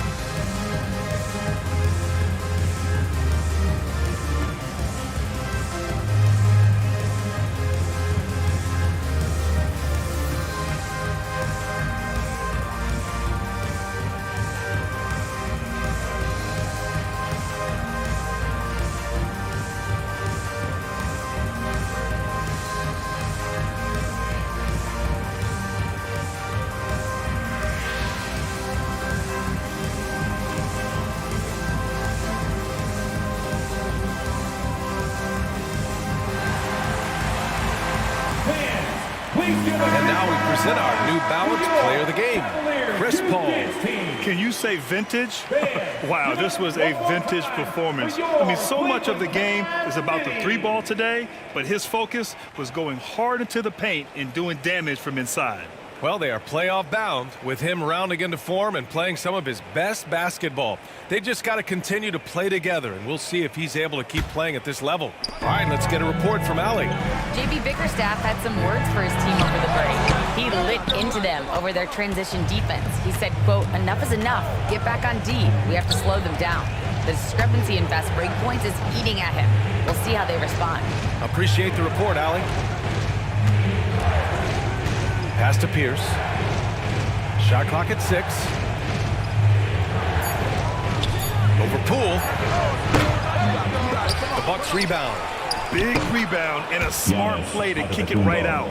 They want to use as much time as possible here. They really have a commanding lead, not just in points, but in rebounds as well.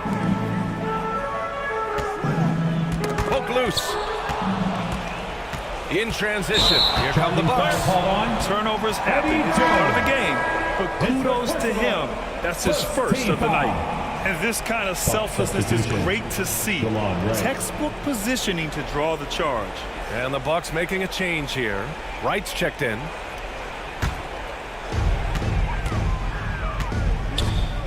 James against Antetokounmpo. James outside. And getting to the line at will, James using his smarts these days to draw those kind of shooting fouls. Well, your Hall of Fame dad, Rick, made some interesting comments, Brent. One of them encouraging the league to crack down on illegal screens. No way, B.A. My dad said something that was controversial or interesting. You got to get out of here. Yeah, I mean, illegal screens, do we want to see less of them? Sure.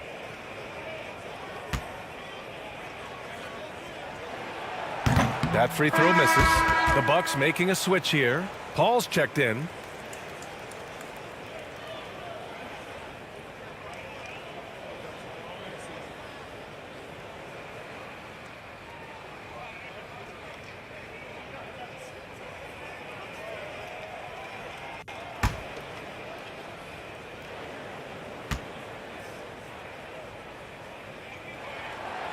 So it comes up empty at the line. Milwaukee has gone 0 for 3 here in the 4th. Oh, there's the alley. Fires from deep. They grab their own miss. Antetokounmpo can't connect. Cleveland now, time running out. James with the ball. Shot to end the cold streak. And a foul called on the way up. So he'll take 2 from the free throw line. How about LeBron's patience there? The defender biting on the pump fake. Hard to stay down. It's LeBron James. Taking 2 shots. Two.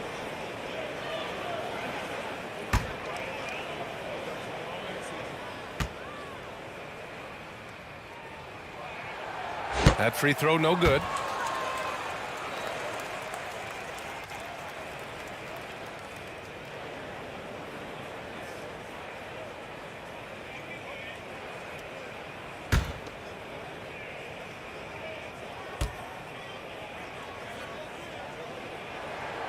Good on the second one.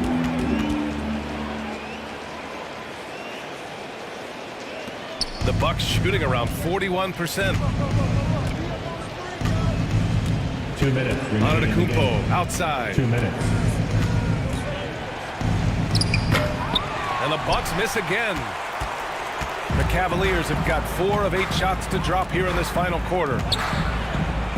Back to James.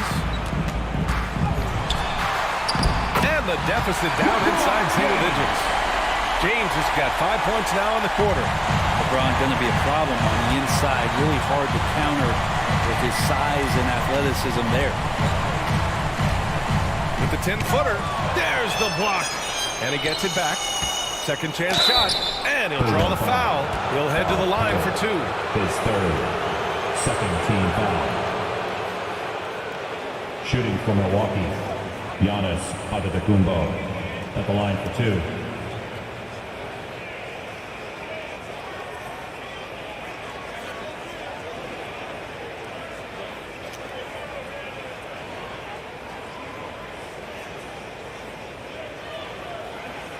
Take a break. Take a break. 2 shots.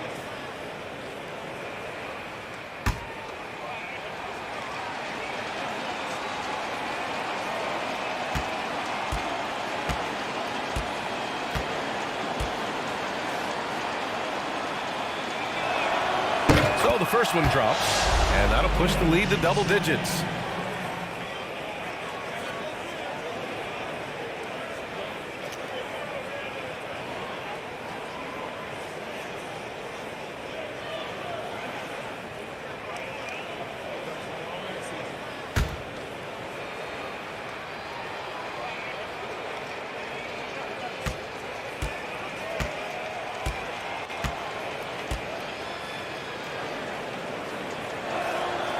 So Antetokounmpo nails both of them.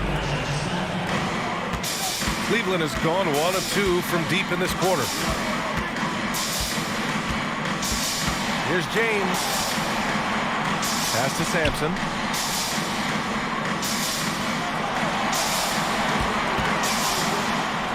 And rejected. And the clock will wind down on this one.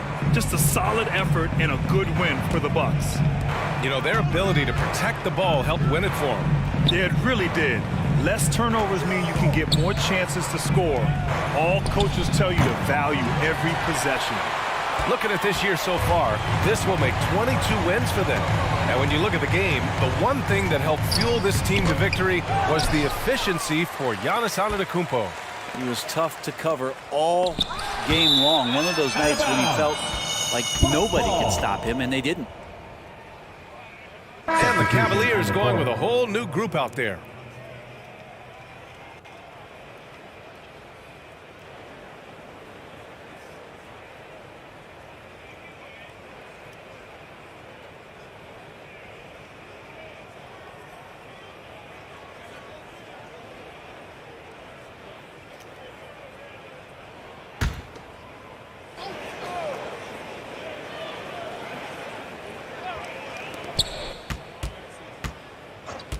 Now here's Vassell.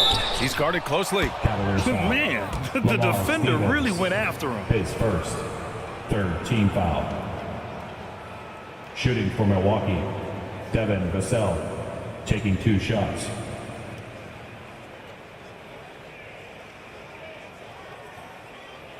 Shooting 2.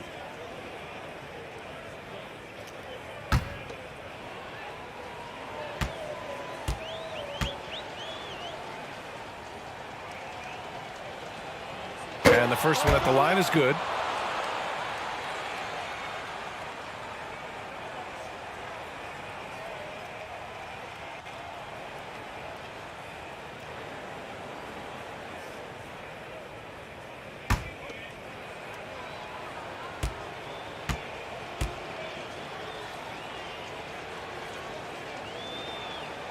Hits both from the stripe. There's 31 seconds left in the 4th quarter. Osman on the wing. And almost gets it to go. So he'll shoot 2 here. His first, 4th team foul. At the line for Cleveland, Cedi Osman. At the line for your Cavaliers with 2 shots.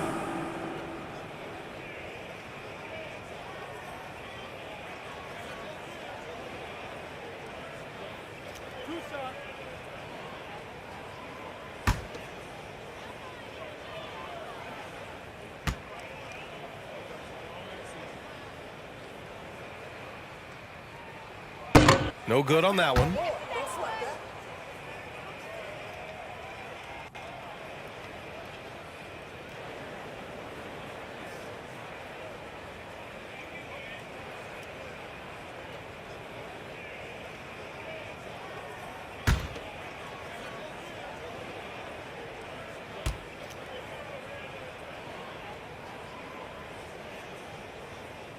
And the second free throw is good. 24 seconds left to play in the fourth quarter. Vassell outside.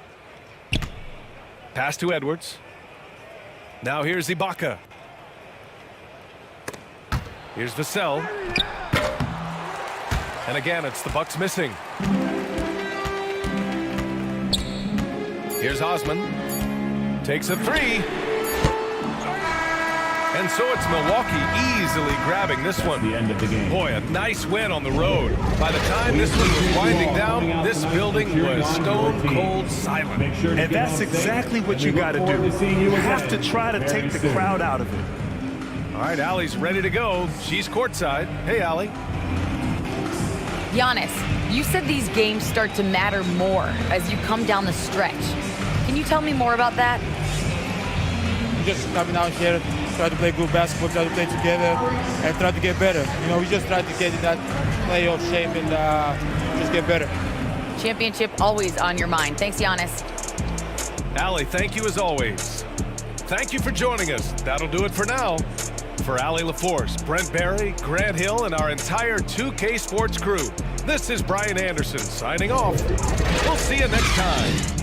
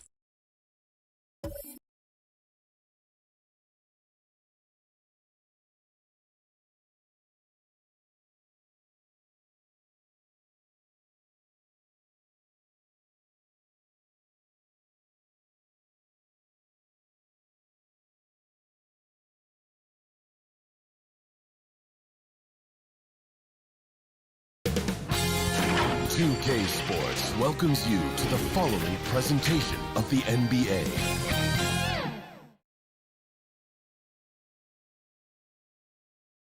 Our cameras caught the Clippers arriving at their building and coming through the tunnel with a lot of style and confidence.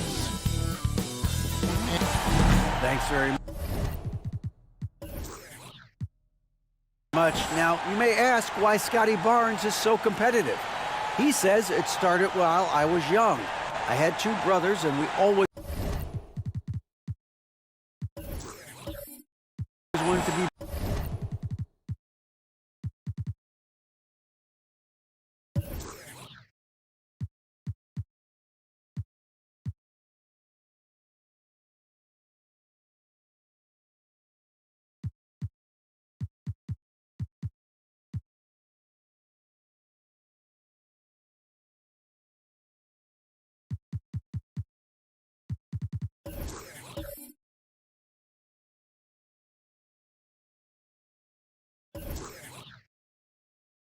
Better. He has. Not much has changed, has it, DA? Thank you. And a look at the starters for San Antonio. We've got Ball. Lucas is out there with Tatum. Then it's Drexler. And it's Mourning in at the 5, patrolling the paint. And for the Clippers, we've got Duncan. Gilgeous-Alexander out there with Nash. Then it's Barnes. And it's Reed in at the center, filling out the middle. And it's conference rivals squaring off tonight in this one, Steve. It might be the regular season, but this has a playoff feel to it, doesn't it? These are the type of games you love to watch in the regular season, Kevin. The fans will be rowdy, the players fully engaged. We got a good one tonight. Now, here's Gilgeous-Alexander. And here's Barnes for 3. Here's Reed. Lays it up off the glass. And it's about the want to. That's what Reed gives you. He can be the heart, the soul, and the backbone of your team. Here's Ball.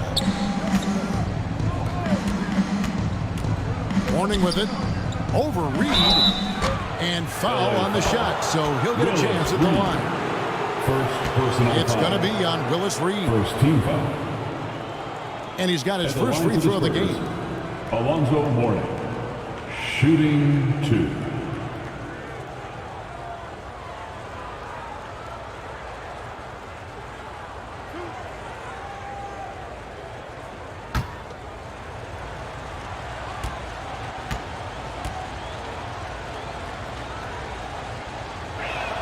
He's off on the first. Manu Ginobili, Hall of Fame class of 2022. He played his entire career in San Antonio. And in 2003, Manu's rookie season, we won a ring together.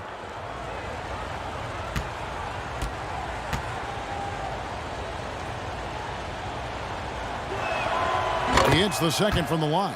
And seeing Manu as a rookie, Smitty, what were your early impressions? Well, the first thing that comes to mind, Kevin, he was unpredictable. He was definitely NBA ready. He had already been a pro for 7 years before he came over, and he played an important role for us winning that title. About a minute played so far here in the first. Tatum dishes the ball. Pass to Drexler.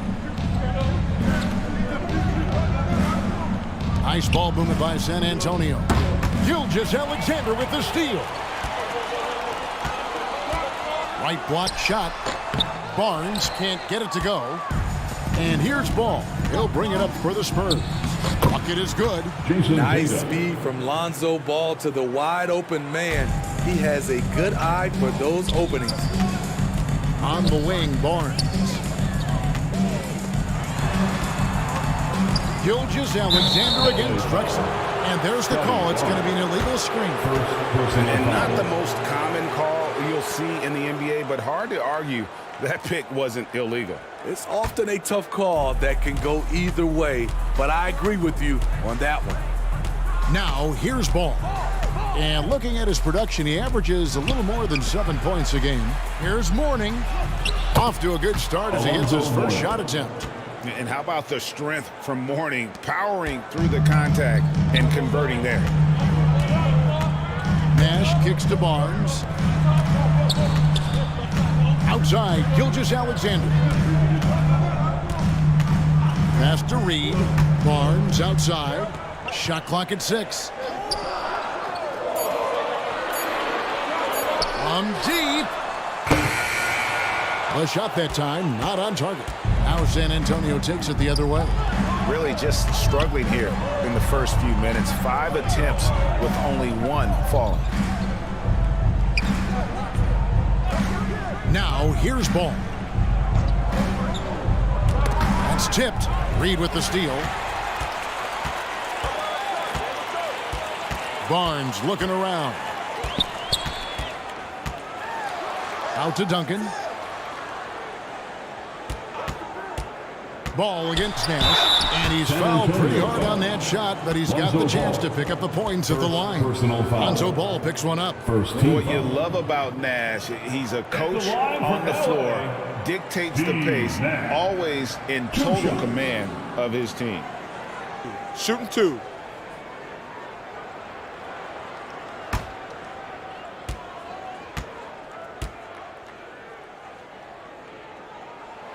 Free throw drops for Nash.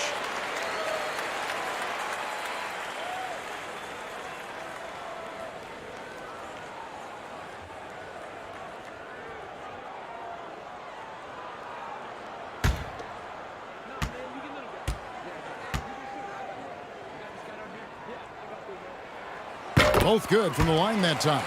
And since 1999, the Clippers and Lakers have shared their downtown LA arena, the only NBA teams to split a venue, but that's going to change soon.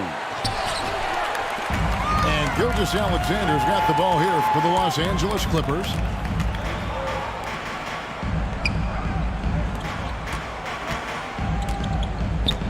Nash against Ball.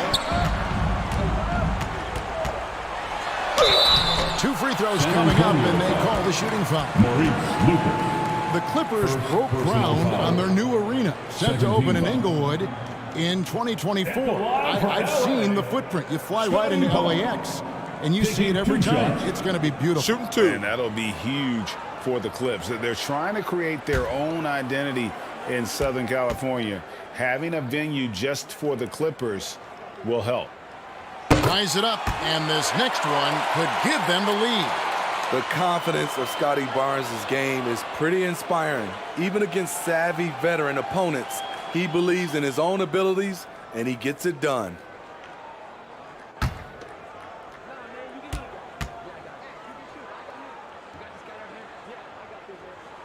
And that one falls, and that puts him up by 1 point.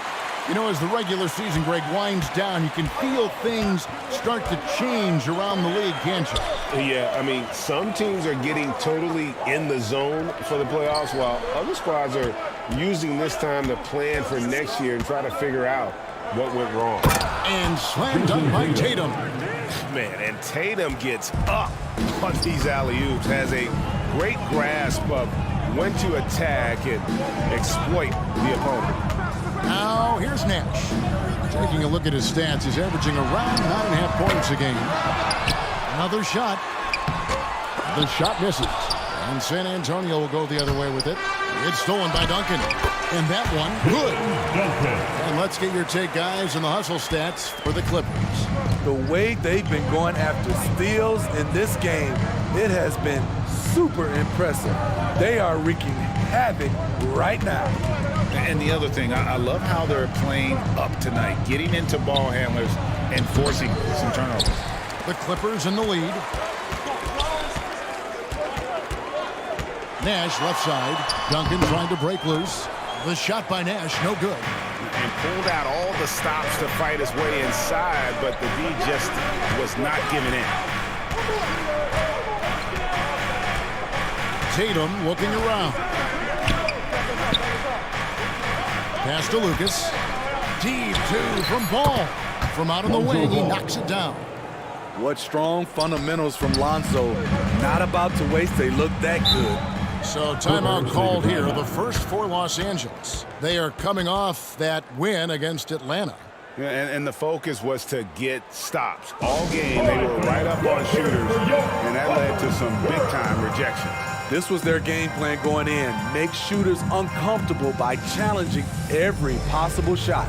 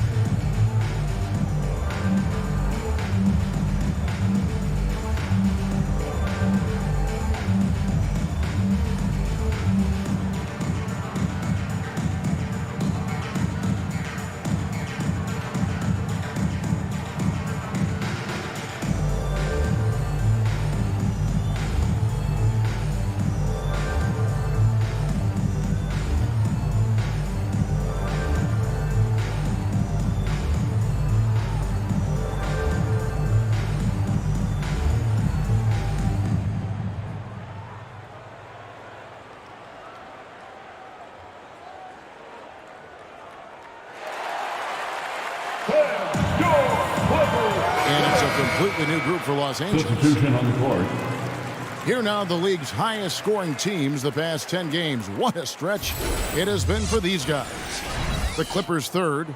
Yeah, what an impressive run for this club. Everybody seems to be in a rhythm in terms of scoring, and they are putting up some big numbers. Green against Murphy. Good ball movement here by the Clippers. Here's Randall. And no good to start the night, missing his first attempt there. And Greg, just like you, Julius Randle is a southpaw, left-handed. Yeah, you know, the angles are different for lefties, where we operate a little differently. And I think that can throw defenders off, so I'm always going to pull for the southpaw. San Antonio with the ball after the basket by Los Angeles. Covington finds Westbrook. Over Levine, and Westbrook gets it to go. Good job of stepping up to the plate there, seizing back the momentum for his team. That's the competitor in him. Close game. Let me have this one. Here's Alvarado.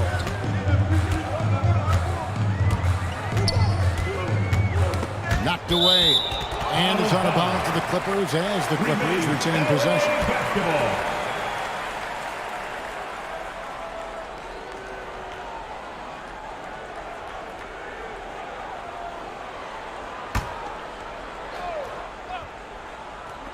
Outside Murphy. Hands it from downtown. Murphy's got 500. An elite distributor for a big man. Horford is the kind of guy you want to play basketball with. Now the pass to Covington. Outside Green. Pass to Westbrook. Down to 5 on the shot clock. Trying to answer back, but that 3 is off the mark. And so it's Randall bringing it up now for Los Angeles. Murphy passes to Randall.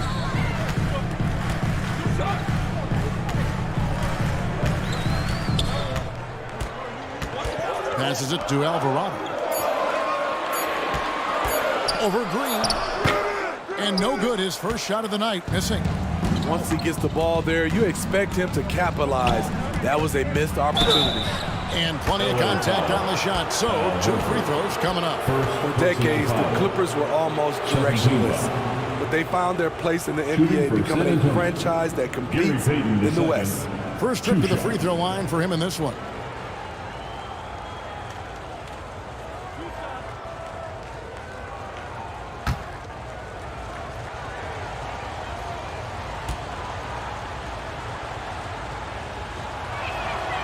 Free throw, no good.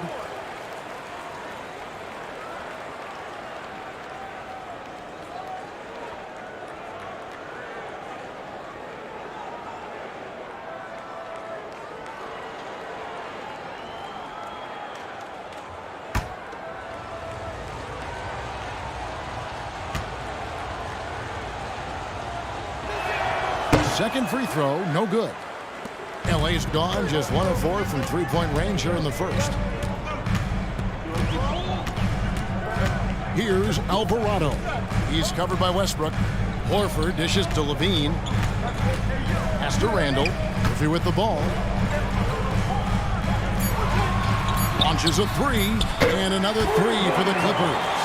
And they don't want to get in the habit of giving him open looks from 3. First quarter still, but not who you want to leave open. 5 seconds separating the shot and game clocks. Back to Payton. Outside Covington. Here's Westbrook. That one a little long. I tell you what, the defense should send Christmas cards for that miss. Randall kicks to Murphy. On the wing, Levine. Releases. Love seeing a hustle from Russell Westbrook, especially on the defensive end. And we reached the end of the first quarter. Clippers ahead 11 as they end the first quarter on a 14-6 run. And the second quarter will be on the way when we come back.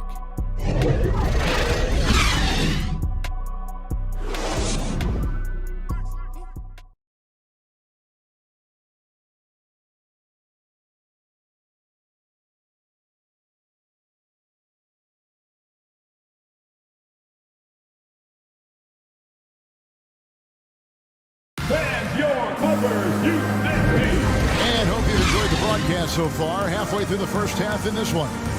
Guys, what's your take on the Clippers so far? Throughout that first, they just were aggressive on the defensive end, showing active hands. And they took advantage of some careless ball handling, some careless passing. You have to be more careful around these guys. Spurs trailed by 5. Nash out there with Gilgeous-Alexander. Then it's Reed. Then there's Duncan. And it's Murphy in at the 3. That's who's out there for the Clippers. Back to Ball. And foul on the shot. He'll shoot 2 at the free throw line. That one on Gilgeous-Alexander. This is what you want to see more of from Lonzo, being more aggressive with his own offense and drawing fouls. San Antonio shooting their 5th and 6th free throws of the game.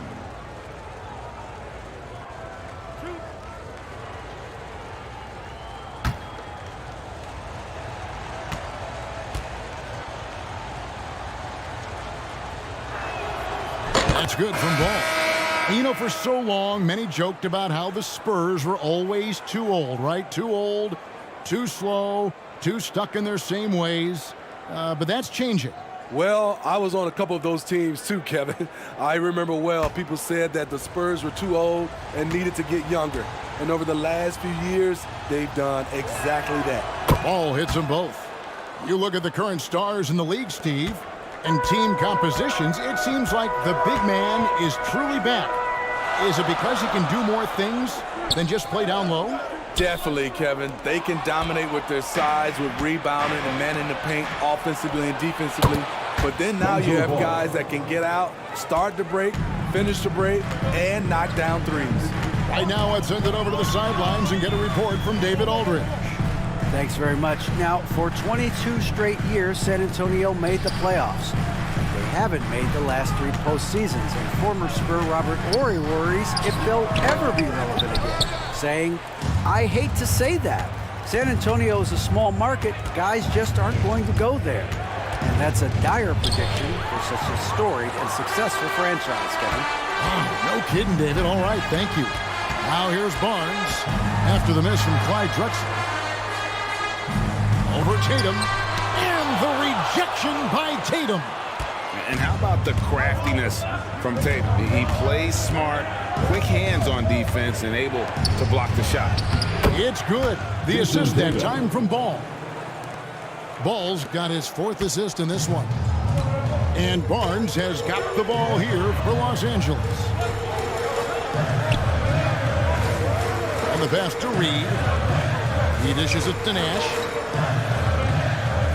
Barnes outside. Tipped away. Shot clock at 3. Over Tatum. And the Clippers miss again. Yeah, but the hand in the face, it's critical that you contest his shots every time down the floor. And it's out of bounds to the Clippers as the Clippers retain possession. And that kind of stifling effort on defense needs another look. And this is why coaches stress the importance of defense. Big block there in this close game. And the Clippers call time here. And just trying to get some traction offensively. Boy, it hasn't been pretty. You know, this is a good time to maybe switch up your strategy a little bit. You can't keep doing what you're doing and expect a different result.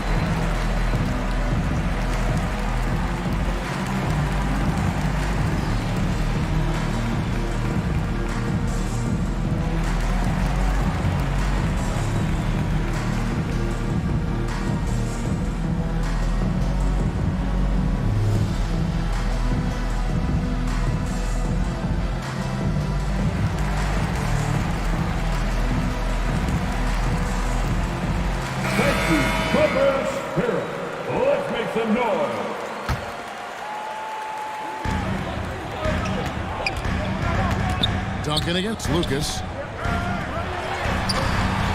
Second shot opportunity, and Duncan lays it in. And how about the timing from Duncan on the glass, getting there to collect that offensive rebound and the putback. Ball against Nash. Got a hand on it.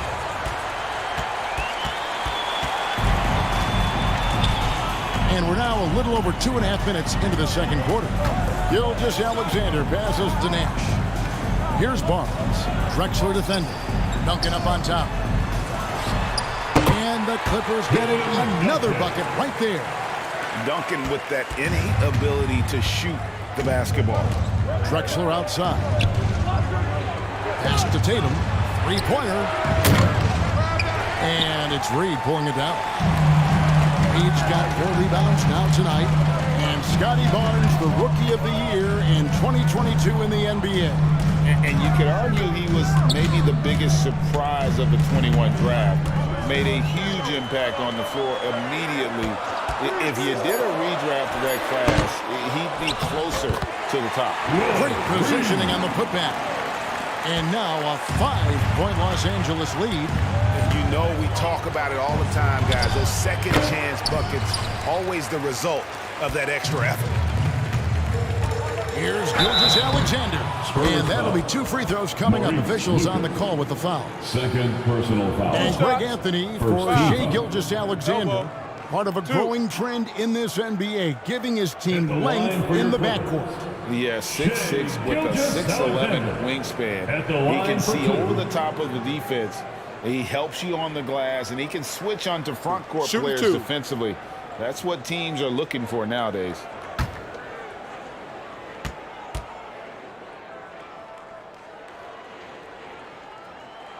And he can't get the first one.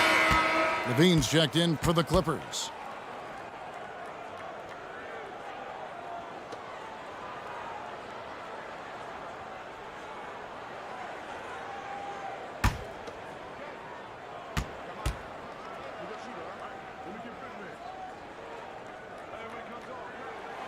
And he's good on the second. It ended in the bubble, but how about the Spurs playoff streak? 22 consecutive seasons, Greg, coming to an end. Kevin, making it every year from 1998 to 2019, winning 5 titles over that span, and having the same head coach certainly helped that streak. So you're having a couple Hall of Famers. And Jason Tatum seems GA like he's on the verge of being a superstar in the league. And Kevin, some would say he is already there. It feels like he's going to win an MVP in the next 5 years. He's already shown he can lead a team to the final. And that one falls for Tatum. And you know, Jason Tatum is one of those guys who can really do it all. He's got a versatile skill set that makes him a constant threat on both ends of the floor.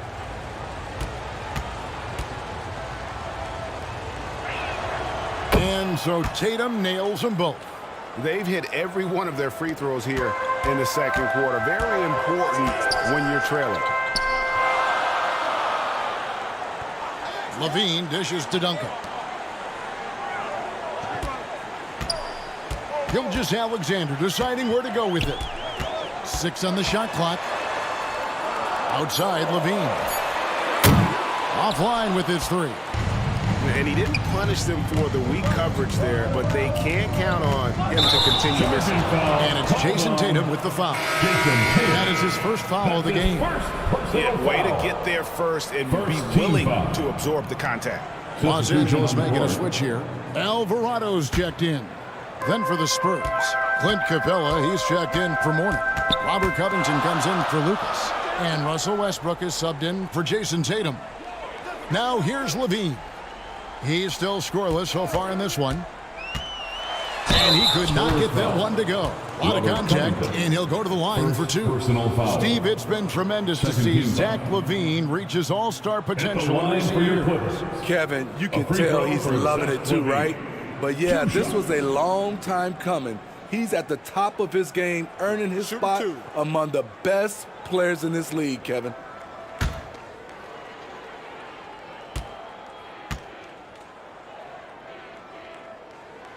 First free throw is good. Kevin, what's so impressive to me about LaVine?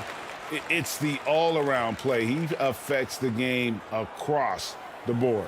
And the Clippers making a change here. Murphy's checked in. The Spurs also with the sub. Danny Green, he's checked in for Clyde Drexler. That's also good, so he hits both free throws. And LaVine's efficient as well. And good shooting numbers, no doubt. Last year, he cut back on the turnovers. And, boy, he's still young. There's still tons of upside to be had. And San Antonio calls the first timeout of the game. Well, it's a player's league, but certainly coaching has its place. Yeah, if that weren't the case, you wouldn't see so many coaching changes in the offseason.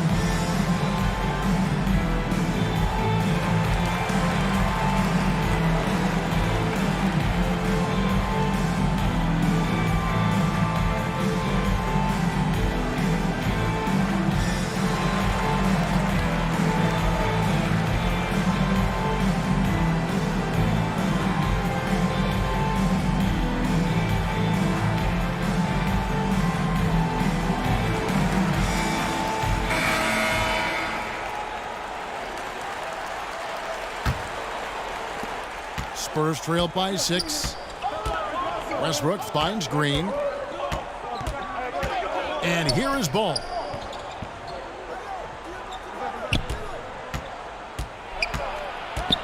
Knocks it loose.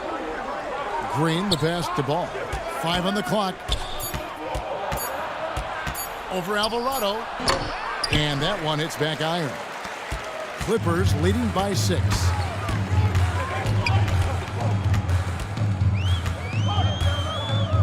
Passes to Duncan. Duncan drawing the double team.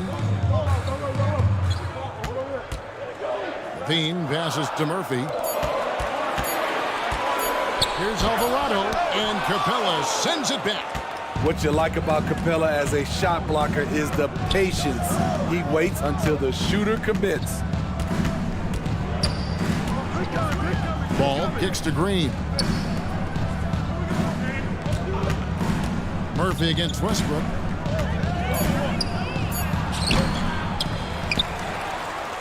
Capella, the pass to Westbrook. Shooting foul. And as the whistle blows, he'll shoot 2 free throws. In the paint, Capella can be so aggressive. The foul isn't going to hold his shot back.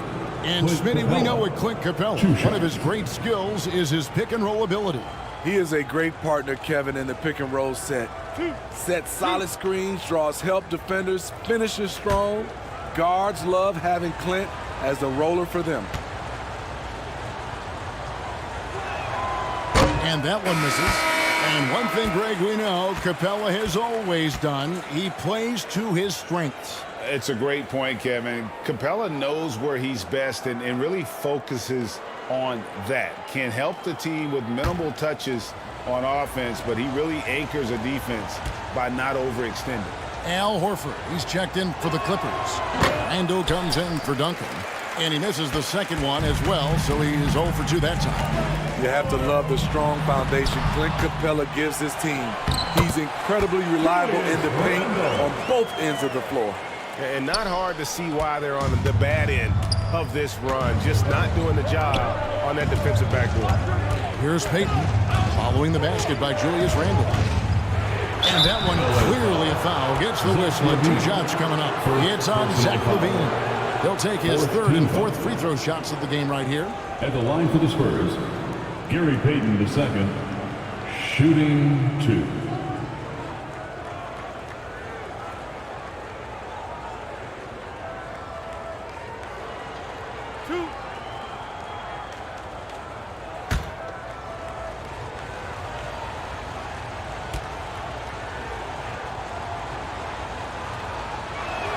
He misses the free throw.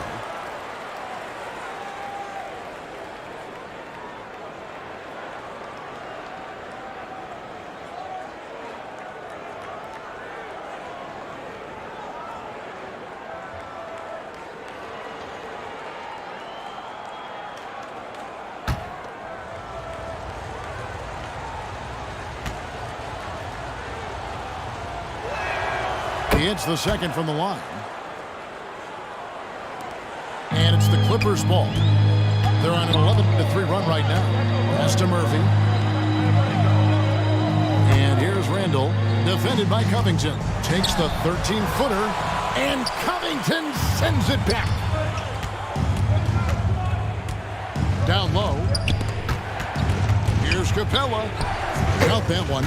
Very adaptable. Capella knew that shot was going to be contested and made the subtle adjustment. And there's the pass to Murphy. Al Horford. Back to Levine. Shoots the three. Rebounded by Capella. And here's Payton. He'll bring it up for the San Antonio Spurs. Trailing by 5. LA's gone 0-2 from deep here in the second. Murphy against Green. Murphy passes to Randall. Shoots over Covington. Los Angeles with another miss. And all quarter long, it's been the same story. Inconsistent with his offense. Goes back up. Here's Capella, and the dunk by Capella. You gotta love how Capella keeps possessions alive. Really nice effort right there. Pass to Murphy. Westbrook against Levine. Randall passes to Murphy. And a lot of contact on that one, so he'll shoot 2 here. First personal foul. The Clippers have been coming through at the charity stripe. They've made 7 of their 8 attempts. And their success rate on the season, right around 77%. Taking 2 shots. Take a break.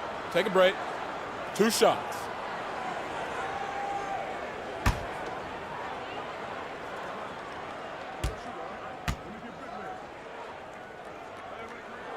The free throw drops for Murphy.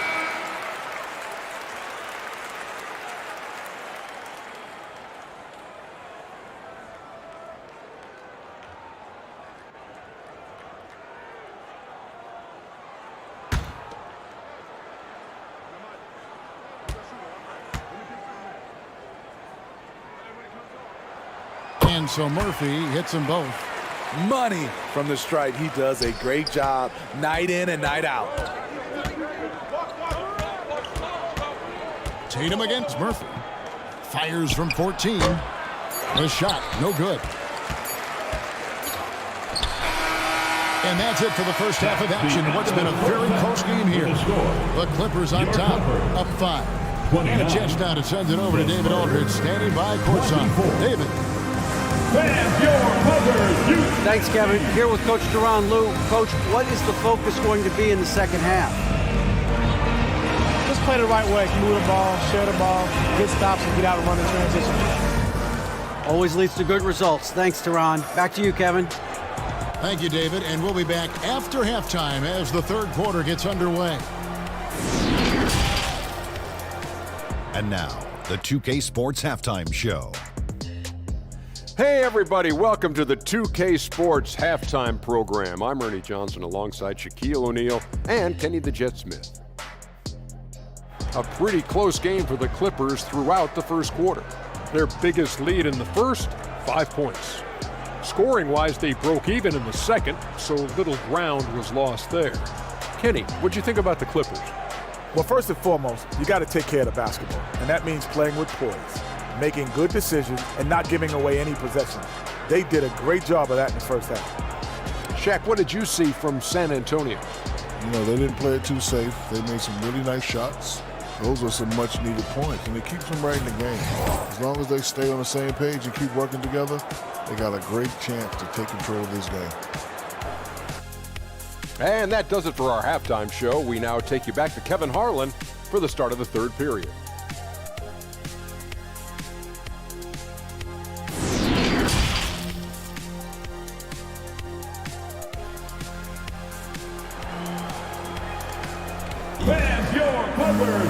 And if you're just joining us, we've played through the first half in a game that's been fairly even so far.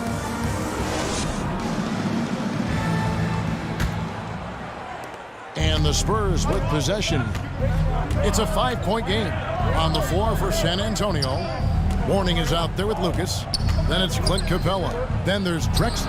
And it's Tatum in at the 3. Chalk up 2 there. And Tatum's accuracy makes him an easy option here. You can trust him to knock it down. Reed kicks to Gilgeous-Alexander. Over Drexler. Gilgeous-Alexander can't get it to go. Spurs trail by 3. Here's Tatum. That's another one for him. His 5th in just 7 shots. Great awareness by Capella to recognize the breakdown defensively. Barnes passes to Gilgeous-Alexander. Capella against Nash. And Capella sends it back. And San Antonio shooting at a decent 44% clip here. Passes it to Tatum. And it's in. Basket number 6 for him thus far. He has only missed 2 shots from the floor. Diverse in terms of his offensive talents. Tatum is the type of player who you expect to score at least 20 every night. Now, here's Gilgeous-Alexander. He provides a good amount of offense for the team, averaging around 11.5 points a game. 5 to shoot. And there's the whistle on the shot. Took the foul. Shot misses. He'll be shooting 2. Defenders haven't figured out Scotty Barnes yet. This is his 2nd trip to the line in this one. And to this point on the season, guys, 80% from the line. He's done a really good job. 2.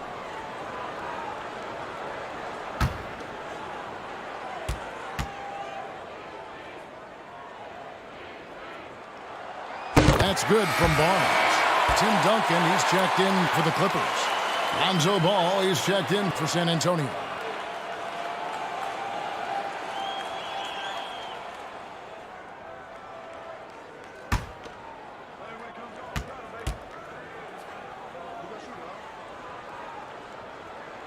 He hits one, then misses the 2nd attempt from the free throw line. He is definitely disappointed. He couldn't put his team up in front, but at least he knotted this one up.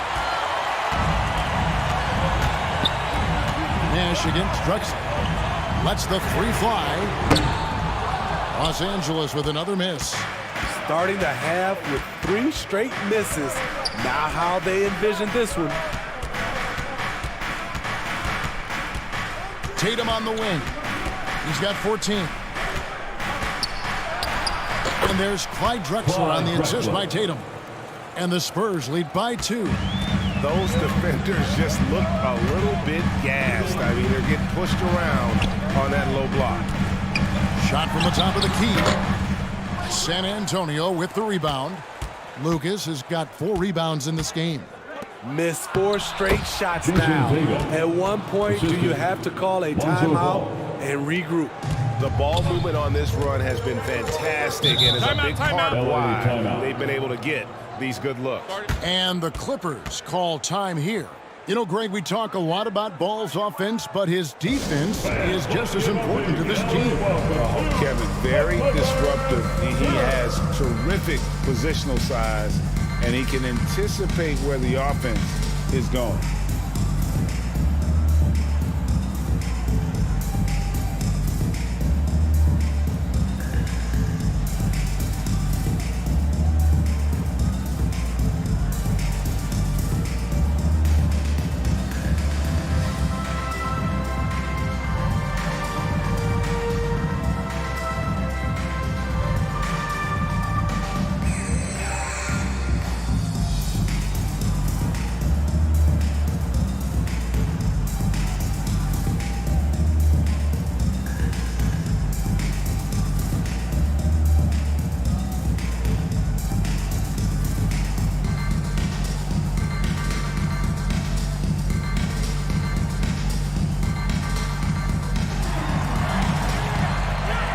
Check out who's coming onto the court right now. Time to get excited for your Clippers Spirit.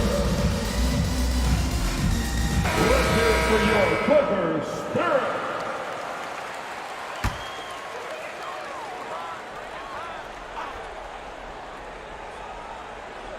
A little over 2.5 minutes off the clock in this final half of play. Nash outside. Back to Gilgeous-Alexander. Just 4 to shoot. Stolen by Drexler. And it's ball in the corner. From the wing. And the Spurs scoring again. And defensively, they've gotten a little careless, not playing with the same focus we saw in the first. Pass to Reed.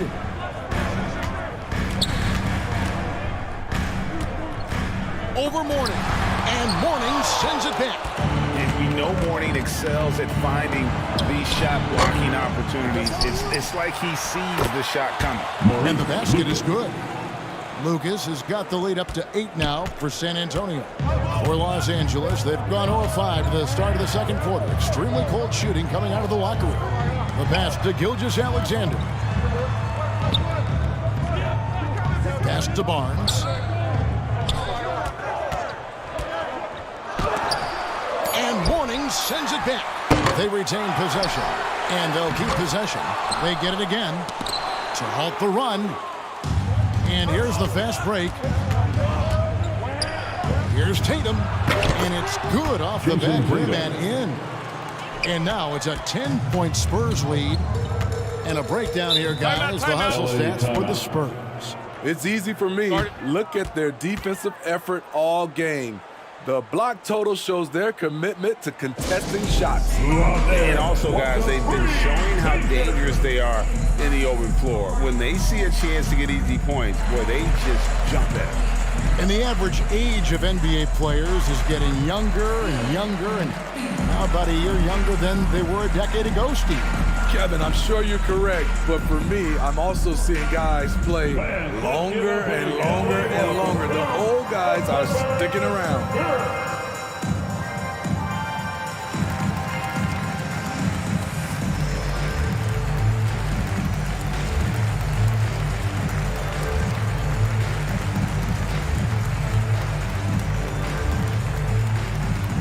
All right, fans, let's hear it for your Clippers girls.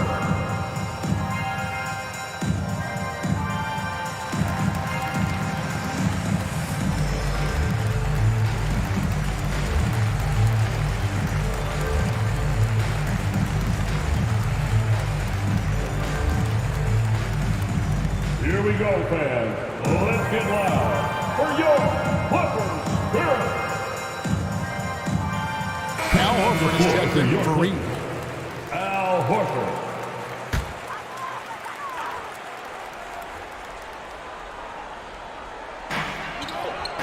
Barnes finds Horford. Clippers moving the ball around. Now Nash. Here's Gilgeous-Alexander. And Mourning sends it back. Just a solid performance on the interior. The rebounding has been off the charts. When Lonzo Ball is healthy, he's effective. A multi-talented point guard, in my opinion, with great size. For San Antonio, they have not set the world on fire at the free throw line. They're just 6 of 12. Not Take a really break. where Take a you'd break. like to be as a team in terms of free throw shooting, just about 73%.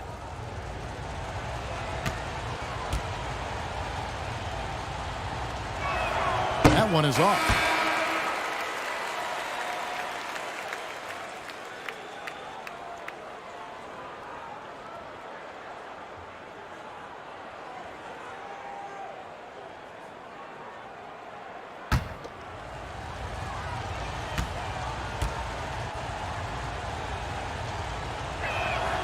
And he sinks the second.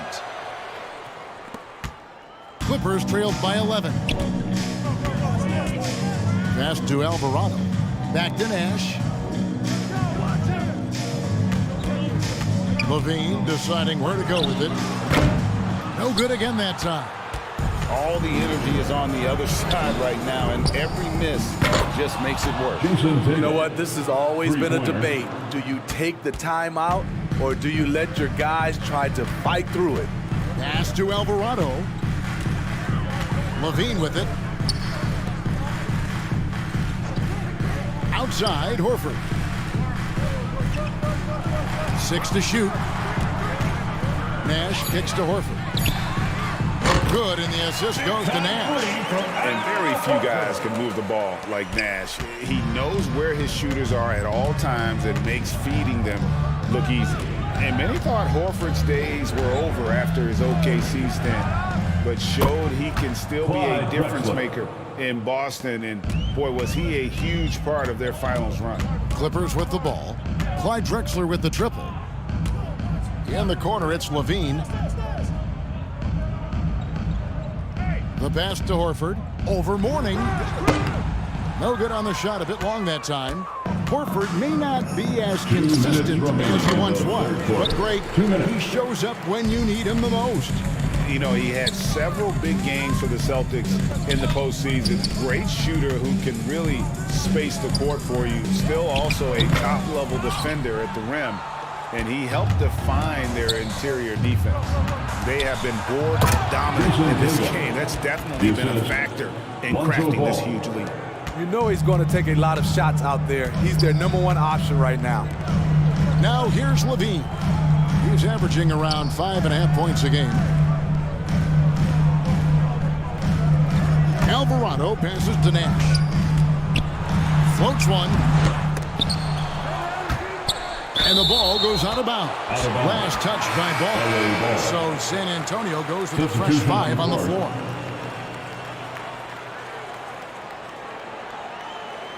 And now let's take a look again at that incredible rejection. Yeah, quick thinking pays off big. What a block.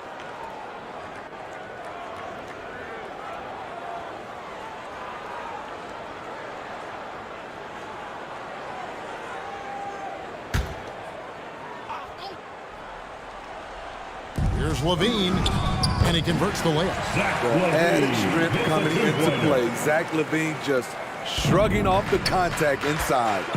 Outside, Green. Pass to Covington. Outside, Payton. Inside, Westbrook. That's in, coming off an assist from Payton. Westbrook's got his second basket of the night. How many times have we seen a possession like that from them today? Ending with a basket, coming off a pretty pass. Horford the pass to Murphy. Here's Alvarado, covered by Payton. Here's Horford. No good off the back of the rim. Can't fault the play call. Even though he couldn't convert, that's a good shot. Here's Westbrook. Nice D from Levine. That's a surprise. I mean, really out of character for him to miss when the defense is not right up on him. Horford the pass to Levine. Here's Alvarado. His three-pointers off the mark. What a performance for Jason Tatum. He has been the story so far for the San Antonio Spurs. They've leaned on him for offense, and he hasn't let them down. He's now up to 23 points today. Back to the action in just a minute.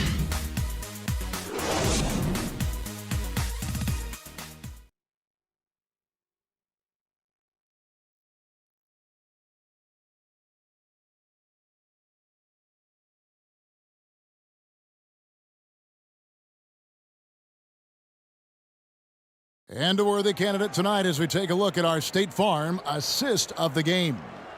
Yeah, an easy choice tonight. Look at the precision on this pass. Put it on a platter for him.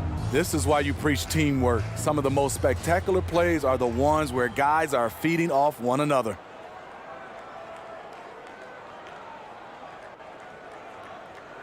And there may not be a lot of drama down the stretch as we head into the fourth quarter, but stranger things have happened. So with Duncan sitting on the bench, here's who Tyronn Lue's going with. We've got Shea Gilgeous-Alexander. Barnes out there with Julius Randle. Then it's Reed, and it's Nash in at the point. I mean, there's a lot of natural power to Randle's game. He's a handful in there. Julius Randle, 2 shots.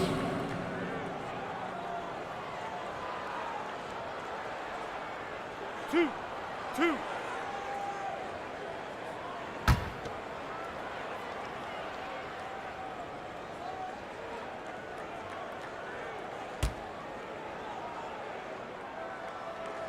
And the first one drops. Still looking for improvement from the line. Randall could pick up a couple extra points a game if he did.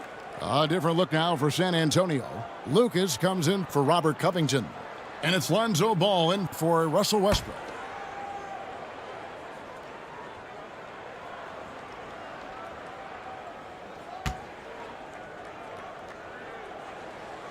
Both free throws good from Randall. San Antonio leading by 14. Payton outside. Barnes against Green. Back to Payton.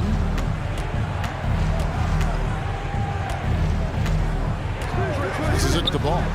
4 on the clock. It's good from long range. Yeah, that's too good a look to give him from behind the arc. Barnes outside. Pass to Gilgeous-Alexander.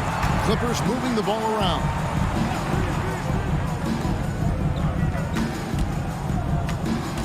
Back to Reed. Beautiful dish, and the layup goes down. And this is Gilgeous-Alexander's responsibility to find his guys when they're open. Payton outside. Outside, Ball. Barnes against Green. He can't hit that shot. And it's the Clippers taking it the other way. Outside, Gilgeous-Alexander. There's the pass to Barnes.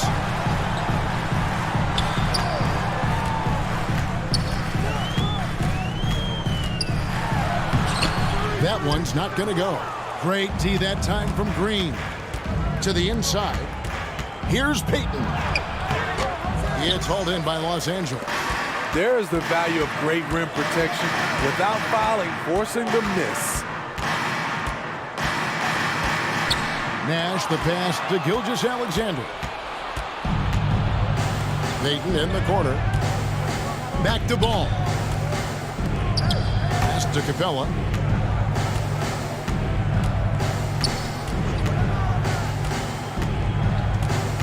Kicks it to Lucas.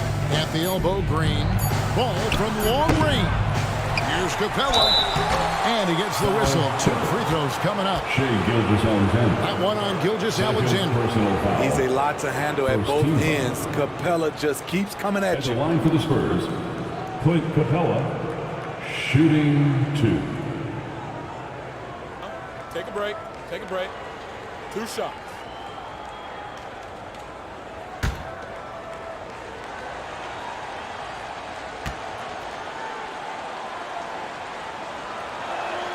First one falls for him. And the Clippers making a switch here.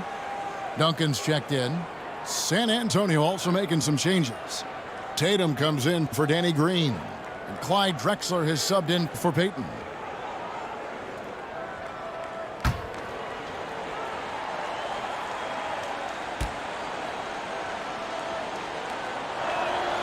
All free throws good from Capella.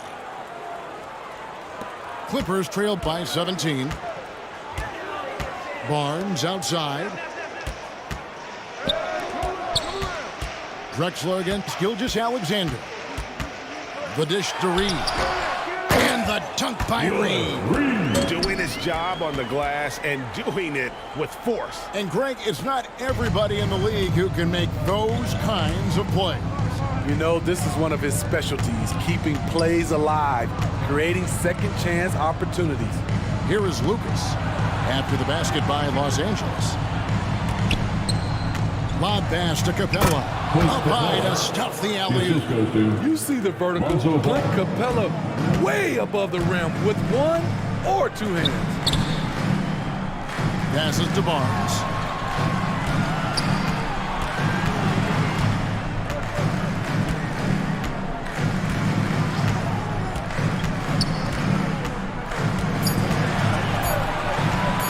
Looking to end his cold spell. Lucas with the rebound.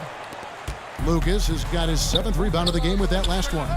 +8 in the rebound differential. One more reason why they're in control. Now, Gilgeous-Alexander. After Jason Tatum missed on that last 3-pointer. Ball against Nash. Knocked loose. And pushing it up, here's the Clippers. Banked in off the glass. What a pass from Barnes right there. A swingman who knows how to move the rock. Drexler outside. Pass to Tatum. And here's Drexler. Outside Tatum. Just 5 to shoot. Ball from long range. Good, and it's Tatum picking up the assist. Tatum's got his 4th assist in this one. Nash kicks to Gilgeous-Alexander. And the pass to Reed. Up top, Gilgeous-Alexander. The putback controls the rebound and puts it back up and in. Reed's got 6 here in this quarter. Efficient performance from him. Not the case for everyone else on his team. And here's Tatum for 3. Tries again. And it's Capella missing. Clippers trail by 16. Nash outside. Gilgeous-Alexander passes to Reed. Shoots over Capella. Rebounded by the Spurs. Capella's got 10 rebounds here tonight. So active. Outside, Drexler. Pass to Tatum.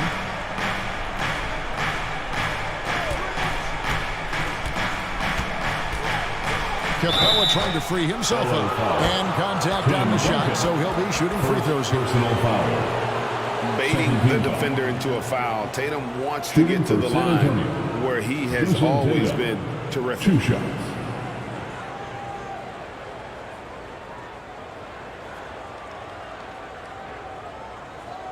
Take a break. Take a break. 2 shots.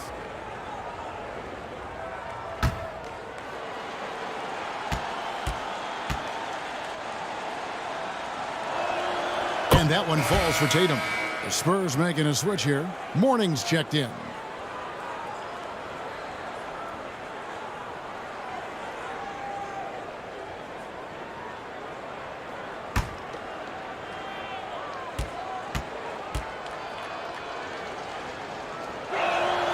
And so Tatum nails them both. And here are the Clippers now. They trail by 18. Barnes outside. Nash with it. Duncan down low. Defended by Lucas. Gilgeous-Alexander kicks it over to Nash. And Capella sends it back. Drexler finds Tatum. 2 minutes from now here's Capella. Defended by Nash. Outside, Drexler. Passes it to Tatum. Spurs working the ball around now. And out of bounds as Los Angeles gains possession. Lonzo Ball is checked in for Capella. Lineup for the Spurs. Lonzo Ball. Clippers trailed by 18. Pass to Gilgeous-Alexander. Good work defensively by Drexler. And so it's Ball who brings the ball up for San Antonio.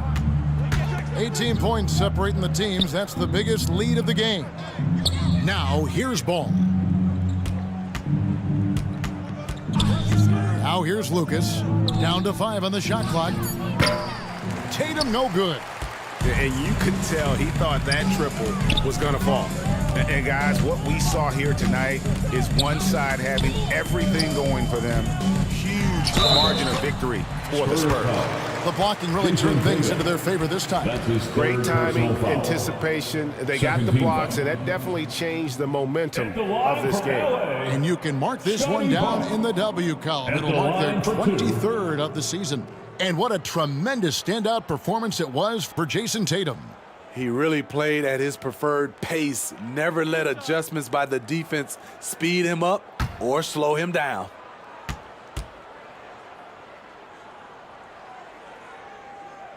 That's good from Barnes.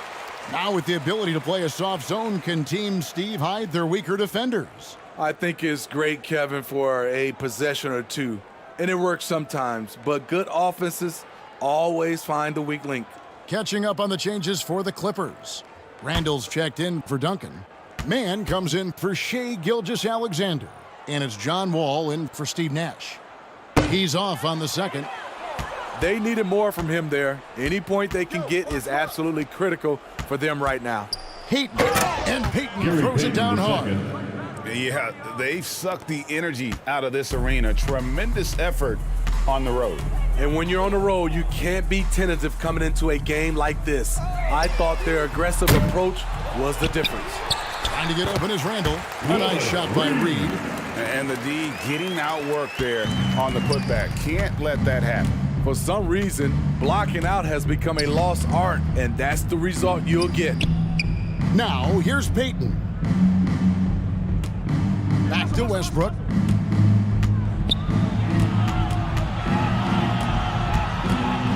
And it's blocked right out of the air and controls it. Here's Mann. Driving in. That's tipped. Now Payton. And there's the pass to Westbrook. And so it's San Antonio easily taking this one. A resounding victory for them. And Greg in enemy territory, no less. That's exactly right. But with the way they controlled the game and just completely took the crowd out of it, that's how to get it done on the road. And we've got David Aldridge standing by on our sideline with the player of the game. David, it's all yours. Thanks very much, Jason. Congrats on the win. It was a slow start on offense, so what got you guys going in the second half? Coach told us we didn't deserve to make any shots. We were too tense. We weren't having any fun. We started having a lot more fun second half. Guys were smiling and cheering, and we had some shots. Well, it's good to know that if you smile, you make shots. I'll keep that in mind. Congrats, man. Back to you. All right, David, thank you. And that about wraps it up. For Steve Smith, Craig Anthony, and David Aldridge, this is Kevin Harlan thanking you for tuning in. So long and good night, everyone.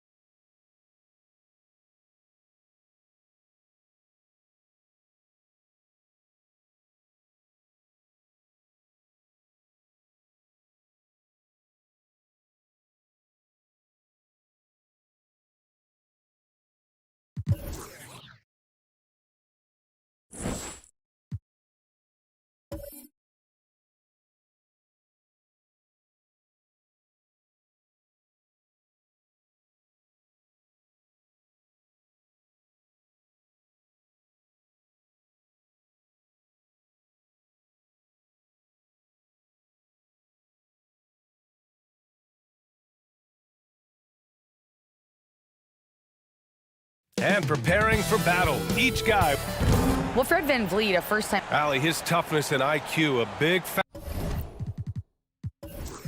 factor for them. Thanks for that. So the Hornets starting five. They've got Jeremy Grant, and it's O'Neal in at center. And for Memphis, hey, a real treat in store for us tonight, folks. We get to see two teams with some of the best young talent in the NBA, Grant. I mean, you said it best. I mean, these teams and their players, they have a lot of runway in front of them. So you get a glimpse of the league's future here. With the wealth of potential on both sides, these are teams that figure to be contenders for years to come. 2 on the clock. Booker, good. When you come out to an NBA game, that's what you want to see. Devin Booker putting on a show. DeRozan outside. Pass to Ginobili. Outside Mitchell. DeRozan outside. Shoots. Hornets with the rebound. They're getting their first look of the season at the Grizzlies in this one. Outside Booker. Here's O'Neal. Lets it fly. Nails the baby hook. Here in the first, a little over a minute played so far. DeRozan outside. Pass to Ginobili. Outside Mitchell. The three is up. And it's Martin with the rebound. And I'm surprised that didn't go down. I mean, I'm sure he is too. Here's O'Neal. That one's good. Give the assist to Booker. Attacking in the painted area. Clearly that was their game plan coming in. And you can tell how much these fans here in Memphis love their Grizzlies. Yeah, I mean, B.A., ever since they moved here in 2001, these fans have been so loyal. And the players are also enjoying playing here. Memphis is a fun-loving city with great barbecue and a lot of character. At the line for Memphis, Scottie Pippen. 2 shots.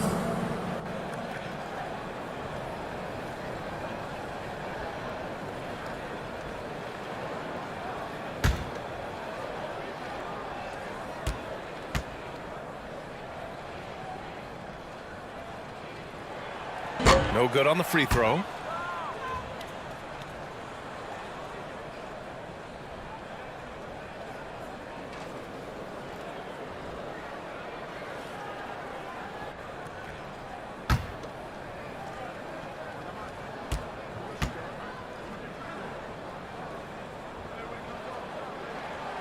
He hits the second from the line. And about 2 minutes into the first quarter here. Grant outside. Pass to Kidd. Martin right side. And so he draws the foul, headed to the line to shoot a pair. First personal foul. First team foul. At the line for the Hornets, Kenyon Martin. At the line for 2. Shooting 2.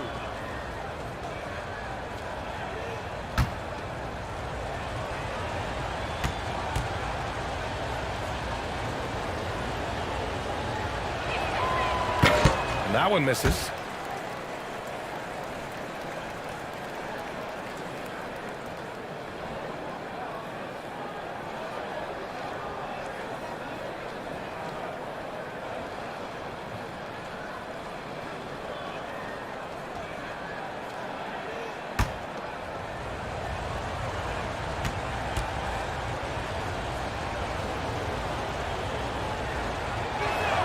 That's off as well, so he misses both.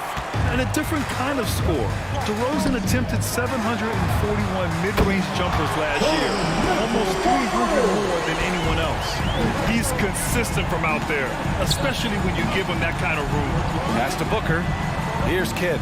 Back to Booker.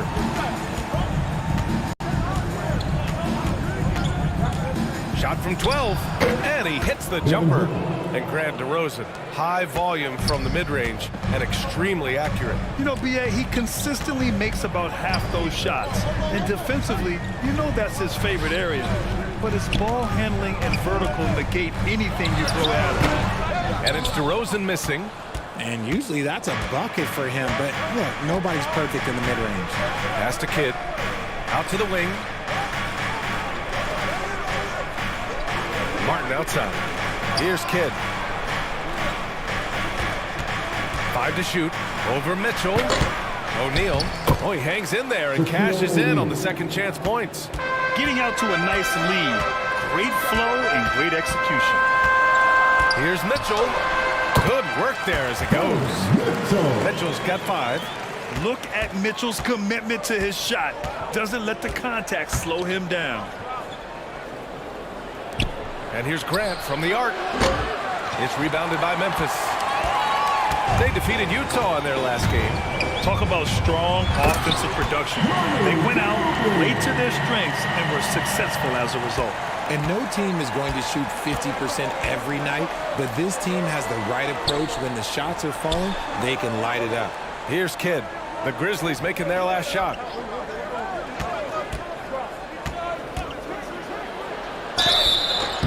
And he got the whistle on the way up, so he'll be headed to the line for a pair.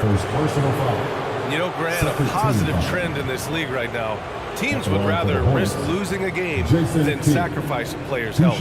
Well, it's all about a player's health, B.A., when it's all said and done. A player with minor injuries are usually held out now, sometimes even against their own will. A much different situation than when I was playing many years ago.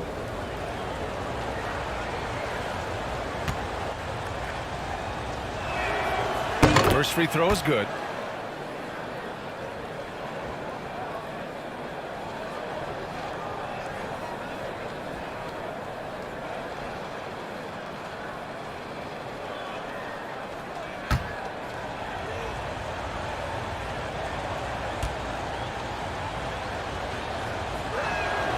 That one falls, so he hits both of them.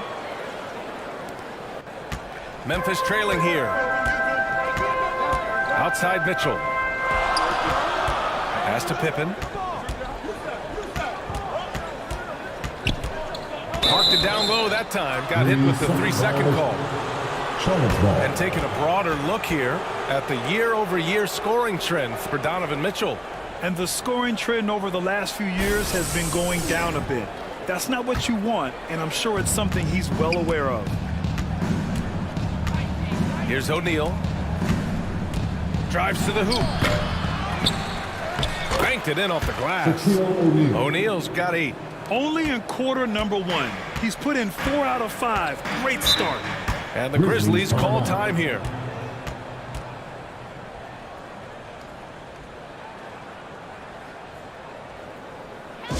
All right, fans. The first ladies of the forum are ready to take the court.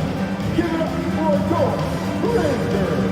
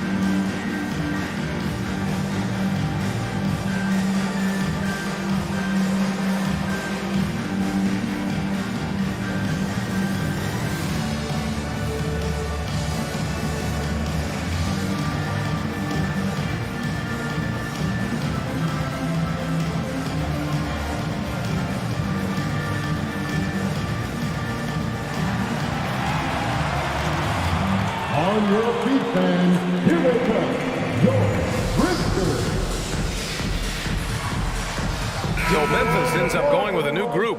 So Charlotte going with almost an entire new group here.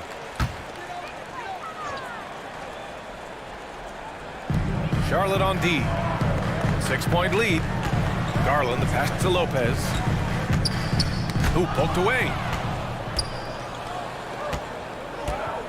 Now Van Vliet. Outside Murray. Here's Reeves. The putback. Controls the rebound and the putback. Just an assertive play. He attacks the miss and sends it home. Back to Garland. Pass to Barnes. Here's Bullock. The three-pointer off the mark. Charlotte has gone 0 for 2 from outside. To the inside. O'Neal. Powered down after the assist. Led him to the lane. So far, they're owning both ends of the floor. We'll see if they can keep this going. They came out and bum-rushed them. Huge difference in activity level from both teams tonight. Garland, the pass to Lopez. Can they get it? Ooh, he took a hard foul on the shot. So he'll head to the line to shoot a pair. And Lopez is just so big and long, which puts defenses in a bind and makes them overcommit at times. And a chance to catch up on some numbers here. The scoring breakdown for the Hornets.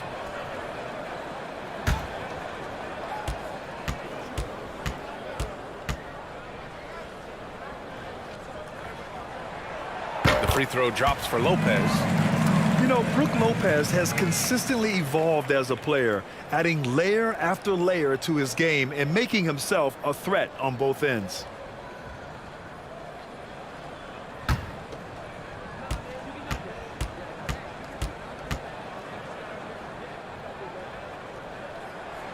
Both shots good from the stripe. It's always nice to see a big fella be able to knock down some free throws and make teams pay from the line. Outside Murray. Pass to Reeves. Van Vliet outside.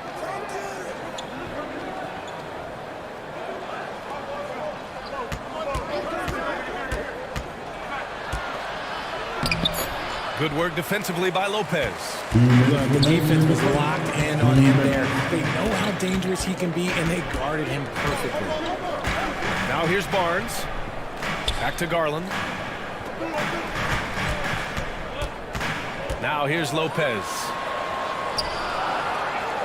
Kicks it out to Barnes. Shot clock at 3.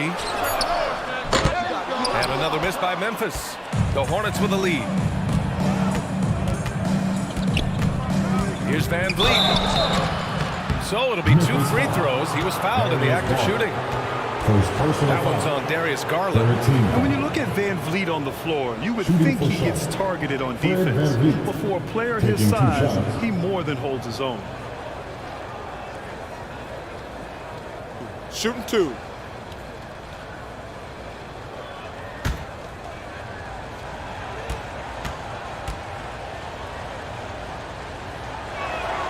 The first free throw is good. And Van Vliet, a very solid defender at his position, Grant. Not great length, but strong as any, B.A. I mean, he has great hands to bother the ball handler and great defensive IQ that makes the most of his athleticism. And the Hornets making a change here. Smith's checked in. Both free throws good from Van Vliet. No surprise there. He's about as automatic as it gets from the stripe. I hope I didn't jinx him. Pass to Bullock. Nance with it. Covered by Smith. Unloads from 13. And another miss by Memphis. And the defense was right on him there. Nice contest. Here's Reeves. Well, no scoring yet from him, but that's likely to change. Up again. It's good on the putback. They've shown so much energy right from the start, particularly on the offensive end. They came out swinging, really setting the tone on offense, and the opposition has not been able to respond. Now here's Lopez. And he was fouled while in the act of shooting, so he'll take 2 free throws. First personal foul. And the key for Lopez is getting established positioning. Once this happens, the D has to foul. Taking 2 shots.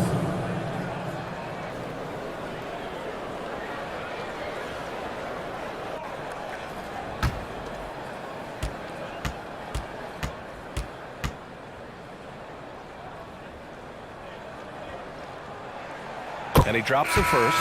The Hornets making a switch here. Grant's checked in.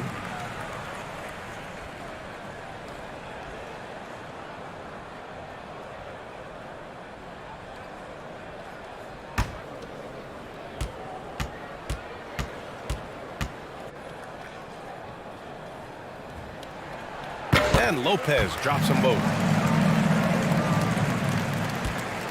Charlotte has gone 0 for 2 from outside. Pass to Reeves. And here's Grant. Fires the three. Nance pulls down the board. And he probably thought he was going to bury that one.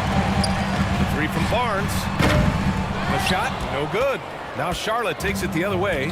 3-second difference between the shot clock and the game clock. Here's Reeves. And it's rejected. And now the Grizzlies on the run. Pass to Barnes. Now here's Garland. Over Van Vliet. And so it's Charlotte earning this break in the action. Up 10. Great shot selection right now. Keeping the game simple and getting high percentage looks. We'll be right back after this word.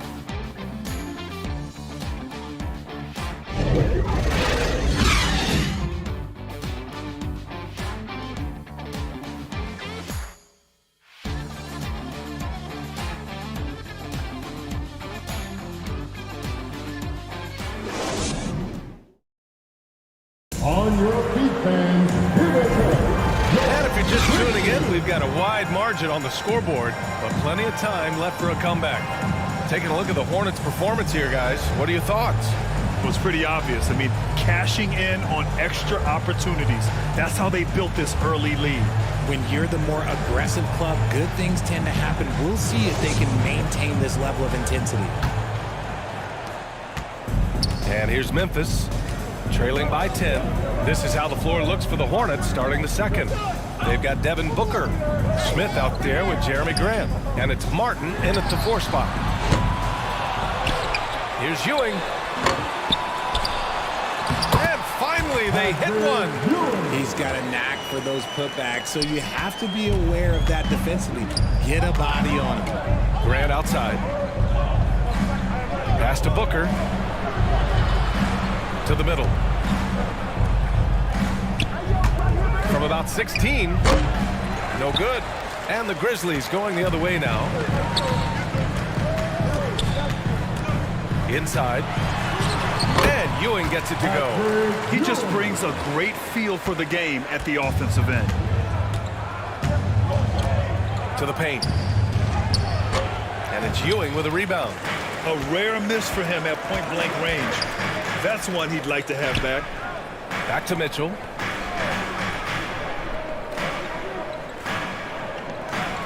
DeRozan outside. 6 to shoot. Tries it for the block. Oh, and there's the whistle on the shot. So 2 free throws for him coming up. And it's going to go on Devin Booker. Not afraid to go inside. DeRozan even picks up the whistle that time. Grant, we always talk about great footwork for post players, but how about perimeter players? You know, I'm glad you brought that up, B.A. Great perimeter players have elite footwork. The footwork helps to create the opportunity to score, whether that's shooting a 3 off the dribble or even in the post-up. Great, elite, fantastic, iconic guards who could do it all have superior footwork. Believe that. A premium talent in this league. DeRozan about as valuable as they come. Bol, he's checked in for Charlotte.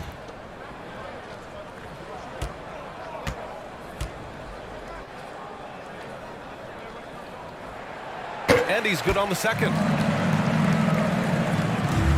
The Hornets with a lead.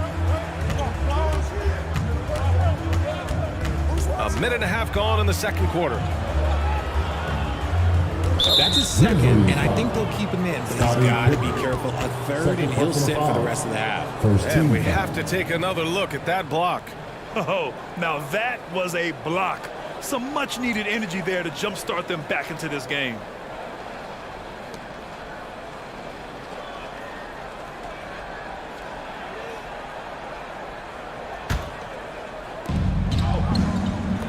Pass to Booker. Here's Bull. Here's Kidd. So far, he's averaging 11 points a game. Can't hit it. He's 0 for 2 now. Here's Ginobili. Booker defending. Releases. Memphis the rebound. Ewing. Oh, a nice one-handed slam right there. And when the game is this close, you have to go all out. He certainly understands his role, huh? When the shot goes up, just crashes the offensive glass. He's just giving them everything he has. It's why his teammates appreciate and enjoy playing with him. Timeout called, the Hornets. Things just aren't going their way. He clearly wants to talk it over. Good timeout if you ask me. They have the momentum, and Coach wants to find a way to try and stop it. Let's turn up the noise and give a big welcome to your Brisbane.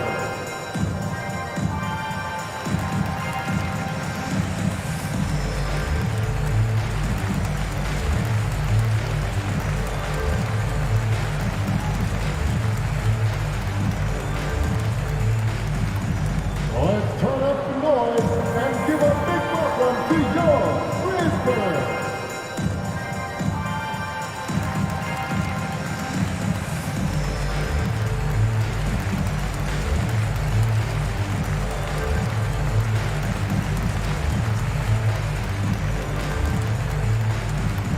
All right, then. The first ladies of the forum are ready to take the court. Give it up for your Brisbane.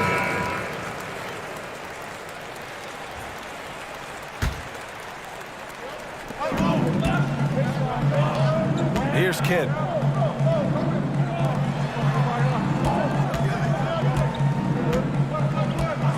Back to Grant. Clock at 6.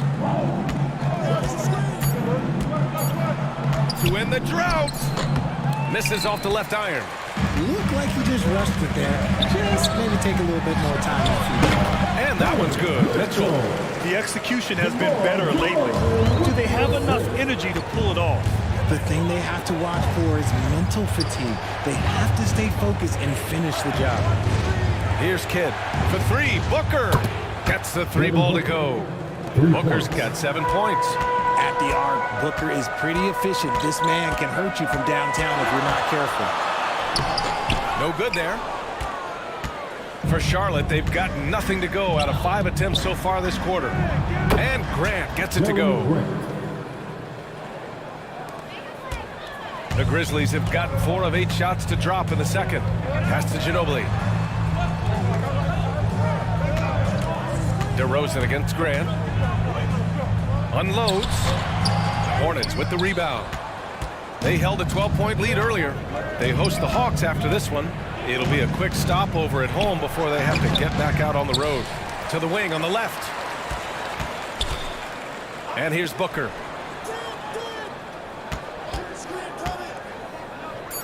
Grant outside. Beyond the arc. Here's Martin. Well, it was only a matter of time before they finally get the bucket.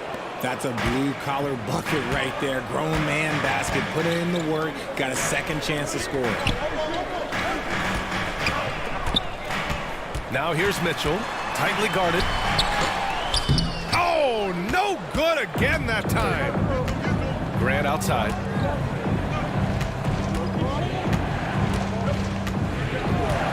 Outside Booker. The 3. That shot off the mark. Now Memphis takes it the other way. Offensively, it's been a struggle for them.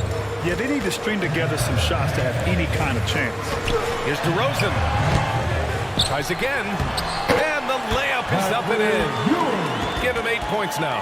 He was inside his own head in that first quarter. You could see it. Now he's doing a much better job of letting the game come to him. Now a timeout called by Charlotte. And the 3-point shot, so important, Richard.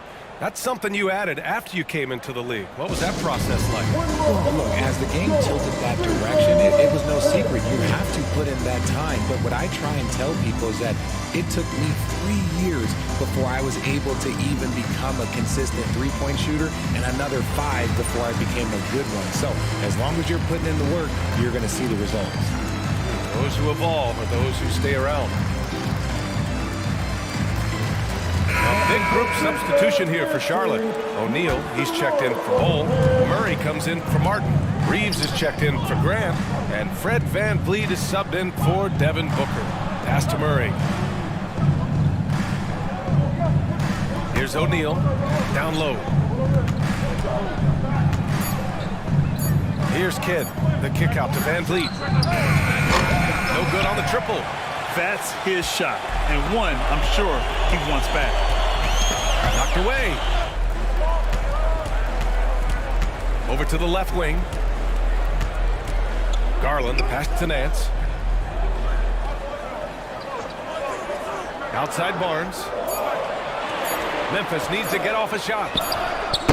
Nance can't get it to go. Charlotte has gone 1 of 4 from three-point land here in the second. Pass to Kidd. Now VanVleet.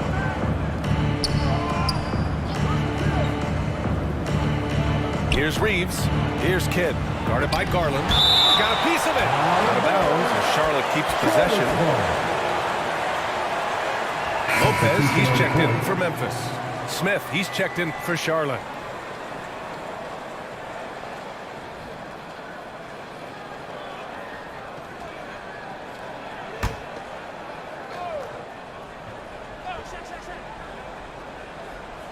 Just 4 to shoot. Here's VanVleet. Offensive rebound. Murray. And good work on the boards as they picked up the second chance points. Nice rebound. Trying to match the other team's intensity right now. 2 minutes remaining in the first half. Pass to Bullock. Back to Garland. And there's the call. It's going to be an illegal screen. The screener was leaning a bit right there. His feet may not have been planted. Pretty obvious call by the officials. Look, guys get away with this all the time, but on this occasion, he got caught. The Hornets with a lead. It's stolen by Garland. Pass to Nance. Ooh, stolen by Smith. In transition, here they come. Here's Murray. And the shot counts. He's fouled, and it's a chance for a three-point play. Shooting one. Murray can score in a multitude of ways, Grant. Oh, yes, he can, B.A. I mean, he can feast from the post, the mid-range, and the three-point line as well. He always plays under control at his own pace, and that's why he looks so fluid out there on the floor. One shot.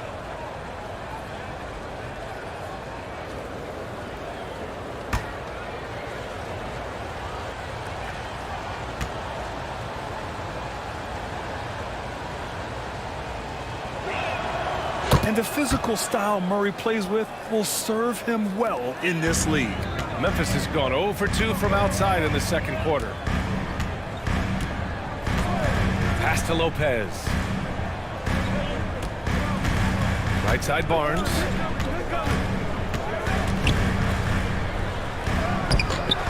Over Smith. And the foul is called. He missed it, so he's got a couple of free throws coming his way. Personal foul. Second team foul. At the line for Memphis, Harrison Barnes. 2 shots.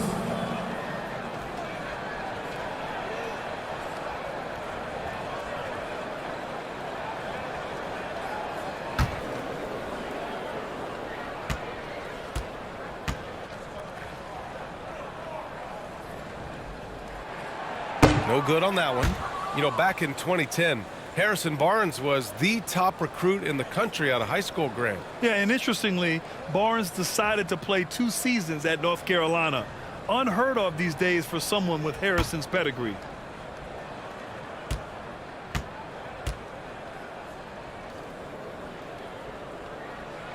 That one misses. Normally, he sinks all of his free throws. The defense got lucky there. Pass to Reeves. Van Vliet outside. Murray with it. Back to Van Vliet. Shot clock at 6. And they call an illegal screen here. You're not going to fool the officials too often on an illegal screen. That's a very avoidable turnover. You gotta focus on the details. They're searching for a way to score. Yeah, buckets have been very tough to come by. And Darius Garland has proven he's a franchise player, Grant. And the upside is still there for him. Oh, wow. He could be one of the best guards in the league when he hits his prime. He gives you everything you want from a point guard. This team was patient with him, and it paid off.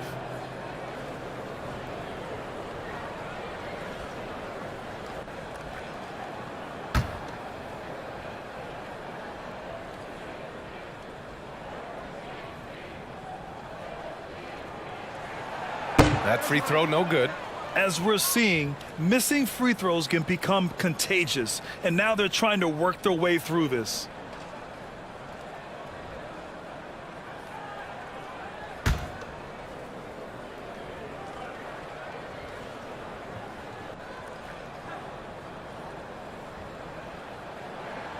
And he sinks the second. Drafted 5th overall in 2019, Garland just continues to grow his game. It is impressive to watch him get better and more confident every year. Now here's Murray. 5 points in the game. 32 seconds left in the first half of this game. And once again, off the mark by Charlotte. Defense dodged the bullet that time. Total breakdown. Pass to Garland.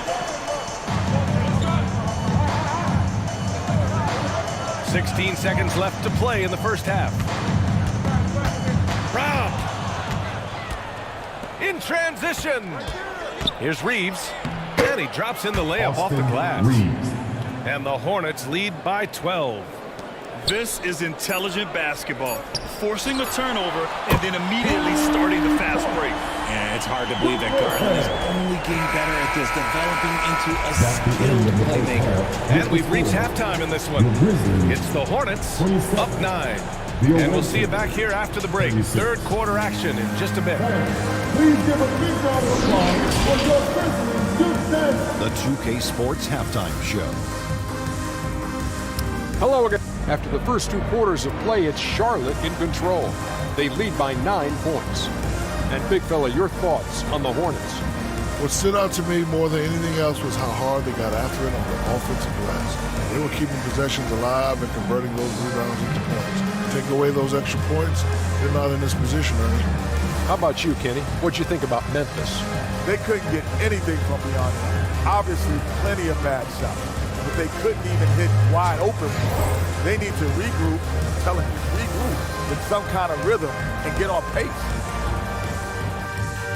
And that does it for our halftime show. We now take you back to Kevin Harlan for the start of the third period.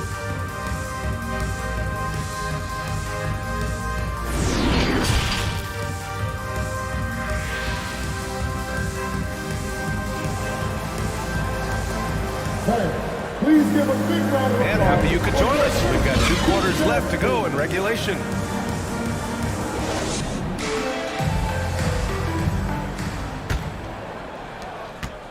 And Memphis shooting around 35% from the field so far. Grant against DeRozan. Shoots over Grant. No good off the back of the rim. I think he's gone completely dry. Nothing is hitting. Yeah, and the risk now is that he gets inside his own head. Time to take deep breaths in through the nose, out through the mouth, and let the game come to you. And for Charlotte, we've got Jeremy Grant, and it's Booker in at the 2-guard spot. And force feeding the ball inside. I mean, no reason to go away from what's working. Pass to Ginobili. Here's an 8-footer. Nice move. Yes, it's good. Good passing to set that up. Teamwork on display. And here are the Hornets now. They held a 12-point lead earlier. Now here's Martin. Knocks it loose. Outside Booker. Fires from deep. Second chance effort, and it goes. As the official calls the foul, count it, and he'll shoot one more at the line. At the line for the Hornets, Kenyon Martin. At the line for one.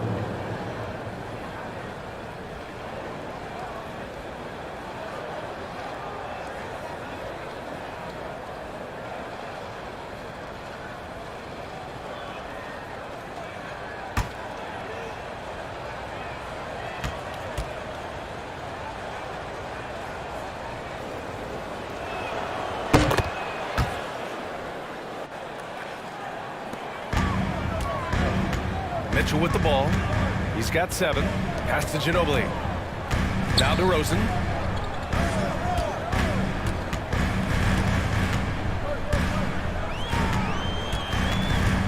Here's Pippen. 6 to shoot. Here's Ginobili. Oh, and he got fouled on his way up. He'll head to the line to shoot 2. His 4th personal foul. First team foul. At the line for your Grizzlies, Manu Ginobili. Taking 2 shots. Shooting 2.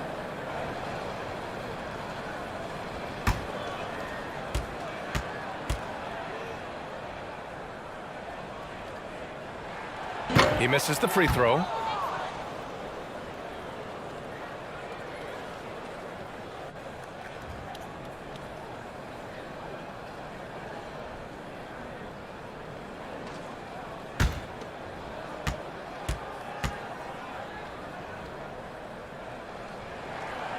And he's good on the second.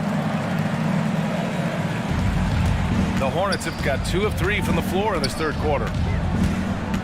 Grant outside. Here's Martin. Sweet little floater. Martin's got 5 points now in the quarter. Hey, they're just getting pushed around inside. Pass to Ginobili. Into the third. 2 minutes in now. Back to Mitchell. 5 on the clock. Here's DeRozan. Ooh, the Grizzlies with another miss. You cannot play worse offensively, although he's trying, and he hasn't made one shot yet. I feel for him. They get the rebound. O'Neal. And it's good. Fought through contact. Hit the shot and will go to the line. Well, the NBA has gotten tougher on flagrant fouls, but you see instances where guys get hurt. They miss a lot of time, and yet there's only a 1-game penalty for the fouler. Something to look at, you think, RJ, or no? Well, if the flagrant results in games missed due to injury, then maybe the fouler should miss more games. The only problem with that is you can see players starting to embellish on their injury in order to make sure that other people get suspended. That's how petty our league is. The Grizzlies have gone just 1 of 3 in the second half. Pass to Ginobili. DeRozan against Grant. And the rebound goes to the Hornets. O'Neal's. I'll tell you what, they've rebounded the ball tremendously well. Outside Booker. And here's Grant from the arc. That one's good. Give the assist to Booker. Grant's got his 2nd bucket on the night. Unsurprisingly savvy pass by Booker, setting another guy up for success instead of forcing a shot. And the Grizzlies call time here. What you have to admire about Devin Booker is how much he scores the rock, as well as all the different ways he's able to finish.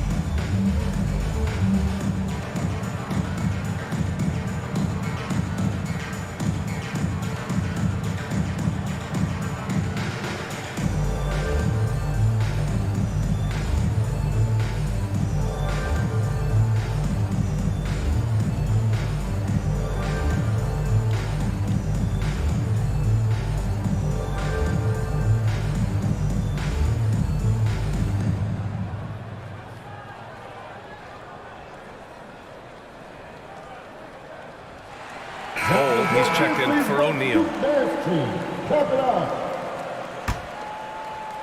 Third quarter here, and 3 minutes have come off the clock.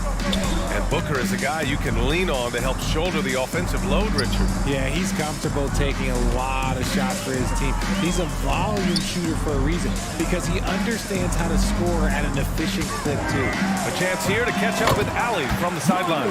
Thanks, guys. The NBA last season celebrated its 75th anniversary and announced the 75 greatest players in NBA history, gathering the living greats during the All-Star break.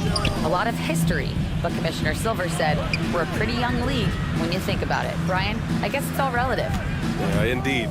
Thanks for that, Allie. And the Hornets with possession here. The Grizzlies making their last shot. To the inside. Out of bounds. It'll be Hornets ball. Charlotte's ball. And now it's time to take another view of that huge swat. You know, you can't ask for any better defense than that. He responded so fast to the shooter, and it stifled him.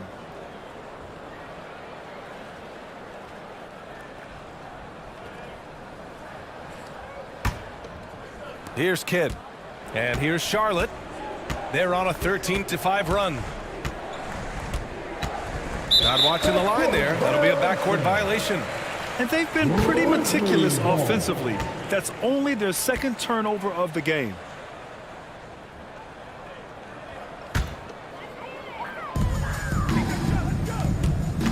Here's Ginobili. Booker defending. Uses the glass to finish the layup. He's got 9. That's great court awareness. Mitchell's just reliable at noticing when his guys are uncovered. Here's Kidd. Grant outside. Pass to Booker. Just 5 on the clock. Here's Martin. And he lays it up and in. Martin's got 9. And just totally relentless, only increasing the intensity level. Always played smart until the final whistle, no matter what the situation is. And finding his teammate in stride, he led his guy perfectly. Grant outside. Pass to Kidd.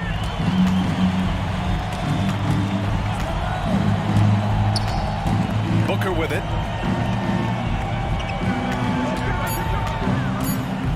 And he'll draw the foul. He'll head to the line for 2. Yeah, no fear from this young man. Booker will take any shot.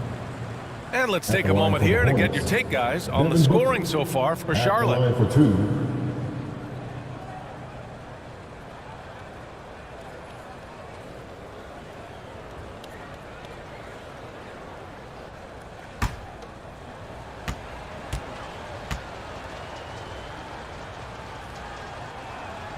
First free throw is good. The thing about Booker is he rarely has an off night. He's one of the most consistent shooters in the league. The Hornets making a switch here.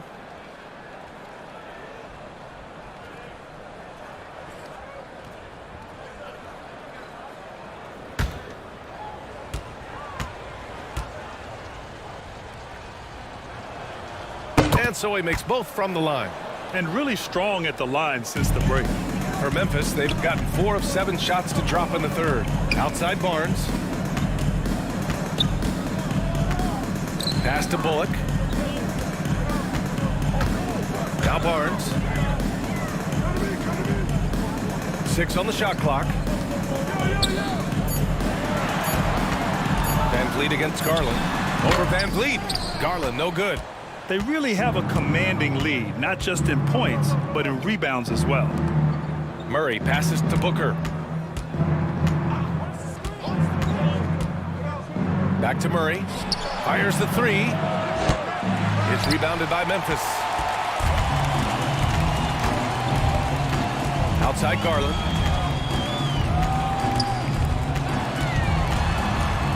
With the teardrop.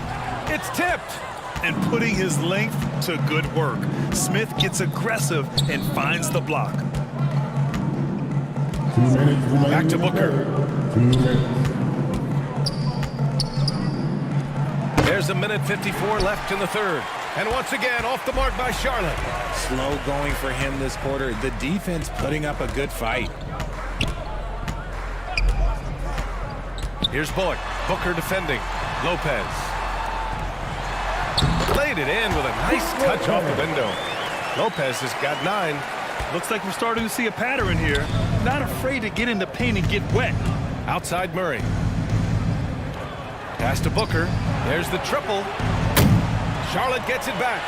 Yet another possession they've managed to hold on to. They are really in control on offense. The effort, the position, the timing, all there. And add instincts to that. He can sense where the rebound's going to go. Back to Barnes.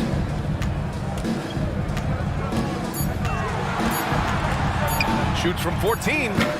Smith with the rebound. The Hornets have gotten 7 of 14 attempts to fall in the half. Outside Murray. Back to Van Vliet.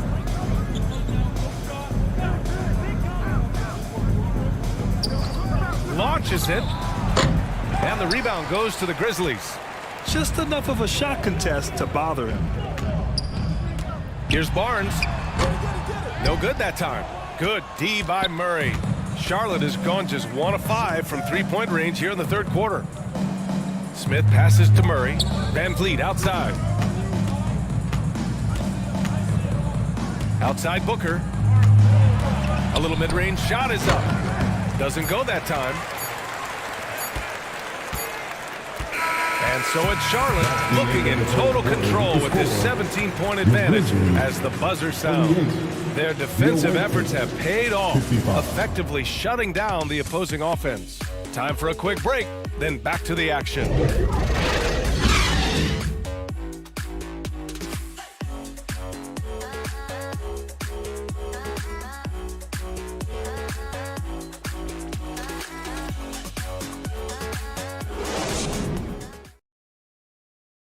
And it's time to bring up the State Farm assist of the game. Yeah, just shredding the defense with that feed. Zero chance to stop that. That's an unguardable pass, flat out. Give him credit for possessing that type of vision. And we reach the fourth quarter in a game that may already be out of hand. I got yours. Here's Reeves. Pass to O'Neal. Here's Kidd. Kid, shoot it. Pick coming. A shot from the high post. Rebounded by Pippen. Trying to close out. You got to know who's hot and who's not. And for the Hornets, we've got Jeremy Grant, and it's O'Neal in at the center, filling out the middle. Maybe they've been going to him a little too much. Now, he's having a great game, but his team is losing, and that is all that matters. Now here's Grant. Here's Kidd. Pass to Reeves.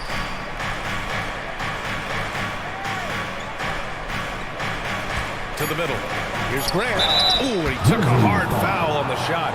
So he'll head to the line to shoot a pair. DeMar DeRozan picks one up. Shooting for Charlotte, Jeremy Grant. 2 shots.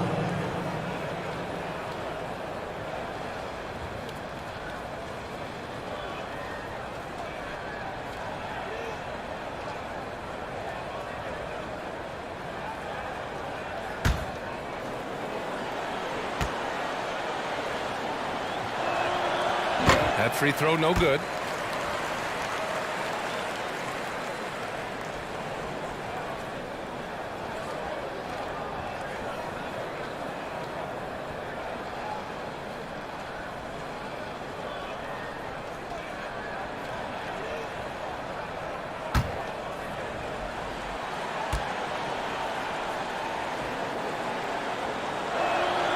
And the second free throw is good. At just about 85% from the line tonight. They've looked more and more comfortable as the game's gone on. Here's Mitchell. The Hornets pull it in. O'Neal's got rebound number 15 here tonight. Pass to Kidd. Here's Reeves.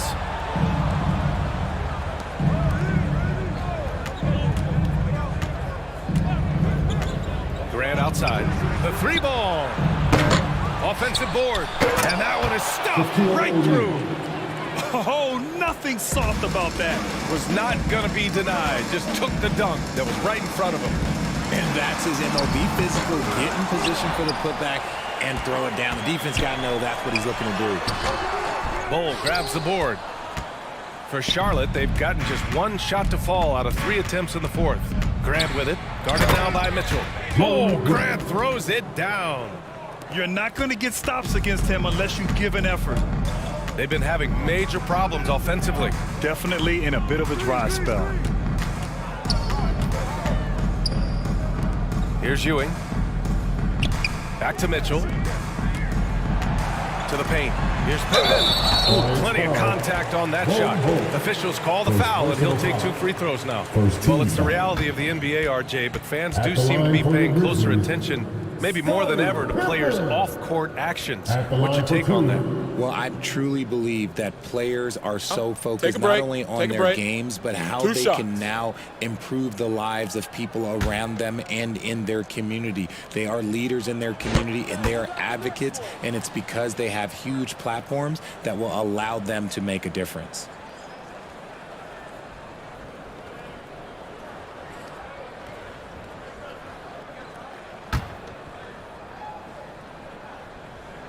He hits the second from the line. The Hornets have gotten half of their attempts to fall in the fourth. 2 for 4 now. Pass to Graham. Here's Kidd. A touch under 2.5 minutes have passed now here in the fourth. And Grant gets it to go. Grant's got 5 points in the quarter. The defense had him confused early on, but he's responded in the second half with some assertive play. Back to Mitchell. Lets the 3 fly. O'Neal pulls it in. O'Neal's got rebound number 17, if you can believe that. Grant. It's rebounded by Memphis. It's impressive how they've overcome his cold streak tonight. Everyone stepping in to fill the gap. Okay, Mr. DeRozan. DeMar still got some bounce left. The Hornets have got 3 of 6 shots to go in this fourth quarter. Pass to Reeves. Grant with it. Beyond the arc. Here's O'Neal. And he goes in for the dunk. Crashes the glass with authority, then puts it back strong. Next level, man. This guy's just going out and making a play. All right, now a timeout called by Memphis. And Grant, you played on the Suns team whose training staff was renowned. Is that still a differentiator between teams, or has everybody caught up and on the same level now? You know, BA, I think everyone's caught up. You know, 15 years ago, the Suns training staff was ahead of their time. But now teams are all much more sophisticated. They understand injury prevention, rest, recovery, really aiding the players, and I think adding years for players in the back end of their careers. So for the Hornets, Martin, he's checked in for Bol, and it's Devin Booker in for Reeves. A bit under 3.5 minutes have passed here in the fourth. Pass to Pippen. Driving inside. Oh, a clear foul there on the missed shot. So he'll get a pair at the line. Second team foul. At the line for Memphis, Scottie Pippen. 2 shots. Take a break. Take a break. 2 shots.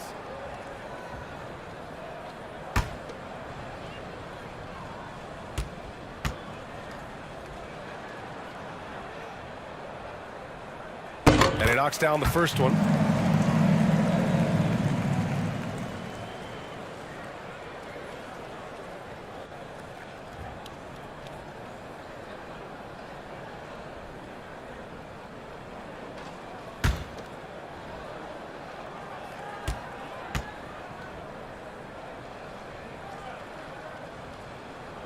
And good on the second, so he makes them both. Over 3.5 minutes through the final quarter now. Grant outside. Here's Kidd. Pass to O'Neal. Here's Kidd. 3-pointer. Sends it home from 3-point land. Gotta fight harder to get over those screens. Yeah, as soon as these guys feel contact, they are just disappearing like they're not even there. You gotta show some fire and keep defending. Now here's Mitchell.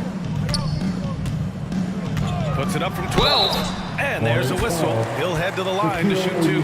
Man, there are a lot of insane records in the NBA history books. Which do you think are the most unbreakable, RJ? Well, I've got 4 off the top of my head. The 100 points by Wilt. I think LeBron James playoff scoring record, because a player is going to have to go to like 13 finals, and they're going to have to average 25 points a game in order to pass that. And then AC Green, he's got almost 1,200 consecutive games played. That's 15 straight seasons. And I'd throw Stockton's assist record in there as well. Yeah, no one's catching that because he didn't miss many games either.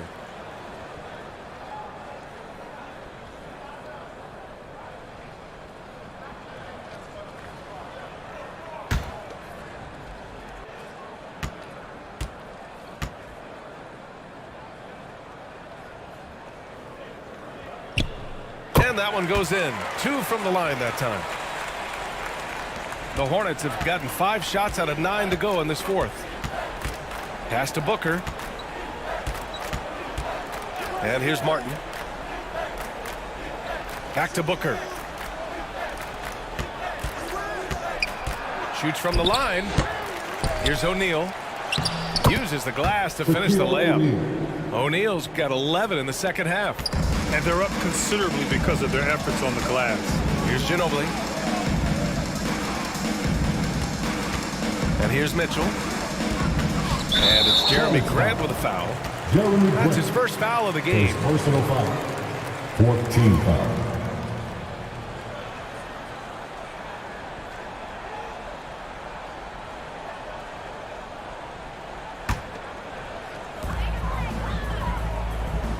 Pass to Pippen. Now here's Mitchell. Not a lot of room. Three-pointer, no good. Gotta find easier shots when you're already struggling. That's not gonna get it. Here's Kidd. Well, some have said the NBA's next media deal could see franchises' values double. As the league owner, Grant, are you good with that? You know, B.A., I think I could get comfortable with that idea. I just think it speaks to the product. It speaks to how we present and package the game. There's so much excitement right now. It's a lot of fun to be a part of. It's one of the best investments in sports, the NBA. No question. They're losing because he is struggling so bad, and he has not looked comfortable all game. Grant against DeRozan. Back to Booker. Just 5 to shoot. Here's O'Neal. And a foul called on the way up. So he'll take 2 from the free throw line. Third personal foul. Man, good whistle there. Foul. At the line for the Hornets, Shaquille O'Neal. At the line for 2.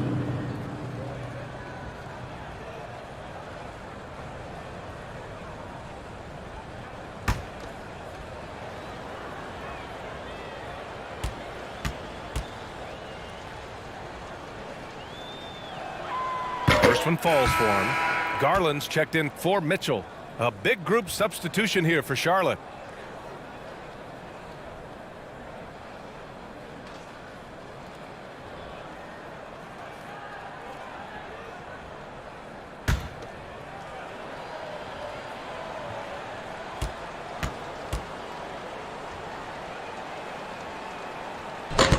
So he picks up just 1 from the line that time.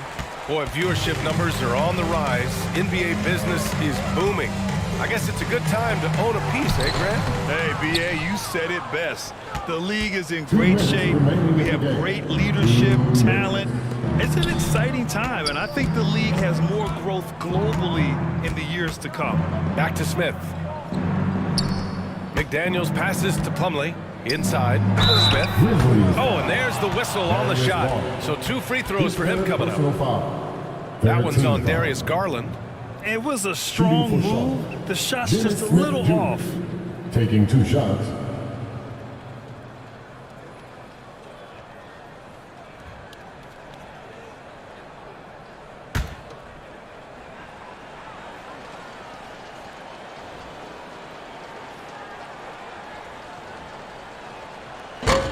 He's off on the first. Smith, he's checked in for Charlotte.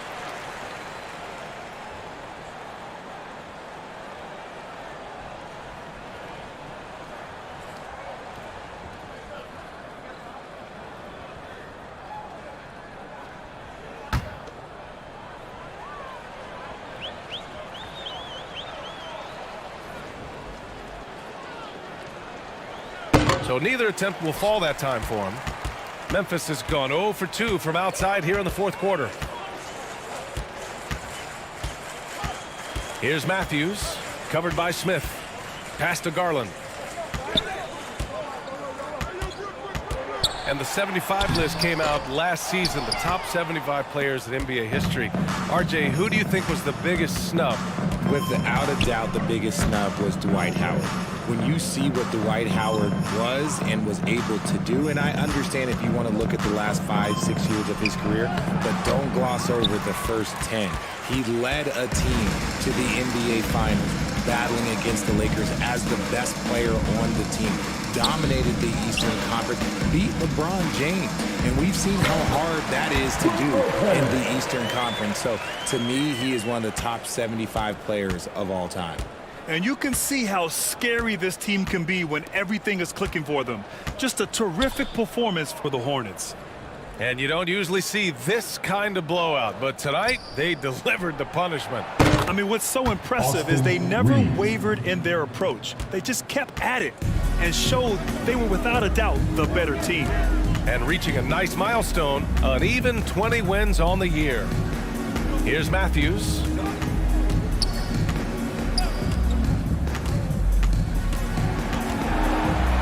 Garland, the pass to Lopez. Here's Konchar. He hits it just before the shot clock expires. I like the intention, the focus, finding a way to make it work inside. Smith against Garland. Smith outside. And so Charlotte takes this one by a big margin. This one wasn't even close. The hometown crowd was waiting for a miracle that never came. Yeah, and this team was consistent throughout. They met every challenge, and they earned this dub. And that about wraps it up. This is Brian Anderson saying thank you for watching. We'll see you next time.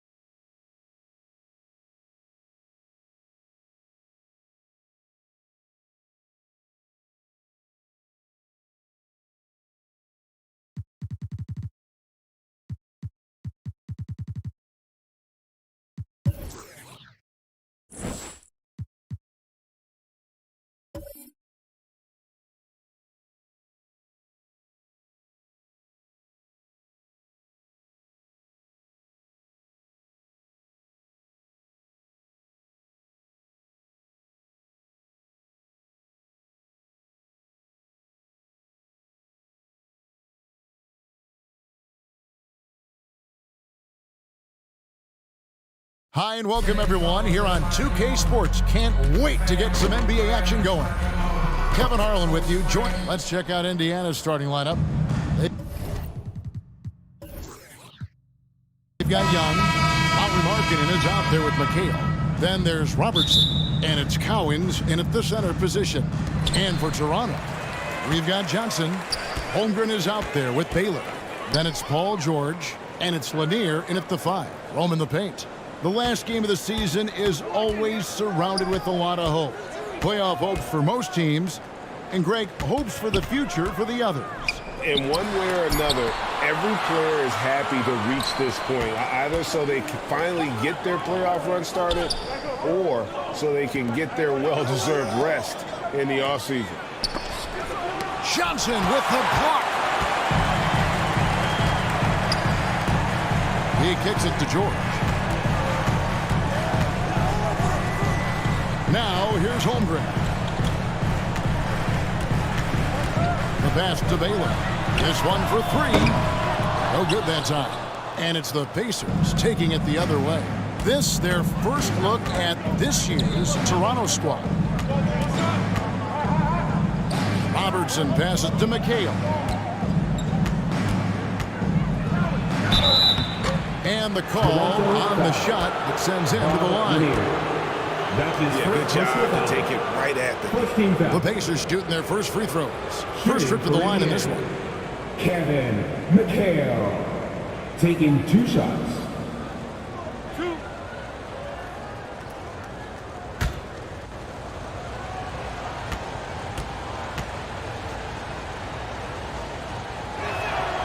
And he knocks down the first one.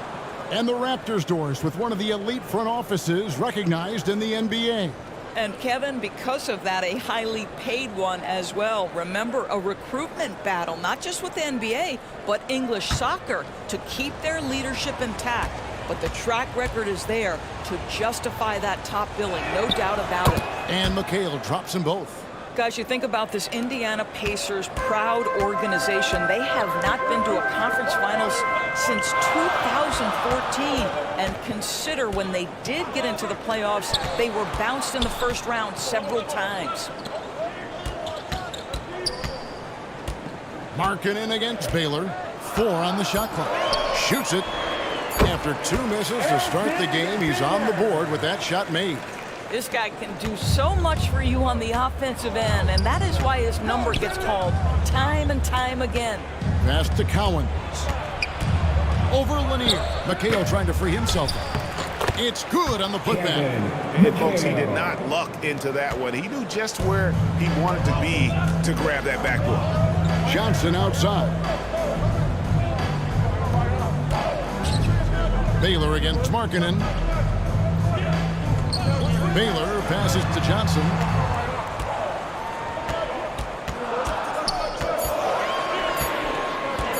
From the arc. The Pacers pull it in. And for this Pacers franchise, Doris, they took a step backwards last season. Kevin, there's no doubt about it. Their worst record in over 30 years. But you know what? I really like what they did. They shuffled the deck player-wise. They brought in a new head coach. Sometimes you have to take that step backward to go 2 steps forward. Boy, when he's this deep, it's going to be tough to stop him, especially with a smaller defender. So, timeout called here, the first for Toronto. With a short break in the action, gives us a chance now to send it over to David Aldridge. I caught up with Coach Nick Nurse. He said, hey, look, this is all about rebounding tonight. He said coming out ahead on the glass is something we have to do. If we let them beat us on the glass, it's going to be an uphill fight tonight. Kevin, they've got their work cut out for them. Back to you. Much appreciated, David. Thank you. So what does that mean if your man is doing a better job cleaning the paint?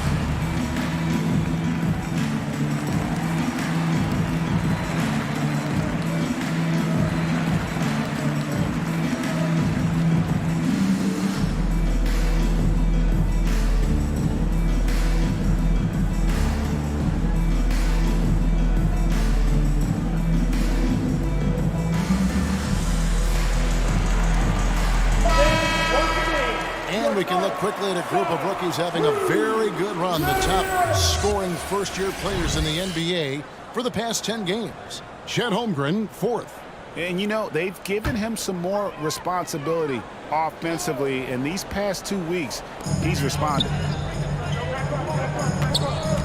Outside Baylor.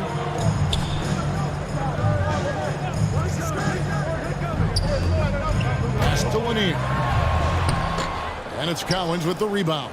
Boy, the offensive flow just isn't there right now. 1 for 5 to start the game. 2 free throws coming up, and they call the shooting foul. It goes on Kevin McHale. And that 7-foot frame of Holmgren makes him so difficult to guard. Toronto's shooting their first foul shots of the night here. And they've had really good numbers all season from the free throw line. Take a break. Take a break. 2 shots.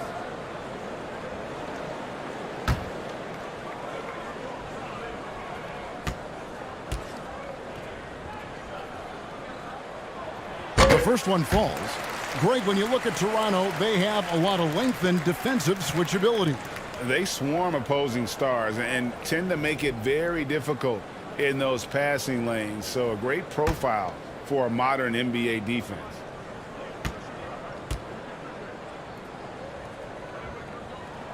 He's perfect from the line this time. And something to like about Holmgren is his ability to run the floor. A 7-footer who can get up the court in a hurry and get to the rim before the D gets set. Here's Robertson. McHale trying to free himself. No good from Robertson. Well, it was Toronto winning their last game against Detroit. And, you know, they played a terrific all-around game. The effort level was there as well as the production. Yeah, definitely. I mean, it was hard to imagine them being much better at the offensive end. They were so efficient in almost every aspect. Here's Holmgren. They turn over the 24-second buzzer, signaling the shot clock violation. And we got to take a second look to admire that outstanding block. And right out of the gate, trying to set the tone defensively, you got to love that energy.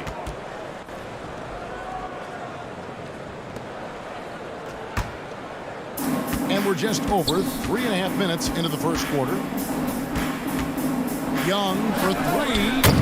The shot, no good. And so it's Johnson who brings the ball up for Toronto. And he overdid it there. Too much force, it looked like, on the foul, and he's called for the flagrant. Boy, a very hard foul that time, and the officials had to slap him with the flagrant. I mean, you can't let him get away with that kind of contact. Yeah, gee, that's an easy call for the officials to make when there's that much contact. The league is really cracking down on those sort of plays. And he knocks down the first one.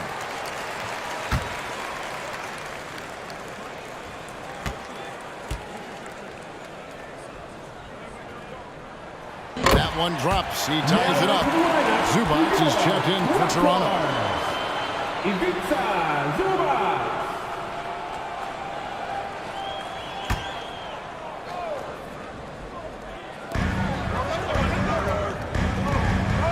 George looking over the floor. Pass to Johnson. Here's Zubac on the wing. George. Johnson outside. Shot clock at 5. Yeah, easy Indiana foul. Dave Towers.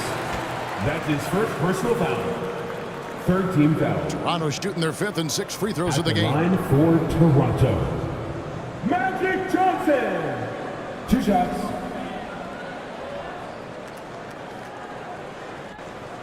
Take a break. Take a break. 2 shots.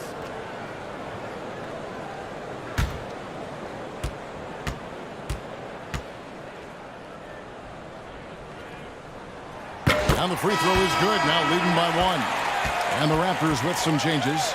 Alinari comes in for Holmgren. And Hield subbed in for Paul George. The Pacers also changing it up. Damian Lee, he's checked in for Lauri Markkanen.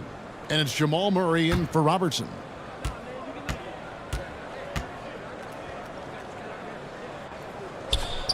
So Johnson hits 2 of them. The way he's shooting free throws tonight, you simply don't want to put him there. Young pass to Murray. Now here's Lee. Lets it go from deep. And they recover it. Basket good. McHale's got 6. His hard work on the backboard really just has given them more opportunities to score. Johnson outside. Got it. Good job in the low post. And when you have this kind of size as a point guard, what a tremendous advantage. And Magic can really match up with all 5 positions. Murray outside. Cowens passes to Lee. Some nice passing here by Indiana. A fader. They grab their own miss. And contact on the shot, so he'll be shooting free throws here. How about that skill set that Cowens possesses? Shoots a high clip from the field and rebounds the ball well at either big man position. First trip to the line for him here. And it's good to see him with this free throw percentage up over 80.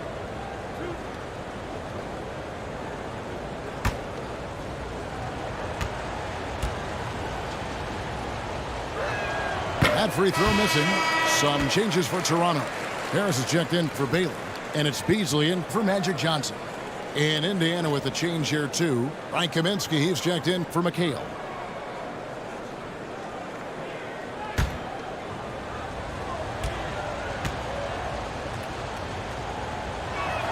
So he comes up empty, missing both. Uncharacteristic trip to the line for him. Just lost his feel on those shots. No good from Beasley. And the three-pointer GA has become a focal point of Malik Beasley's game. Yeah, up until last season, only about half of his attempts were from beyond the arc. Now he's really zeroing in on the long ball as his primary weapon. Hield kicks to Harris. Now the pass to Gallinari.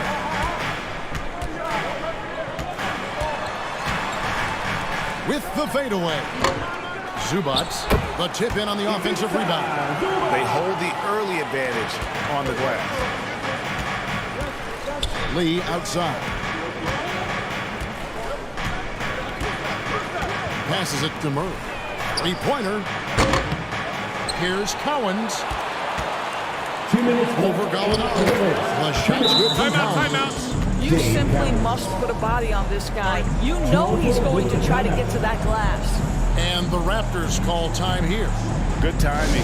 They're really struggling offensively.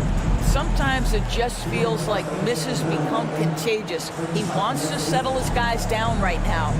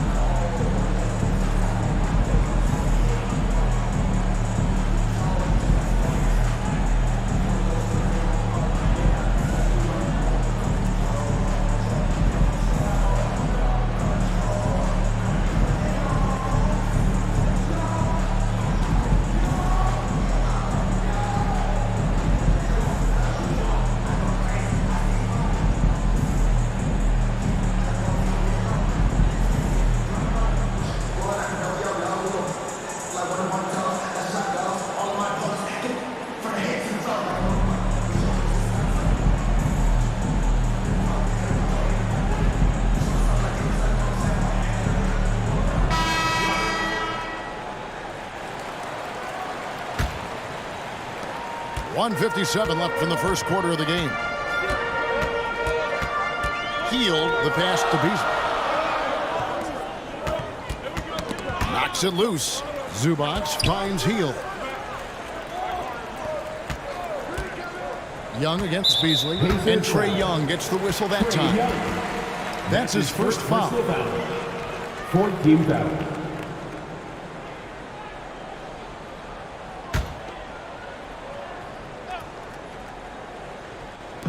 And here are the Raptors now.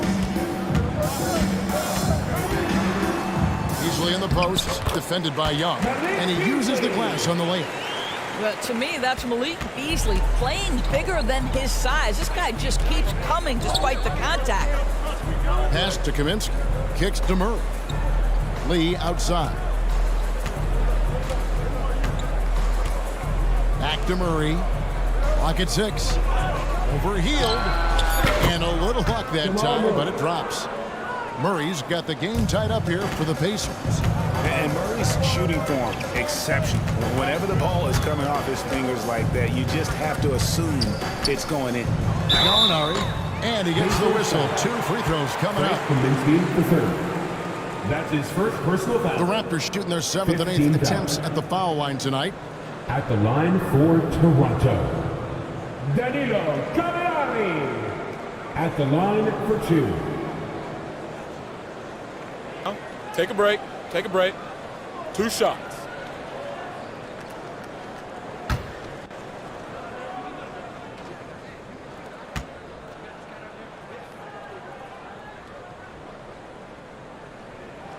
And the first one drops. Well, the stretch 4 capabilities Danilo Gallinari brings to the table are huge in today's NBA. That shooting ability is always in demand. Obi Toppin's checked in for the Pacers.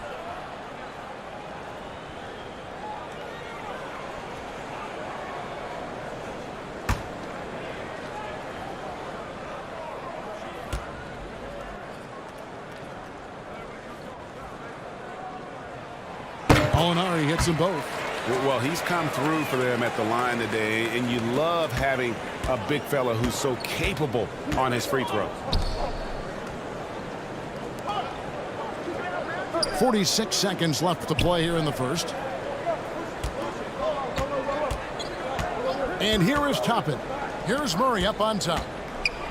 And oh boy, a lot of contact there, but he gets the call and will shoot 2. One of the stars of the 2020 bubble playoffs, Jamal Murray. I mean, remember, he had a 50-point game, and Murray averaged over 26 points, helped Denver make it to the Western Conference Finals.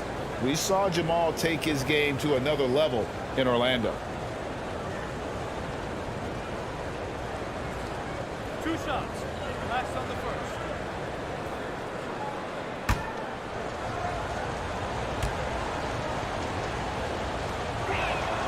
First one falls for him.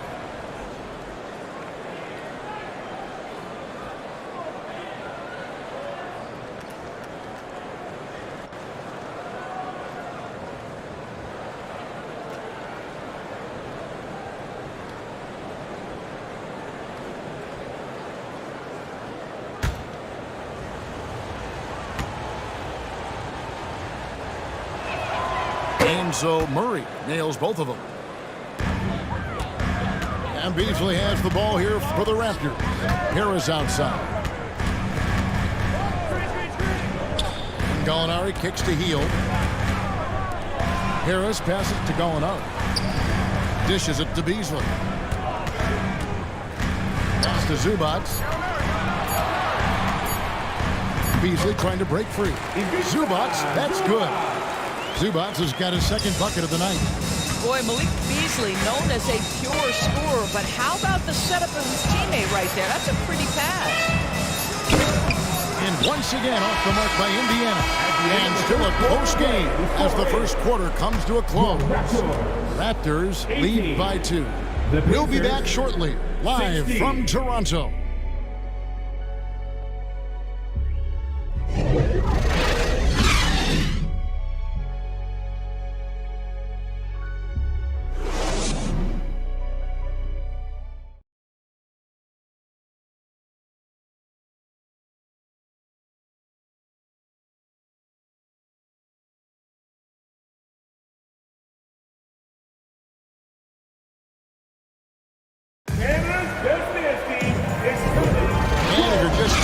It's been a pretty even game through the first quarter. And what do you guys think about the Raptors here so far in this one?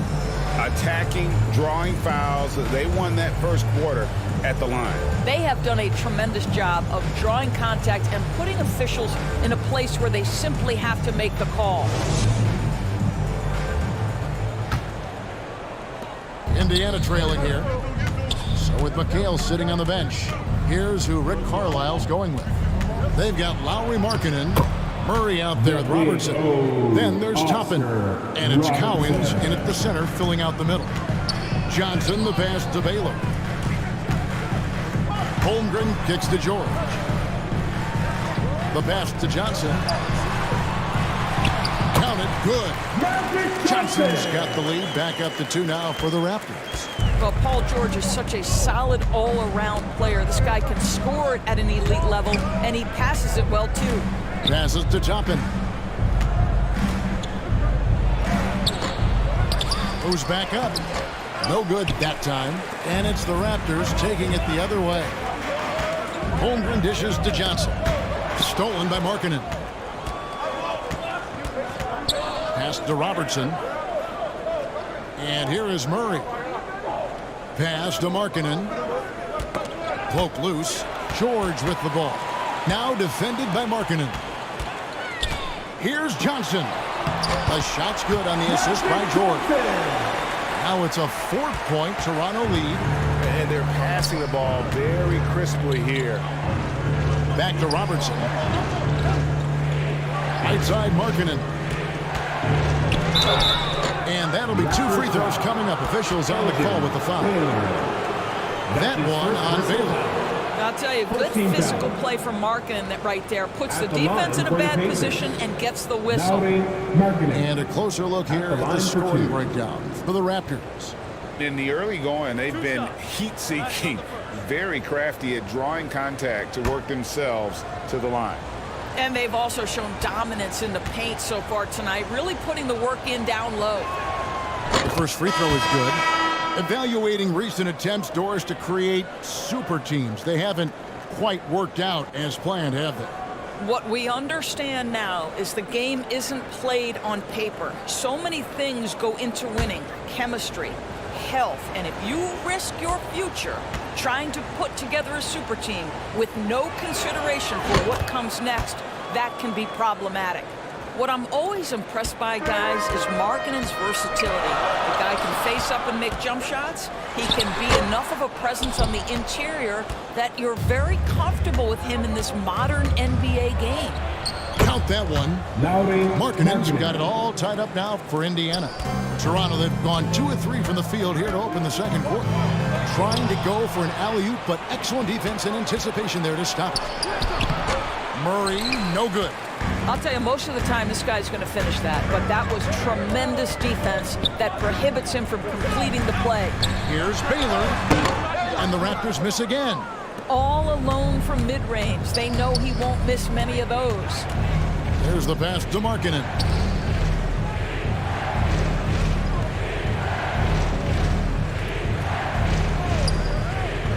Passes it to Adebayo. Just 5 on the clock. And foul on the shot, so he'll get a chance at the line. That's his first. This system thrives on Murray's aggression. When he attacks, you can just feel the energy, and when he lays back, the offense becomes stagnant. 2 shots.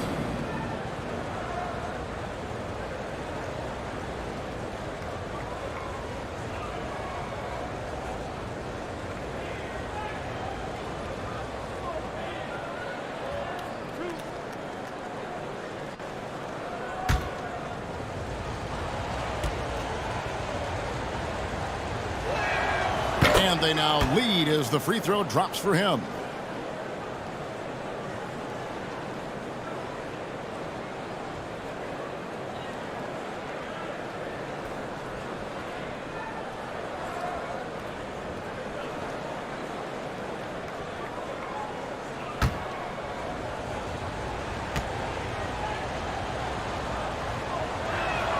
And so Murray nails both of them. And so George will bring it up for the Toronto Raptors. Here's Baylor. Sinks the triple. Baylor's got 5. And the insane peripheral vision there. If anyone's open, even for an instant, Magic's gonna find you. To the paint. Here's McHale. The shot is good. And so is his shooting tonight. 3 for 4. And they keep hammering away at him inside, forcing the ball into the paint. George passes to Holmgren. Baylor against Markkanen. Baylor gets the bucket. 7 points in the game. And of the last 6 baskets, 5 have come on the interior. This is just smash mouth, physical basketball, guys. So the Pacers call timeout, their first of the game. Adjustments are a part of the game, and the coach sees something he doesn't like here. Well, this is a chess match. Looking ahead a few moves and trying to execute toward that.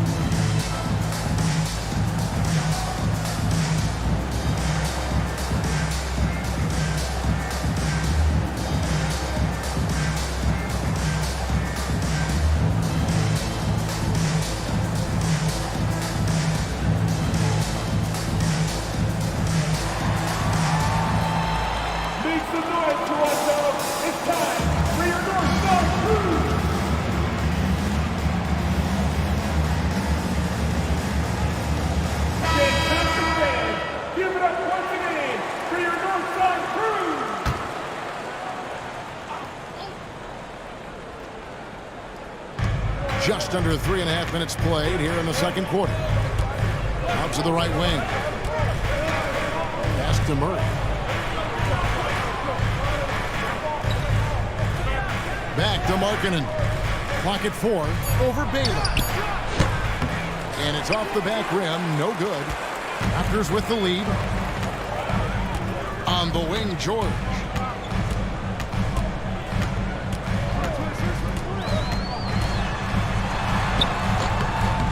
Unable to get that one.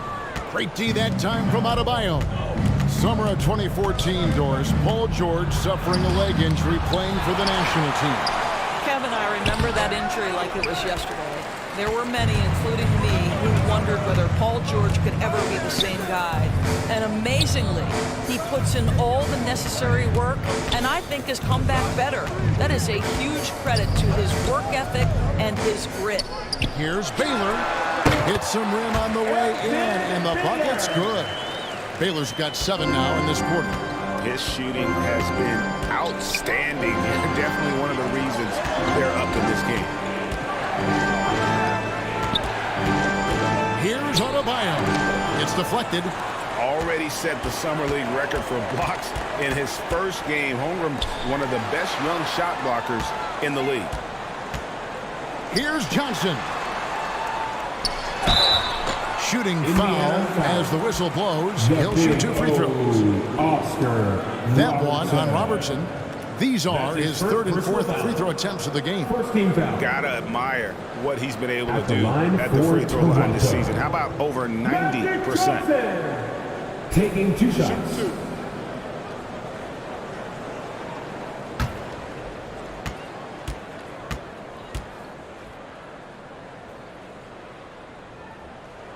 First free throw is good. Indiana making some changes. Kaminsky is checked in for Bam Adebayo. Damian Lee comes in for Markkanen. Young is subbed in for Jamal Murray.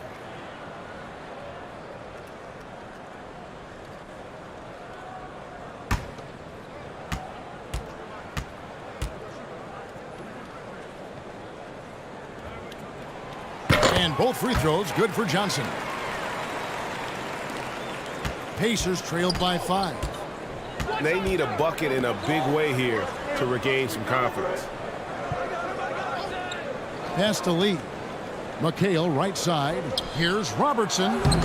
Good work defensively by Johnson. And the activity he shows around the rim is why he is such a respected defender. And what you love about his work defensively, the ability to challenge and change shots without fouling. Robertson with it.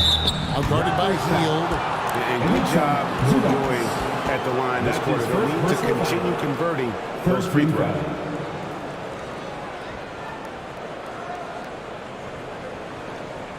It's his first trip to the line. The Big O, Oscar Robertson. 2 shots.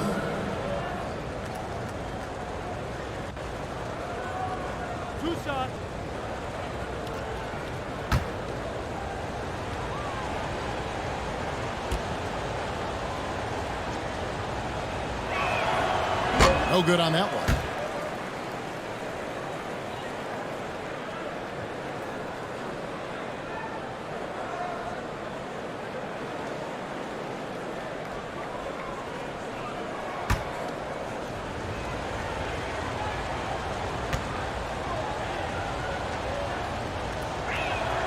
And the second free throw, good. Raptors leading by 7. Johnson kicks to Hield. Outside Baylor. Here's Harris. Zubac trying to break loose.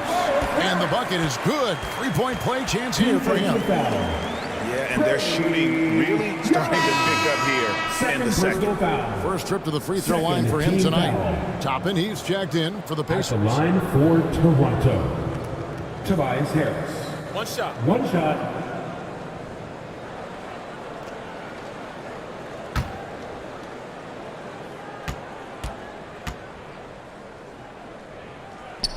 That's good from Harris.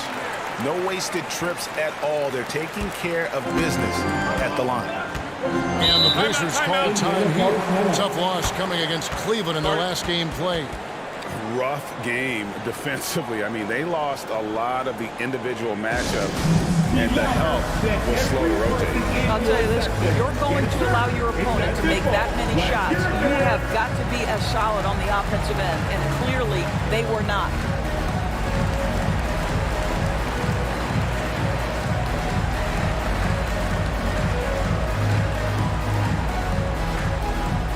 Get loud, Theo. It's time for your North Side Crew.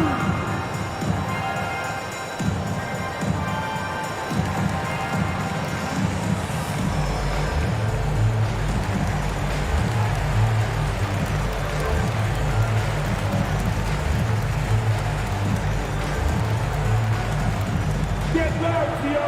It's time for your North Side Crew.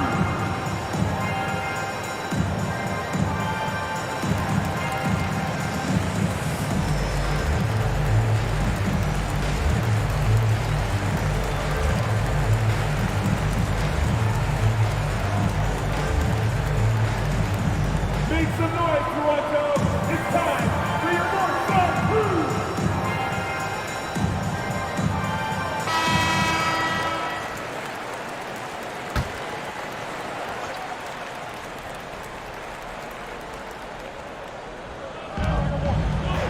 Kaminsky, the pass to Lee.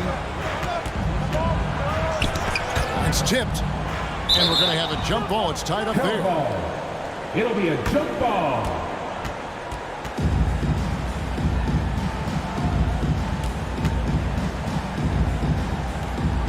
And here are the Raptors now. Toronto leading by 10. Outside Baylor. 2 minutes. Inside. They kick out to Hield. 5 on the clock. Here's Harris. And he's fouled pretty hard on that shot, but he's got the chance to pick up the points at the line. It's going to be on Trae Young. And you like how physical Harris can get inside. Always looking to initiate contact on offense. Take a break. Take a break. 2 shots.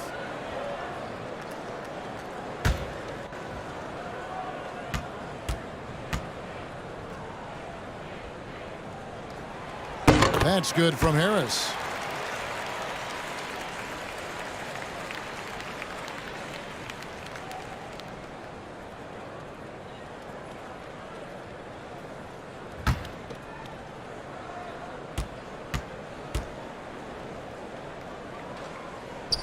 And Harris drops them both.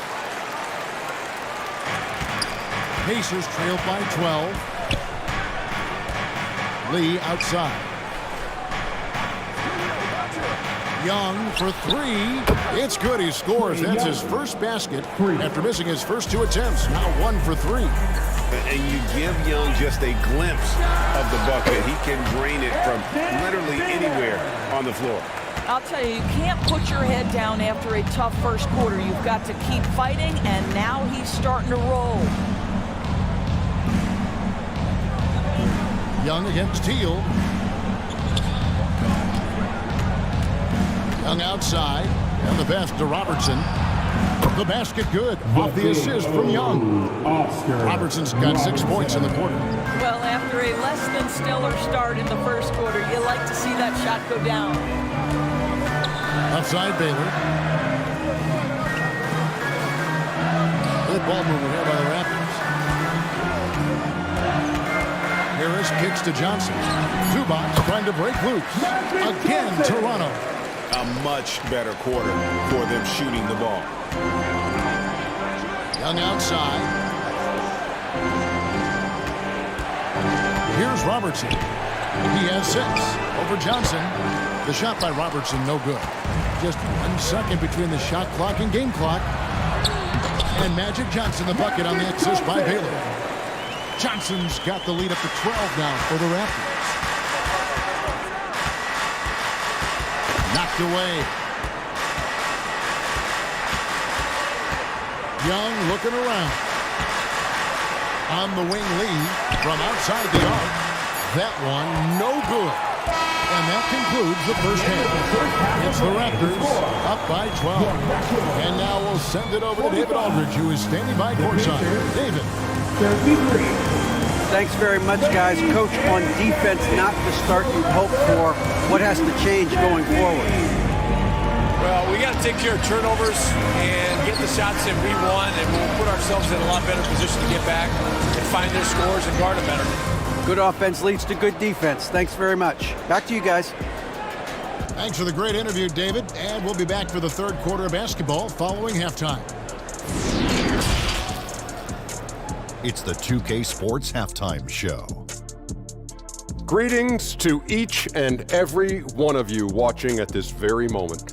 I'm Ernie Johnson. Kenny the Jet Smith is here. Shaq is here. One half is behind us. Welcome to the 2K Sports Halftime Show. The first quarter for the Raptors was fairly even.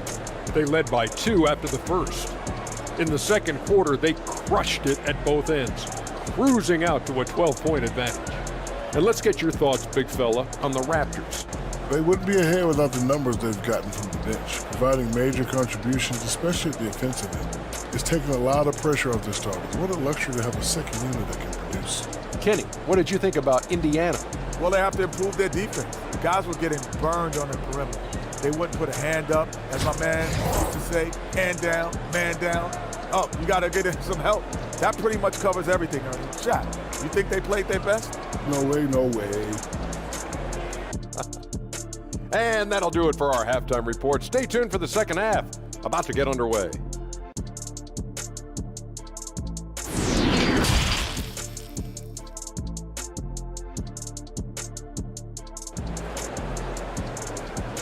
Ladies and gentlemen. And after a very lopsided first half, we'll see if things play out a little more evenly here in the second. A fantastic game from Magic Johnson in this one. He's done a fantastic job of finding open space to operate within the first few quarters. One of the things every player is after is efficiency at the offensive end. And boy, this young guy has done just that. Well, we've got a second half of basketball for you. We think it's going to be pretty good. A big comeback, though, is needed for this game to be competitive, and it probably has to happen quickly. Holmgren is out there with Baylor. Then it's Magic Johnson. Then it's Paul George. And it's Lanier in at the 5 down low. That's Nick Nurse's 5 as we get into the second half. The Pacers have been shooting right around 75% at the line, 9 of 12 so far. Oscar Robertson at the line for 2. Take a break.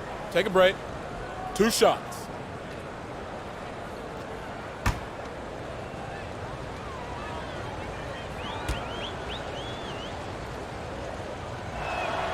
The free throw drops for Robertson.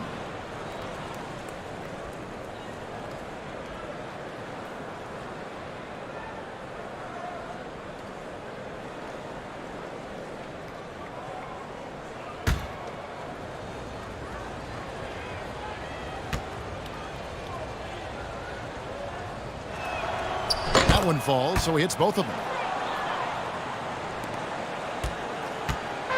And so it's Johnson who brings the ball up for the Toronto Raptors.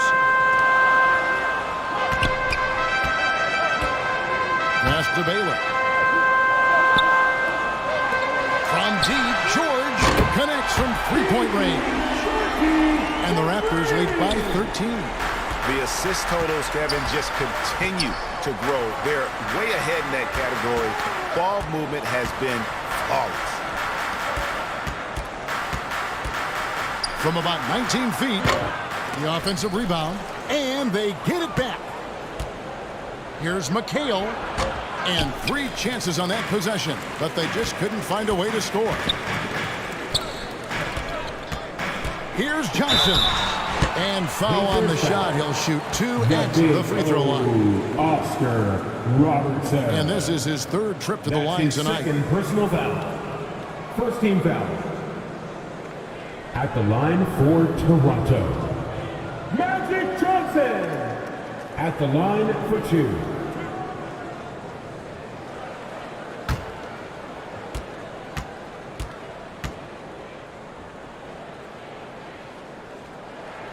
And that one falls for Johnson.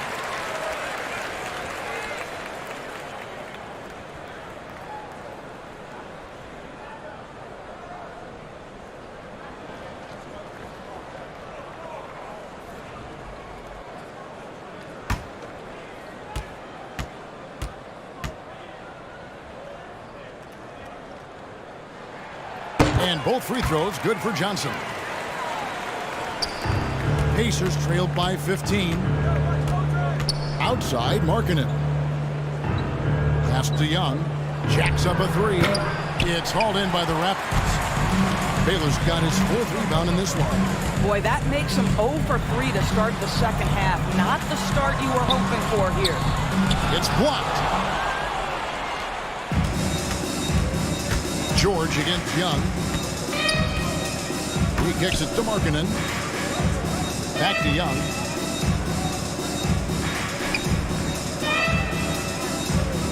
Outside, Markkanen. That's in, coming off the assist from Young. Markkanen's got 9. Finally, they get one to drop. That's one of their first 4 here in the 3rd.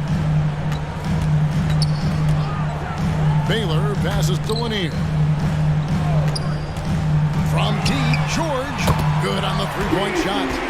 George has got 6 points in the quarter. And that last 3 must have bothered George a little bit. He goes to the arc with a purpose and fires off his answer. Markkanen against Baylor. Robertson outside. 5 to shoot. And that one is good. He's got 10. And the painted area is where Robertson can destroy you. He's just too strong and too skilled. And George kicks to Holmgren.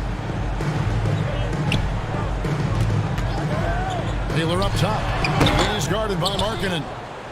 Pacers trailed by 13. Got a piece of it. Pass to Baylor. Down low. Well-timed pass, and he goes straight to the bucket for the layup. Lanier's got his first 2 points. When you allow good scorers to get uncontested shots at the rim, no wonder you're losing. To me, this has simply stated been a complete lack of defensive attention and focus all night long. And George kicks to Baylor. The pass to George. And it's off from three-point range. Well, they have the advantage, but you still feel like this guy needs to find a way to get himself going. And Trae Young gets the whistle that time. That's his fourth foul of the contest. Yeah, really good defensive play to cut him off there and square up. Gallinari, he's checked in for Toronto. Malik Beasley comes in for Johnson. And Indiana with a change here, too. Murray's checked in. And that's a block right there. He swats that ball away with some energy. Yeah, quick thinking pays off big. What a block. Outside, George.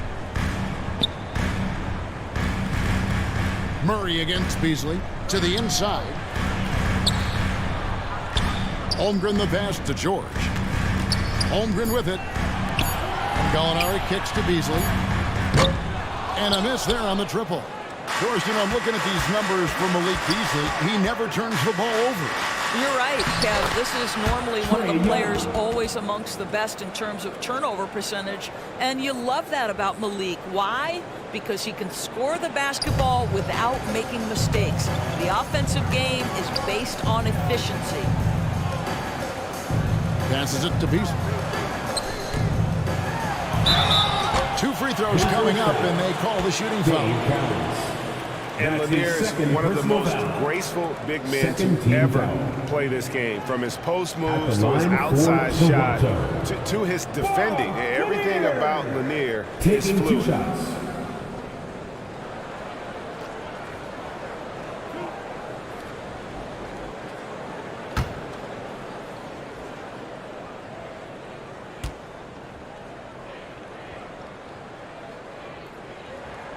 And the first one at the line is good. Tobias Harris is checked in for Toronto. Hield comes in for George.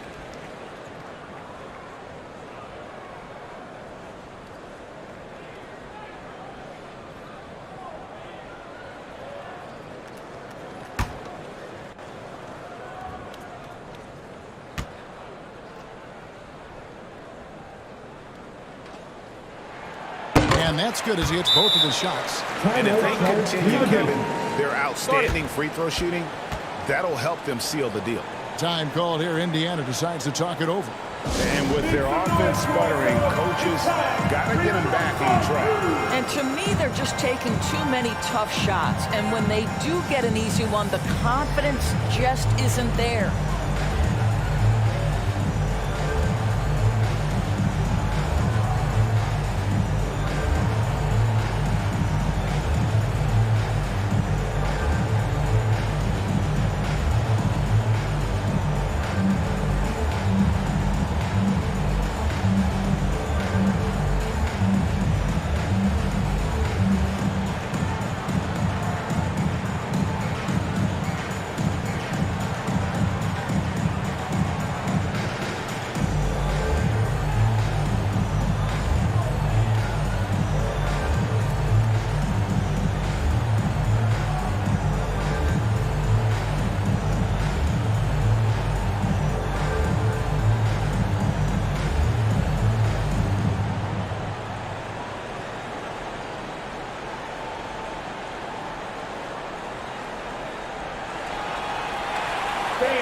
We need you to get loud right now for your North Side Crew.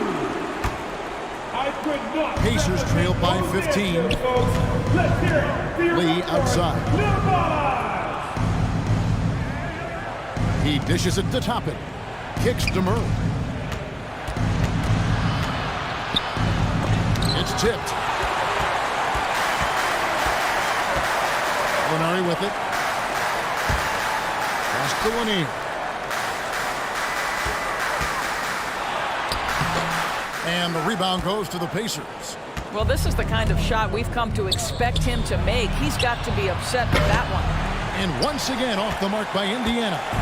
Raptors leading by 15. Now Beasley to the middle. And there's Gallinari on the assist by Beasley. Confidence and composure in the paint. Danilo Gallinari from inside. Pass to Toppin. Over in the corner, Lee. Young outside, takes the three.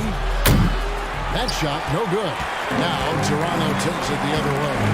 Not a lot falling for him in this quarter. He's got to stay aggressive, try to break through, see if you can get an easy opportunity. Lee passes to Young. And there's the pass to Adebayo.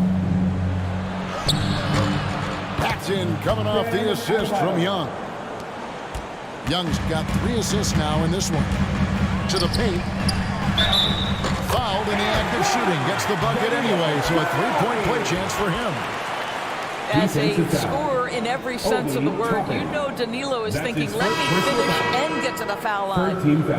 And taking a quick look here at the hustle stats for the Raptors.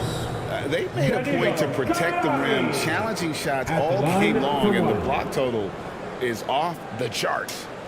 They've also been scoring on the break. With how difficult it is to get buckets in the half court, anytime you can push the ball in transition for easy ones, that's big time.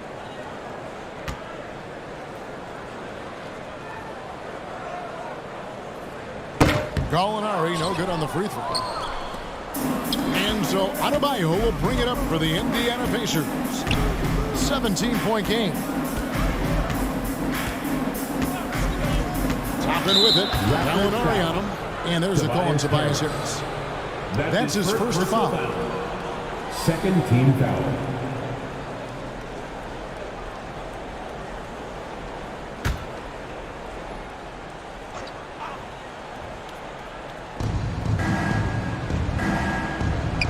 Now, here's Toppin.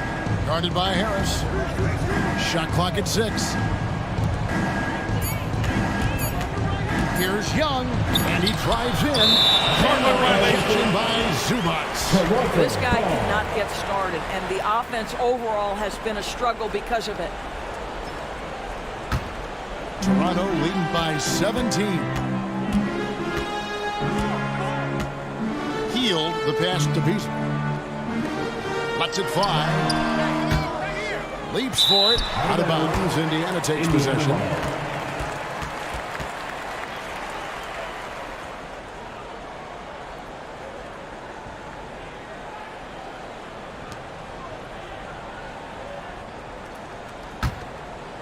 Here's Lee.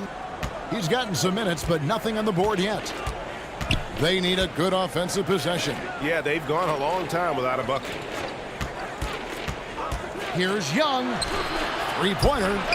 Lee gets the bucket. And you expect this from Young. He scans the floor and finds an open man for the shot.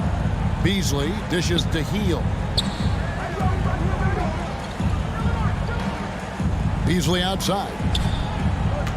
Toronto working the ball around now.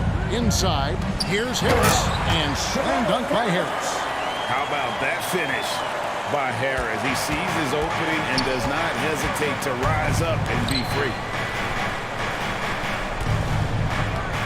Kaminsky kicks to Lee. Passes it to Young. This one for 3. Trains it from beyond the arc. Young's got 8 points. A good look there, and he didn't waste it. His second 3 of the game. About 3 seconds between shot and game clock. Hield against Lee. Hield the pass to Beasley. Lays it up and puts it in. And the Raptors lead by 15. Well, this guy has made giant strides in his playmaking. Nice setup by Buddy Hield right there. Young's shot is off. 1 second left. He beat the buzzer! Delivery at the buzzer. That is beautifully done. 68. That's a miracle. Are you kidding me? Listen, under duress of the end of the period, you just throw it up and hope. And here at the end of the third quarter, it's a double-digit ball game. Raptors lead by 18. We'll be back shortly, live from Toronto.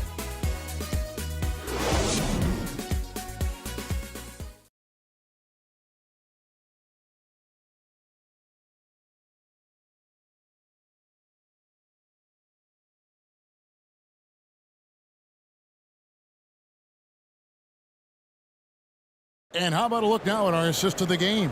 Brought to you by State Farm.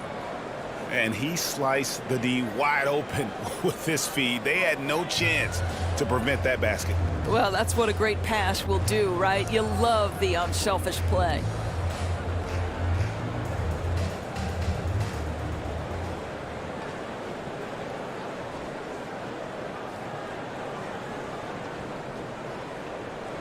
And we reach the fourth quarter in a game that may be already out of hand. And a look at the five for the Pacers to start the fourth quarter. Young is out there with Robertson. Then there's McHale. Then there's Markkanen. And it's Cowings in at the pivot spot manning the middle. Pacers trailed by 18. Markkanen passes to Robertson.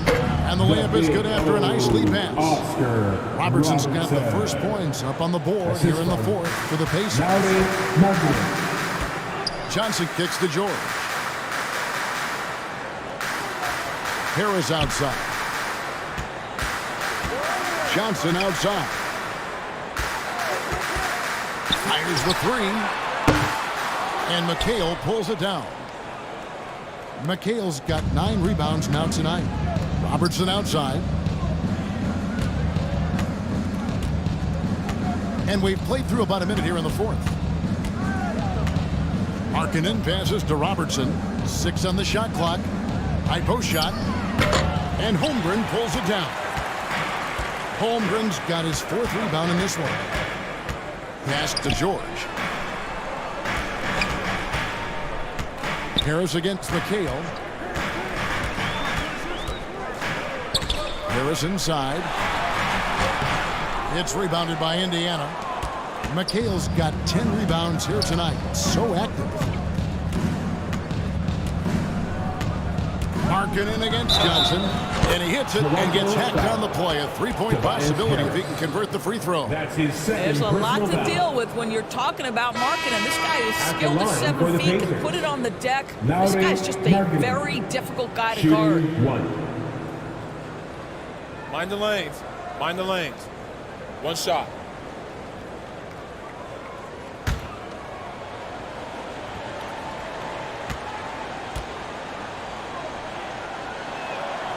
That free throw good for Markkanen. A little over a minute and a half of the fourth quarter gone now. Outside, George. Back to Johnson.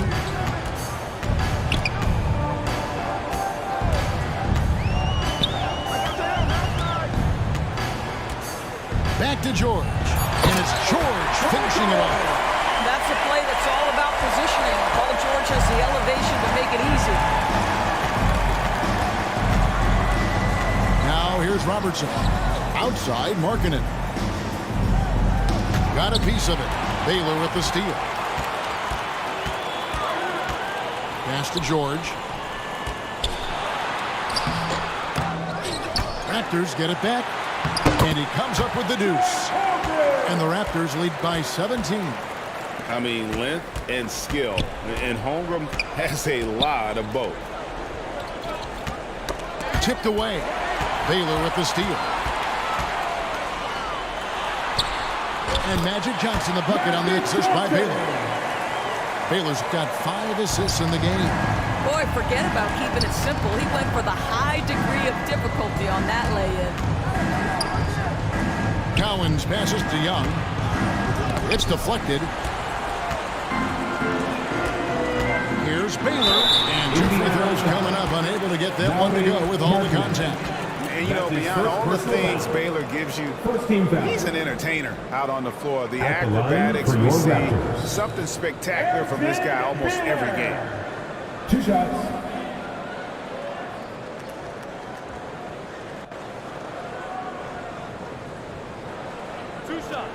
Last on the first.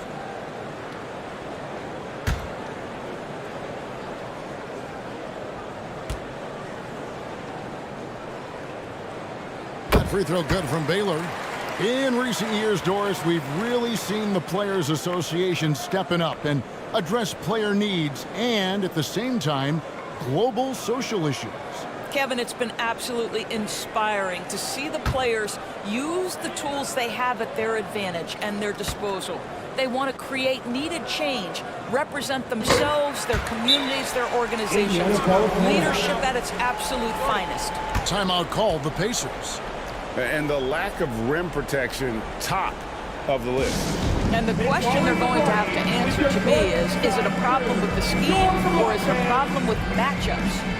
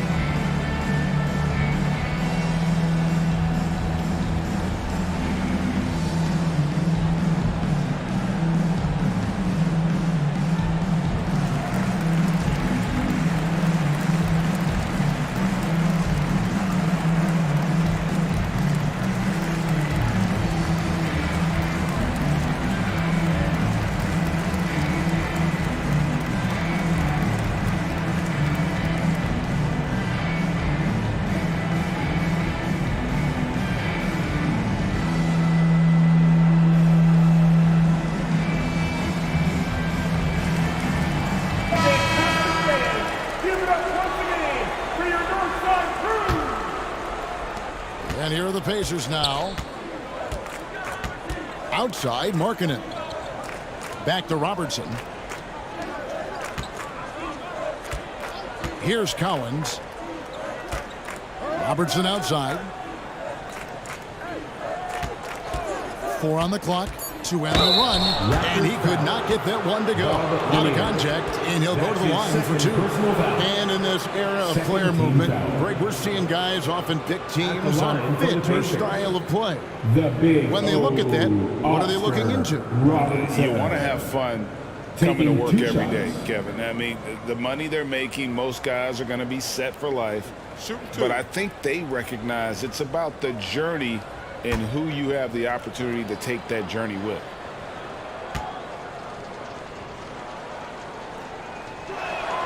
And he makes the first.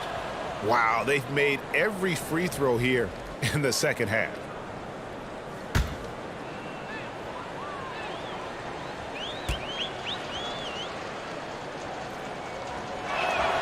Both shots good from the stripe. And for coaches' challenges, the refs review their own call. It's a little like grading your own test. Maybe, Greg, give that job to the review center. You definitely risk a confirmation bias, and everyone wants to be right. It does seem like some calls that probably could be reversed. Yeah, the defender all over. Personal foul. Second team foul. At the line for Toronto, Bob Lanier. Taking 2 shots.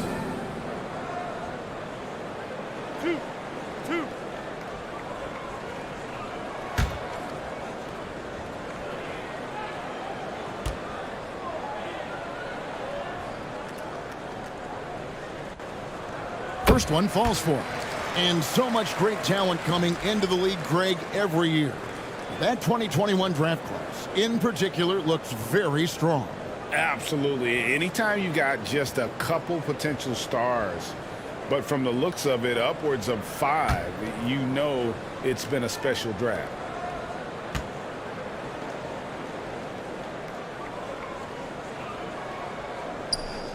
That one is no good. Pacers trailed by 20. Here's Robertson. Another shot. It's rebounded by Johnson. Well, that's just inconsistency from him, and it's happened all night, and it hasn't helped their cause. And that one's good, George. Oh, nice job there from Homer. His guys appreciate when they're open, he gets them the ball. Back to Young.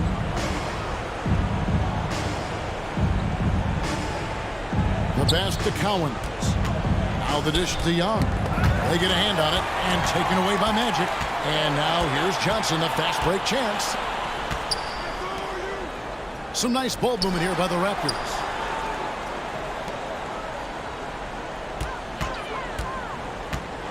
He Kicks it to Holmgren. No good on the triple. And they had some botched coverage that turned into no coverage. And he gets the whistle for the 3-second call. And Doris, in a time where we see so much international conflict, Commissioner Adam Silver has said that shared loves and appreciations, including sport, can bring us all together. It's a nice thought. It's a wonderful thought, Kevin, and I think immediately to the NBA Finals, where I see representatives from so many different countries, China, Brazil, you name it, the opportunity to interact, to share our passion for the game of basketball. Listen, the hope is we can find more things that connect us than that pull us apart. Clock at 6. McHale tried to free himself, and too long on the shot. Nothing seems to be going his way this quarter. Well, not at the offensive end, certainly. He cannot buy a bucket right now. Here's Young, and he drops in the layup off the glass. A sneaky scorer in the lane. Young will give you a steady diet of floaters and off-balance shots that defenders just miss getting a piece of. Pass to George.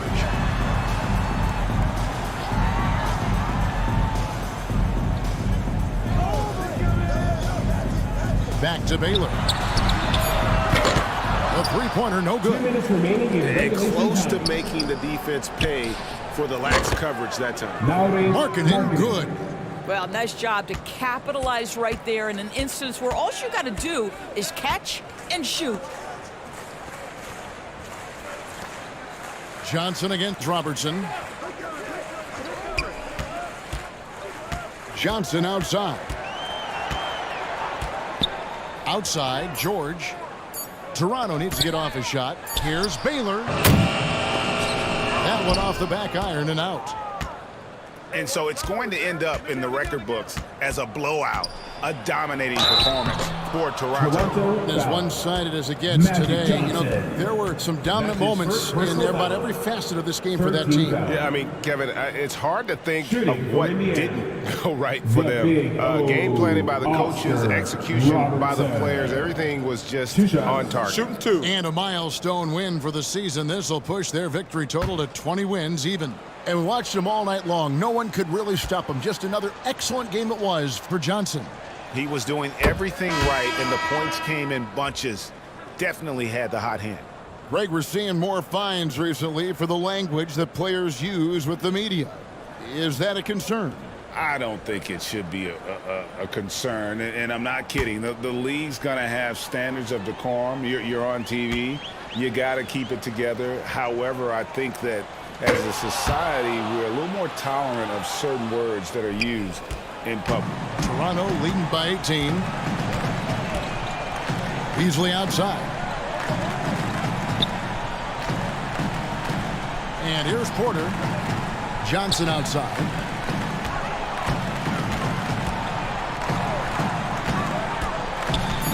Here's Achua.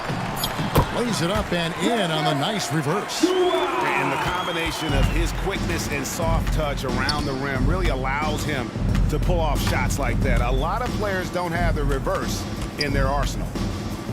Here's Adebayo. And once again off the mark by Indiana. And being that close to the hoop, I thought he had enough room to finish that one. Here's Johnson. It's rebounded by Robertson. Floats it up for Adebayo. And out of bounds as the Raptors gain possession. Listen, turnovers happen. You've got to move on to the next play. Indiana making some changes. Jackson comes in for Bam Adebayo. And Murray subbed in for Robertson. And you have to like how they're moving the ball right now. Snappy passes to ready shooters. It's basketball 101, but boy, is it working. That one goes. Count it. They made the most of their opportunities, looking comfortable and locked in throughout the night. What an impressive performance, to say the least. At this point, it looks insurmountable. Jackson finds Markkanen. Baseline jumper. Gallinari with the rebound. And so Toronto takes this but by a big margin. They won this game going away. They were the better basketball team by far. And you got to commend this sort of dominance, particularly here at home. It's a great feeling when you play almost a perfect game and to have that crowd be so pumped up. It's time now to go courtside as we send you over to David Aldridge from the sideline. David, take it away. Thanks very much. Danilo, transition, big for your team. I assume that was a big focus tonight. Yes, we want to run, and that's what we have to do every time. So that's what we did, and we played a great game. Gallo, thanks very much. Congrats again. Back to you, Kevin. Thank you, David. Great interview once again. And that about does it for the final game of the NBA regular season. For Greg Anthony, Doris Burke, and David Aldridge, this is Kevin Harlan along with our terrific 2K Sports crew, thanking you for tuning in. We'll see you next time. Have a great evening.